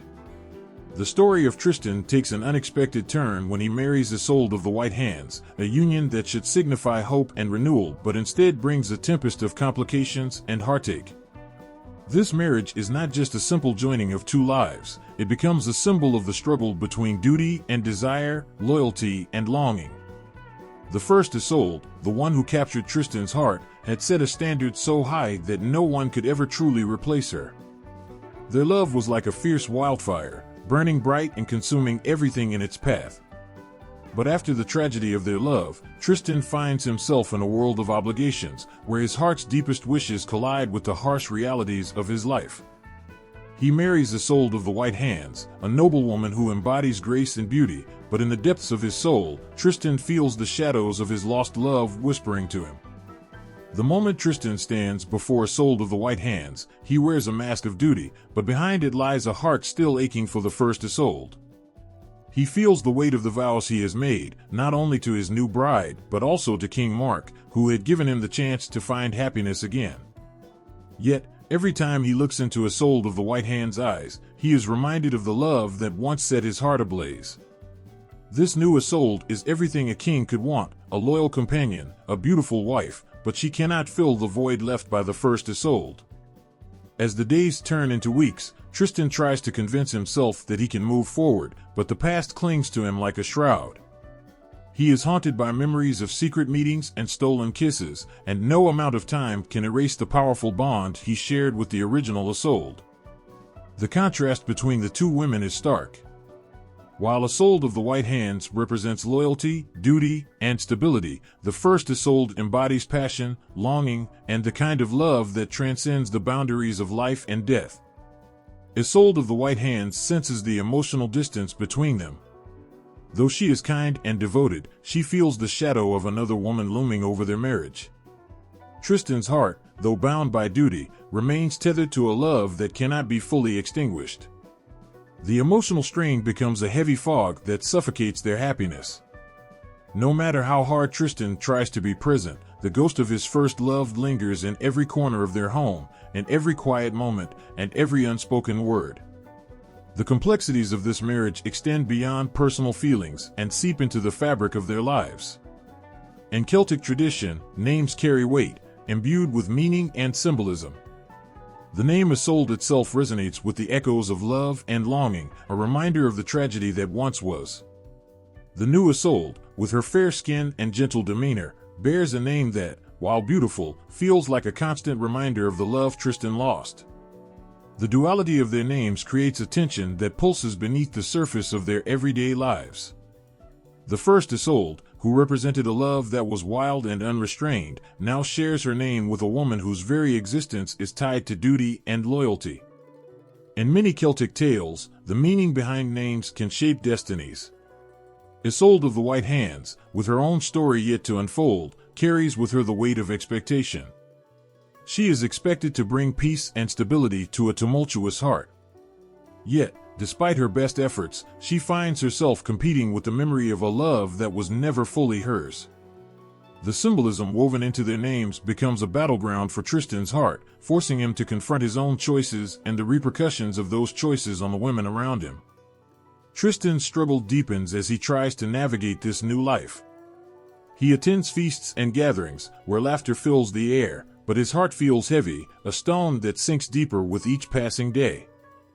He sees Isolde of the White Hands trying to connect with him, her laughter ringing like chimes in the wind, but the echoes of his first love drown out her melody. She deserves his whole heart, yet he can only give her fragments, each one stained with memories of the love he lost. The world around them begins to shift as the complications of their marriage unfold. The court whispers grow louder, fueled by the tension that hangs between the couple. Isolde of the White Hands, though beloved, cannot escape the shadows that loom large. She senses the eyes of the court upon her, as if they see her not as a woman in her own right, but as a pale reflection of the Isolde who came before her. Each day becomes a delicate dance of trying to forge a new identity while battling the weight of an existing legacy that feels insurmountable. Tristan's heart aches as he sees the pain in Isolde of the White Hand's eyes, the flicker of insecurity that sparks when she realizes how often he drifts away in thought. He longs to reassure her, to tell her that she is beautiful and cherished, but the words stick in his throat, caught in the web of his emotions. Every glance he steals at her, every smile she offers, feels tinged with regret for what could have been, yet he knows he must try to be a better husband. As time passes, the new Isolde begins to carve out her own space in Tristan's heart. She is not just a replacement for the first Isolde, she is her own person with dreams and hopes. Yet, every shared laugh is tempered with the shadow of his past love. In this complicated tapestry of emotions, Tristan learns that love is not a simple equation of choice. It is a landscape filled with valleys of sorrow and peaks of joy. Celtic traditions often teach that true love is not just about passion but also about commitment, loyalty, and understanding. In trying to embrace the second Isolde, Tristan finds himself learning the essence of love in its many forms. Isolde of the White Hands begins to embody the qualities he admires, the strength to stand tall, the grace to forgive, and the wisdom to love despite the scars of the past. With every gentle touch, she helps him understand that love can bloom again, even in the shadow of tragedy. But the journey is far from simple. Every laugh, every shared moment, is accompanied by the haunting echo of a love that once burned brightly. Tristan finds himself caught in a whirlwind of emotions, navigating the delicate balance of honoring his past while trying to forge a future. The complexity of love, woven into the fabric of Celtic tradition, teaches him that the heart has the capacity to hold multiple loves, each unique and precious in its own right. As the seasons change and the world continues to spin, Tristan and Isolde of the White Hands find their footing. They begin to create a new narrative, one that acknowledges the past while also embracing the present. Their love story unfolds in unexpected ways, filled with laughter and tears, shadows and light. The journey is fraught with challenges, but through it all, they learn to appreciate the beauty in their shared experiences. In the end, the love between Tristan and Isolde of the White Hands transforms into something profound, a testament to the resilience of the heart. They learn that even amidst the echoes of lost love, new beginnings can take root, and joy can blossom where sorrow once thrived. Their love may not erase the past, but it paints a new canvas, rich with possibility and the promise of hope. Each day becomes an act of courage, a celebration of life that honors what has come before while stepping boldly into the unknown future that awaits. In the quiet moments of the night, when the world outside was hushed and the stars glittered like diamonds against a dark velvet sky, Tristan lay awake, tormented by a longing that seemed to stretch across the very fabric of his existence. It was a deep, aching pain that coursed through his veins, filling him with a sense of emptiness that nothing could fill. He was married to Isolde of the White Hands, a gentle and kind woman who deserved every ounce of his love. Yet, no matter how hard he tried, his heart remained tethered to another, Isolde the Fair, the woman who had stolen his breath and captured his soul. Every time he closed his eyes, he was transported back to the time when their love blossomed like the first flowers of spring, vibrant and full of promise. He remembered her laughter, which rang like a sweet melody in his ears, and the way her eyes sparkled like stars. The memories were vivid, painting a picture that contrasted sharply with the reality of his current life. The love he felt for Isolde the Fair was not just a fleeting moment, it was a deep, unyielding connection that anchored him to her, no matter the distance or time that separated them. Isolde of the White Hands stood by his side, a devoted wife who loved him fiercely. She had her own gentle beauty, her heart full of warmth and compassion. Tristan felt a pang of guilt whenever he looked at her, for he knew she sensed the emotional distance between them. Though she tried to bridge the gap, her efforts often felt like pouring water into a bottomless well. He longed to give her his whole heart, to promise her that she was the center of his world, yet his soul cried out for someone else. Days passed like shadows slipping away in the light of dawn, each one a reminder of his unfulfilled destiny. He wore a mask of happiness in the court, smiling and participating in banquets and gatherings, but beneath it all, his heart felt heavy with the burden of his longing. It was a constant ache, a reminder of the love he had lost and could never reclaim. The joy around him faded like the colors of a sunset, leaving behind only the stark reality of his separation from Isolde the Fair. The themes of separation ran deep in Celtic lore, where fate often wove intricate tapestries of love and loss. Tristan found himself caught in a web spun by the hands of destiny, the strings of his heart pulling him in different directions. He remembered stories of lovers torn apart by the whims of fate, destined to suffer in silence while the world moved on. His own story felt like a cruel reflection of these tales, a living embodiment of longing and unfulfilled dreams. Every encounter with Isolde of the White Hands felt like a bittersweet reminder of his heart's true desire. They would share meals, and she would look at him with eyes full of hope and love, yet he felt like a ghost haunting his own life. He would often find himself lost in thought, staring into the distance as he imagined Isolde the Fair's smile. The vision of her would invade his mind like a stubborn weed, refusing to be uprooted, no matter how hard he tried. As the seasons changed, so did his restlessness. The whispers of the wind carried the scent of spring, reminding him of the life and love he once had.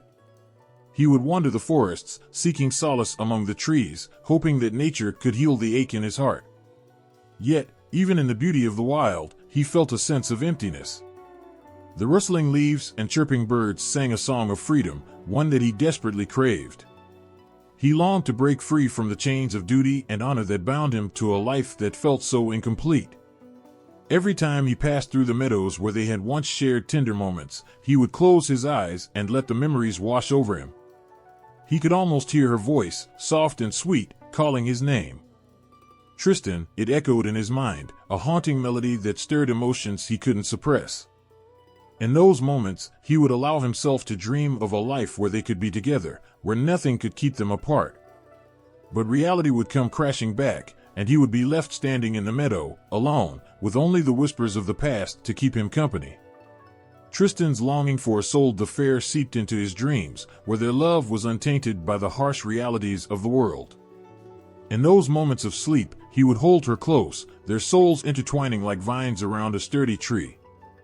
But with the break of dawn, those dreams would fade like mist in the morning sun, leaving him with nothing but the cold grip of loneliness. Each new day felt like a reminder of what could never be, and he grappled with the ache of unfulfilled love. The court, which should have been a place of joy, became a reminder of his isolation. He would sit among friends, laughter ringing in his ears, but his heart was a heavy stone, pulling him deeper into despair. Isolde of the White Hands would smile at him, her eyes shining with warmth, but he could see the flicker of doubt in her gaze. She tried to understand, to bridge the emotional gap between them, but he felt like a shadow slipping through her fingers. He was torn between the life he had chosen and the life that had slipped away from him. The contrast between the two Isoldes was stark. One represented a love that had blossomed in the wildflowers of youth, filled with passion and joy. The other stood for duty, loyalty, and the unyielding grip of fate. Tristan could feel himself being pulled apart, each side demanding his attention, and in the middle stood a heart divided. As time moved on, the pain of separation took its toll. Each day was a battle against the longing that clawed at his heart. He wished he could turn back time, to erase the mistakes that had led him to this point. He dreamed of a world where he could love freely, without fear of betrayal or sorrow. But fate, that fickle mistress, had other plans, and Tristan was left to navigate the complexities of his own heart. In the quiet moments before sleep would finally claim him, he would whisper Isolde the Fair's name, a prayer and a plea, hoping that somehow, somewhere, she could hear him. He longed to feel her presence beside him, to be enveloped in the warmth of her love once more. It was a dream that lingered in the corners of his mind, a bittersweet reminder of a love that felt like it was woven into the very fabric of his being. Tristan realized that separation was not just a physical distance, it was a gaping chasm in his soul, one that echoed with the cries of unfulfilled dreams. The stories of Celtic lore whispered truths about love that could never be, of hearts forever separated by fate's cruel hand. In those tales, he saw reflections of his own struggles, the heroes and heroines whose destinies had been shaped by the very forces he battled within himself. With every passing day, Tristan felt the weight of his choices pressing down on him. He longed for Isolde the Fair, while standing by the side of Isolde of the White Hands, who loved him deeply. The dichotomy of his existence created a heart-wrenching conflict, a battle that waged silently in his chest. He knew that love, in all its forms, could be both a blessing and a curse.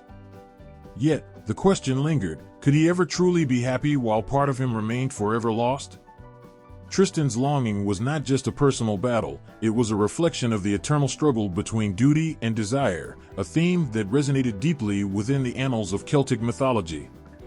As he walked the path laid out before him, he felt the echoes of countless lovers who had come before, their stories woven together like threads in a grand tapestry.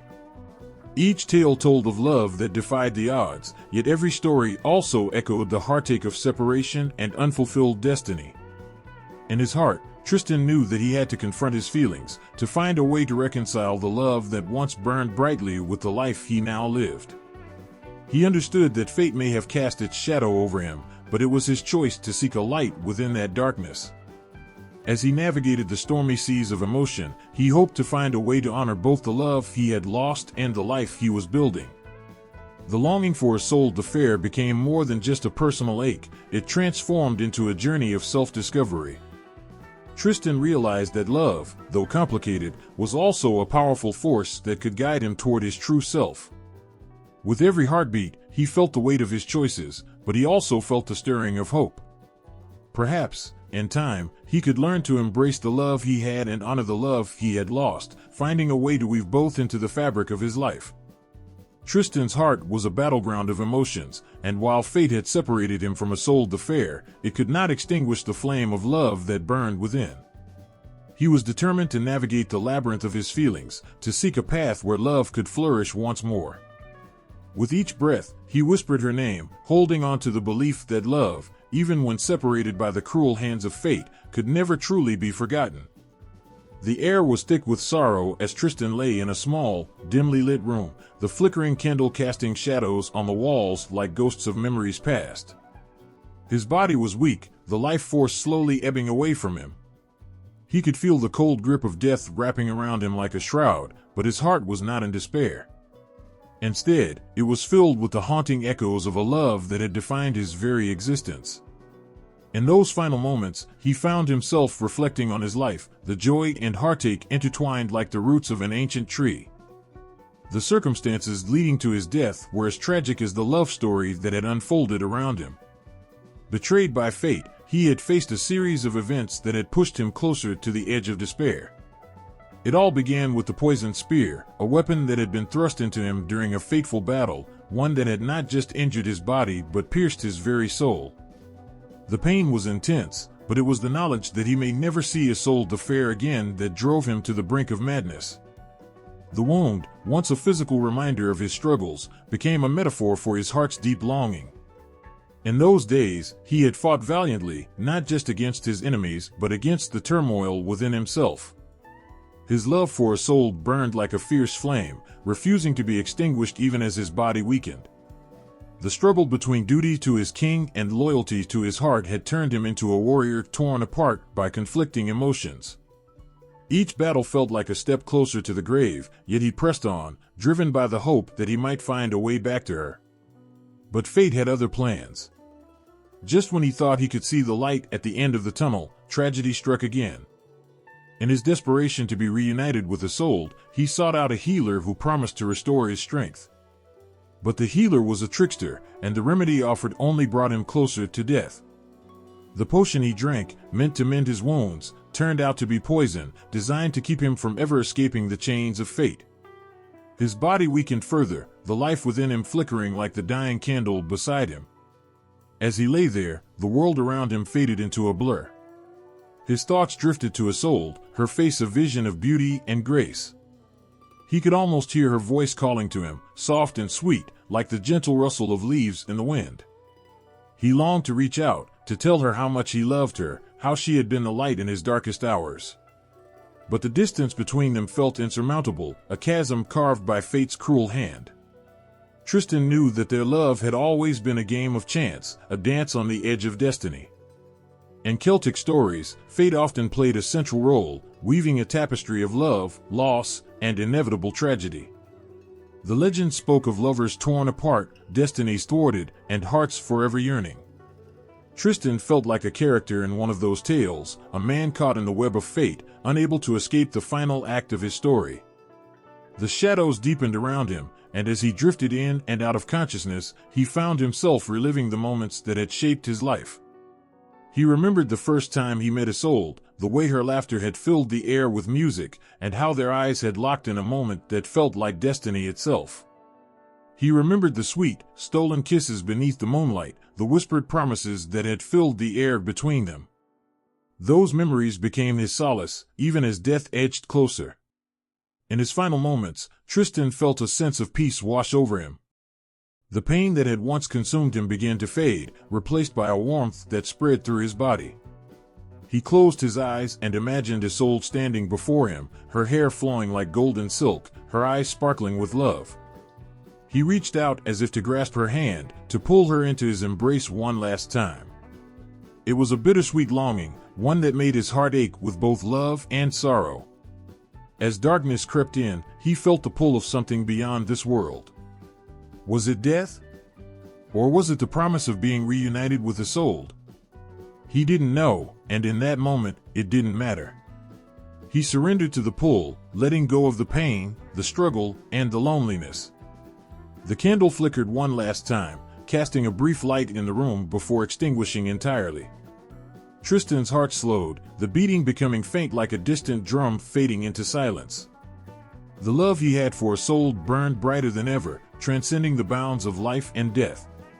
It became a beacon, guiding him through the darkness toward the embrace of the woman he had cherished above all else.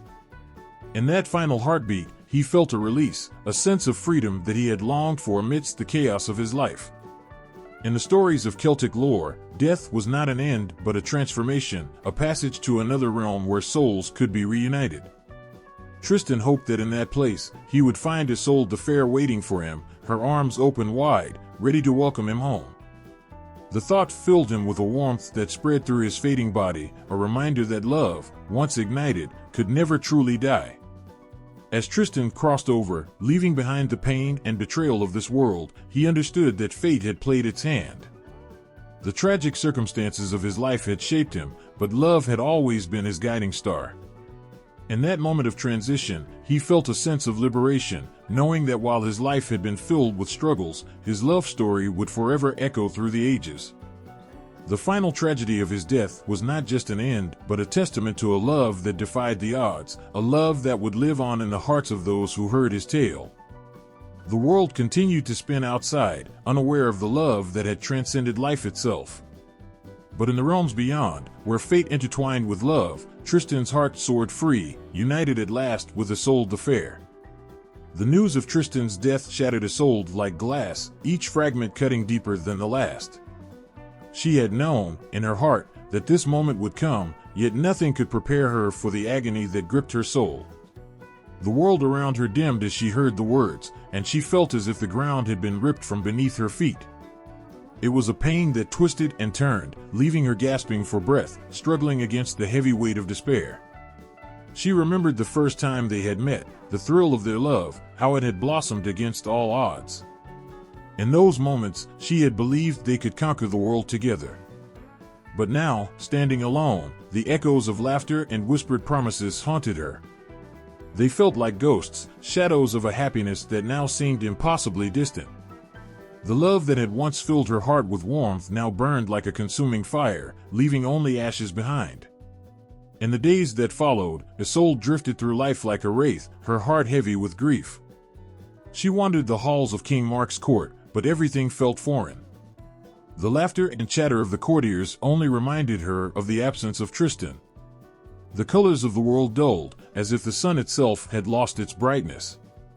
She could not bear to look upon the places they had shared, where their love had bloomed like wildflowers in a forgotten meadow. Each corner held a memory that cut her deeper, each shadow a reminder of what she had lost. Her nights were filled with sorrowful dreams where Tristan's face appeared, always just out of reach. She would cry out for him, but the emptiness swallowed her words. The longing twisted in her chest, turning into a sorrow so profound that she could hardly breathe. Isolde felt as if she was trapped in a never-ending storm, with waves of grief crashing over her, threatening to drown her in despair. It was as if a part of her had died along with him, leaving her a hollow shell of the woman she once was. Isolde sought solace in the forests, where they had spent so many stolen moments together. The trees stood tall and silent, their branches swaying gently in the wind as if they understood her pain. She wandered among them, whispering Tristan's name, hoping somehow the wind would carry her words to him. "Oh, my beloved," she would cry, tears streaming down her cheeks. "Why did you leave me? How can I go on without you?" The forest, a witness to their love, echoed her grief in a soft, mournful rustle, as if it too was mourning the loss of something precious. As the days turned into weeks, Isolde's grief transformed into a desperate longing for reunion. She could not bear the thought of a world without Tristan. He had been her heart, her everything, and without him, life felt like an empty shell. The very essence of her being yearned for his presence. The idea of living without him became unbearable. Love, she realized, was not just a bond, it was a lifeline that had kept her anchored to this world. The more she thought about their love, the more she understood its power. In Celtic mythology, love was often portrayed as a force that could transcend even death. It was said that true love was eternal, a flame that never extinguished. But how could she believe in such a thing when all she felt was the cold grip of sorrow? She longed to be reunited with Tristan, to feel his arms around her once more, to hear his laughter filling the air like sweet music. In her despair, Isolde decided to follow Tristan into the afterlife. She could no longer bear the weight of a life that felt meaningless without him. She sought out the ancient herbs and potions she had once known, the same ones that had healed him in moments of peril. Her heart raced with determination as she prepared a brew, hoping to find peace in the embrace of death. The forest watched silently, the trees bearing witness to her final decision. On the night she chose to leave this world, the moon hung high in the sky, casting a silvery glow that illuminated the clearing where she lay. The air was still, heavy with expectation, as if the universe held its breath. She closed her eyes and took a deep breath, feeling the cool night air fill her lungs. In her heart, she whispered a prayer to the spirits of the forest, asking them to guide her to Tristan. She poured the potion down her throat, the bitter taste burning as it slid down, igniting her senses. As the effects began to take hold, Isolde felt a warmth wash over her, a familiar sensation that reminded her of Tristan's embrace. It was comforting and soothing, and she let herself relax into the moment. With each passing heartbeat, her mind danced with memories of their time together, the joy of their love, the thrill of their stolen kisses, and the soft promises whispered in the dark. She was not just leaving this world, she was stepping into another realm, one where love knew no boundaries. In those final moments, Isolde felt a sense of peace settle over her. She closed her eyes and envisioned Tristan standing before her, his eyes filled with the love that had once given her life. "I'm coming to you," she murmured, a smile breaking through the tears. She felt his presence drawing closer, and as the darkness enveloped her, she surrendered to it, ready to reunite with the love of her life. In the end, Isolde's grief became a powerful testament to the strength of love. In Celtic mythology, love was often portrayed as a double-edged sword, capable of bringing both great joy and profound sorrow. Isolde's choice to join Tristan in death illustrated the depth of her devotion, proving that true love could conquer even the darkest of fates. As she crossed into the afterlife, she knew she would not be alone. Tristan awaited her, and together they would face whatever lay beyond. Their love, forged in passion and tempered by tragedy, would endure for all eternity. In that moment, Isolde realized that love was not just a fleeting emotion, it was a force that could transcend time and space, binding their souls together for all eternity. The stories of their love would live on, whispered among the trees and carried on the wind, a beautiful reminder of the power of love and the depths of grief that accompanied it. In the heart of the ancient Celtic world, death was not seen as an end, but as a profound transformation, a transition that whispered of new beginnings. This belief wrapped around the hearts of the people like a comforting blanket, offering solace amid the inevitable pains of life. They understood that life and death were two sides of the same coin, forever intertwined, like the rhythms of nature that ebbed and flowed through the seasons. To the Celts, the forest held secrets of this cycle of life and death.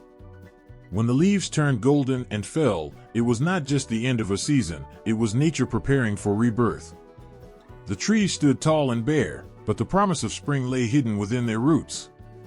This deep connection to the land shaped their understanding of existence.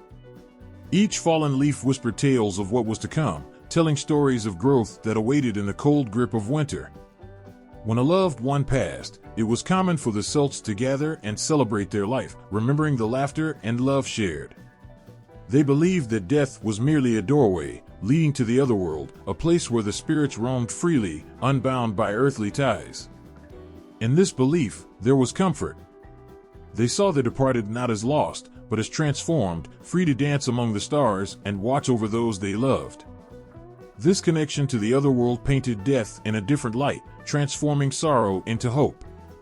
Tristan and Isolde's story encapsulates this theme of death and rebirth. Their love, passionate yet tragic, exemplified the deep emotional bonds that could connect souls even through the veil of death. When they passed from this life, it was not the end of their story. Their spirits intertwined, they ventured into the otherworld, where their love could flourish beyond the constraints of earthly life. In the realm of Celtic belief, their love became eternal, undying, and resplendent, embodying the idea that love transcends even the finality of death. The Celts revered nature as a powerful symbol of rebirth. Each year, the cycle of seasons reflected their beliefs about life, death, and renewal.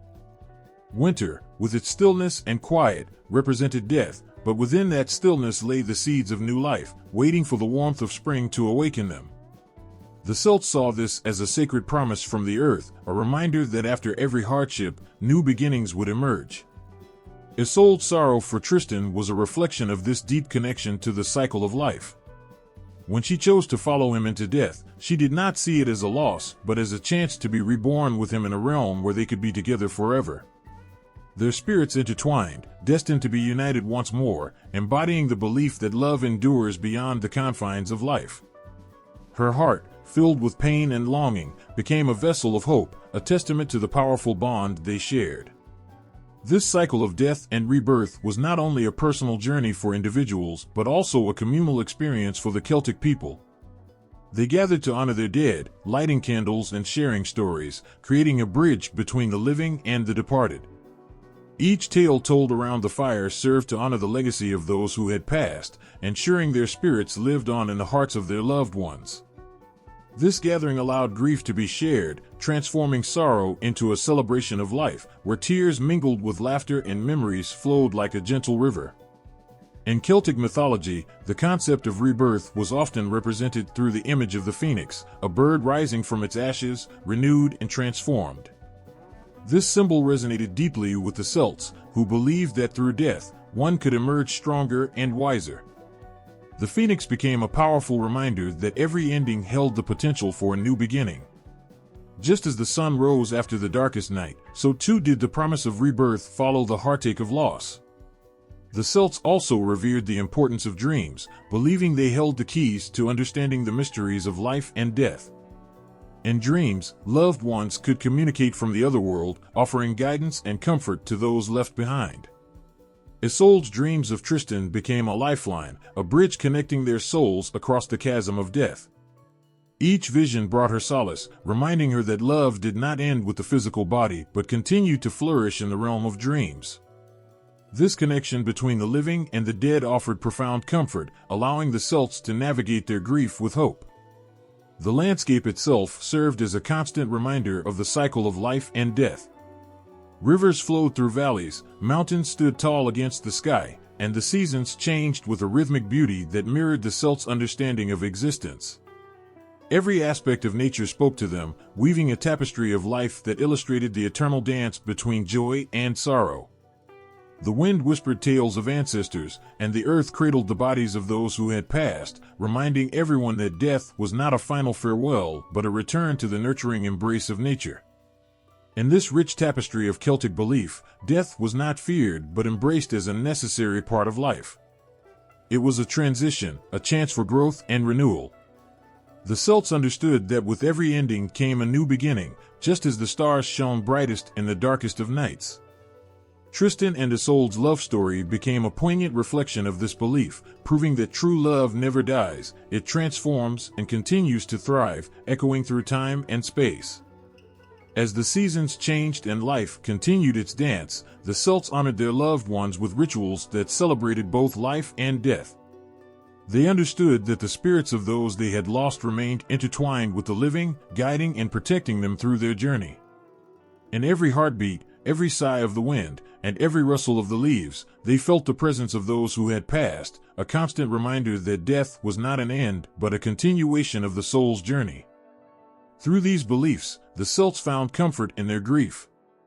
They embraced the cycle of life and death, understanding that even in the darkest moments, hope and renewal awaited. In the heart of their traditions lay the promise that love would endure, transcending the boundaries of time and space. The story of Tristan and Isolde, a tale steeped in tragedy and love, became a shining beacon of this belief, illuminating the path through darkness and reminding all who heard it of the beauty of life, the inevitability of death, and the promise of rebirth.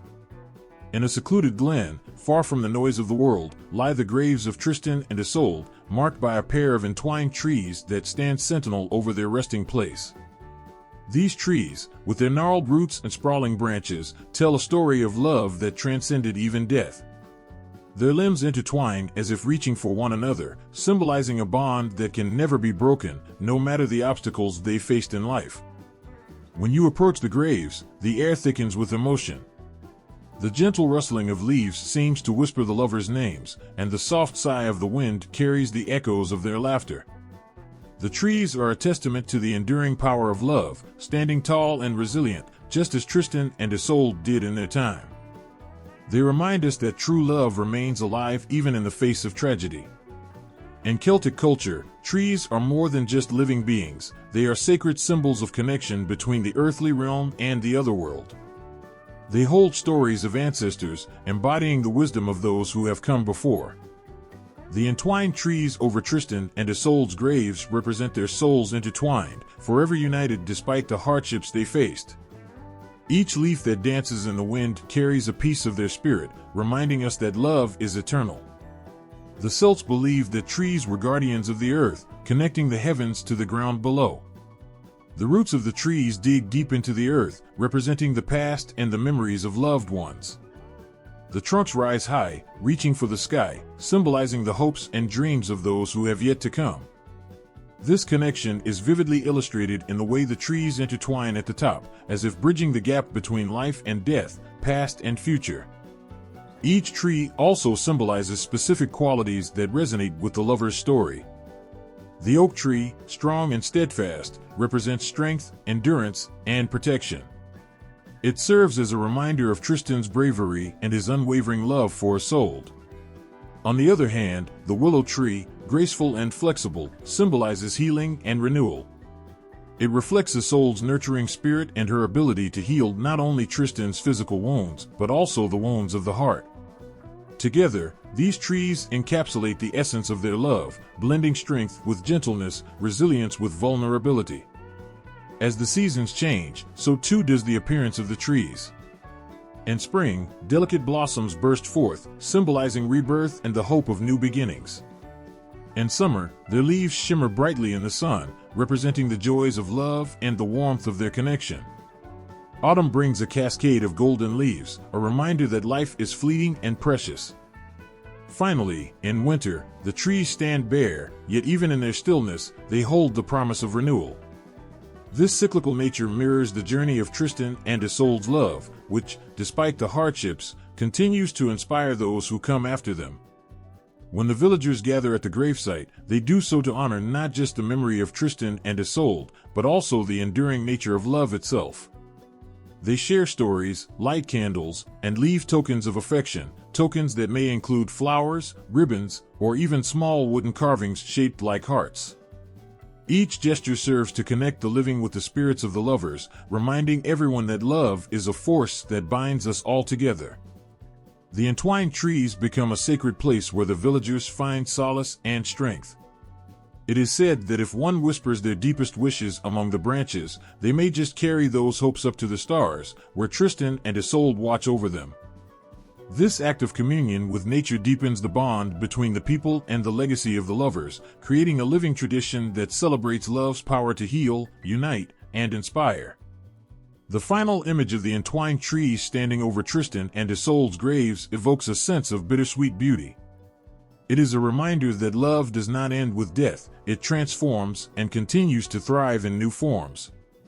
Just as the trees grow and change with the seasons, so too does love evolve, adapting to the circumstances it faces.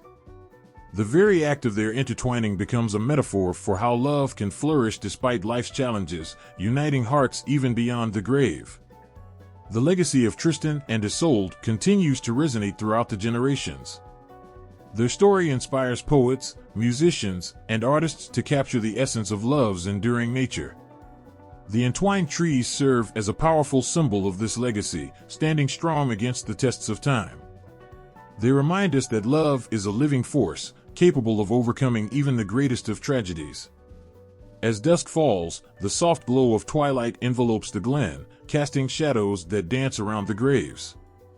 The trees sway gently, their branches whispering secrets to the night. The lovers' spirits linger, felt by all who pause to listen. They remind everyone that love is not confined to a moment in time, but is a journey that transcends life itself.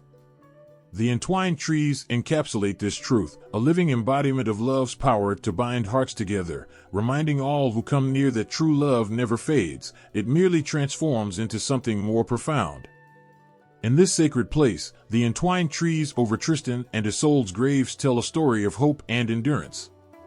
They stand as guardians of their love, forever entwined, forever inspiring those who believe in the power of love to endure even the harshest trials. It is a testament to the heart's resilience, echoing through time, whispering that love, once shared, can never truly be lost. It will always find a way to flourish, much like the trees that embrace the lovers' eternal bond. The legend of Tristan and Isolde is one of the most powerful love stories in history, capturing hearts across generations and cultures. This tale, rooted in Celtic mythology, has left an indelible mark on literature, art, and music throughout the ages. Its influence can be felt as far back as the Celtic world and all the way through medieval Europe, where the story transformed into a rich tapestry of romance, tragedy, and honor. At its core, the story of Tristan and Isolde embodies the complexities of love. Their passionate affair ignites a fire that burns brightly yet tragically. Love, in its purest form, becomes both a source of joy and a catalyst for pain. This duality resonates deeply with people, capturing the essence of human emotion. The lover's struggle against fate reveals a truth that many understand: love often comes with sacrifices and choices that can change the course of lives forever. The story reminds us that love is not just about happiness, it involves heartbreak, longing, and sometimes, the need to face insurmountable obstacles. The legacy of Tristan and Isolde extends far beyond their tragic romance. In Celtic mythology, their story is intertwined with themes of fate and destiny, illustrating how the gods and the universe conspire to shape human lives. The Celtic worldview embraces the idea that every person is part of a greater tapestry, where each thread is woven together by fate. Tristan and Isolde's lives demonstrate that while love can bring immense joy, it is often fraught with challenges predetermined by the forces of destiny. Their tale serves as a powerful reminder that love is a force beyond comprehension, something that can uplift but also ensnare the heart. As the story spread through medieval Europe, it underwent transformations that reflected the cultural shifts of the time. The original Celtic tale found new life in courtly literature, where love became a subject of fascination among the nobility. The romanticized version of their relationship painted Tristan and Isolde as the quintessential star-crossed lovers. Their story morphed into a symbol of idealized love, characterized by nobility, honor, and the chivalric code. In this new context, the emphasis shifted to honor and the noble pursuit of love, showcasing how their passion transcended societal norms.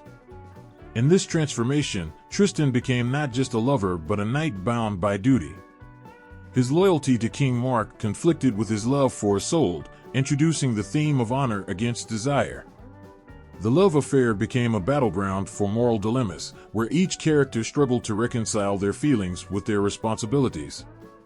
This inner conflict resonated with audiences who understood the tension between following one's heart and adhering to societal expectations.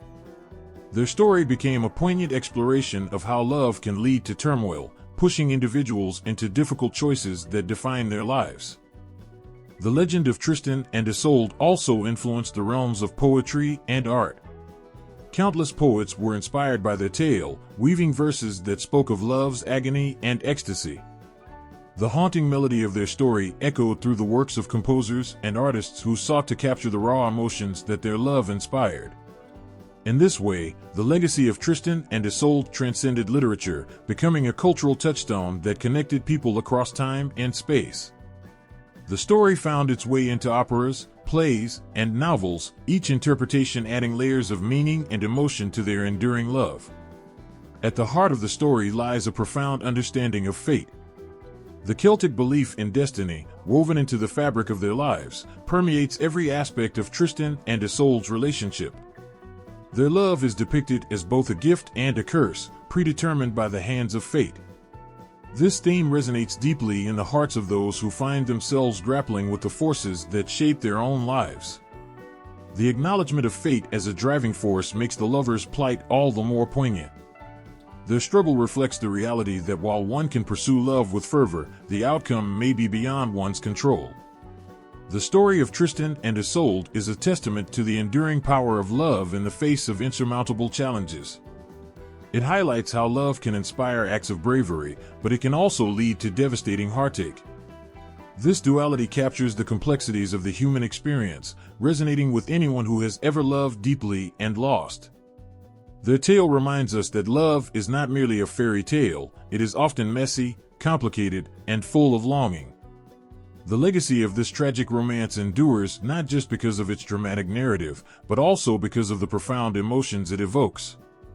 The hearts of Tristan and Isolde continue to beat through the ages, inspiring countless generations to reflect on the essence of love, fate, and honor. Their story transcends the boundaries of culture and time, reminding us that love, in all its forms, is a universal experience that unites us all. The impact of Tristan and Isolde reaches far beyond the pages of history. It has become a touchstone for love stories in various cultures, influencing countless narratives that echo the themes of their romance. From the star-crossed lovers in Shakespearean plays to modern tales of forbidden love, the essence of their story remains alive and vibrant, a powerful reminder of the lasting impact of love's trials and tribulations. As we reflect on the legacy of Tristan and Isolde, we are reminded that their story is not just about two lovers, it encapsulates the very essence of what it means to love and to be human. Their journey through joy and sorrow, through duty and desire, continues to inspire, evoking emotions that resonate with each new generation. Their love, entwined with themes of fate and honor, echoes through time, inviting us to ponder our own connections and the choices that define our lives. The legend of Tristan and Isolde, in all its heartbreak and beauty, serves as a poignant reminder that love is both a journey and a destination, one that shapes our very souls.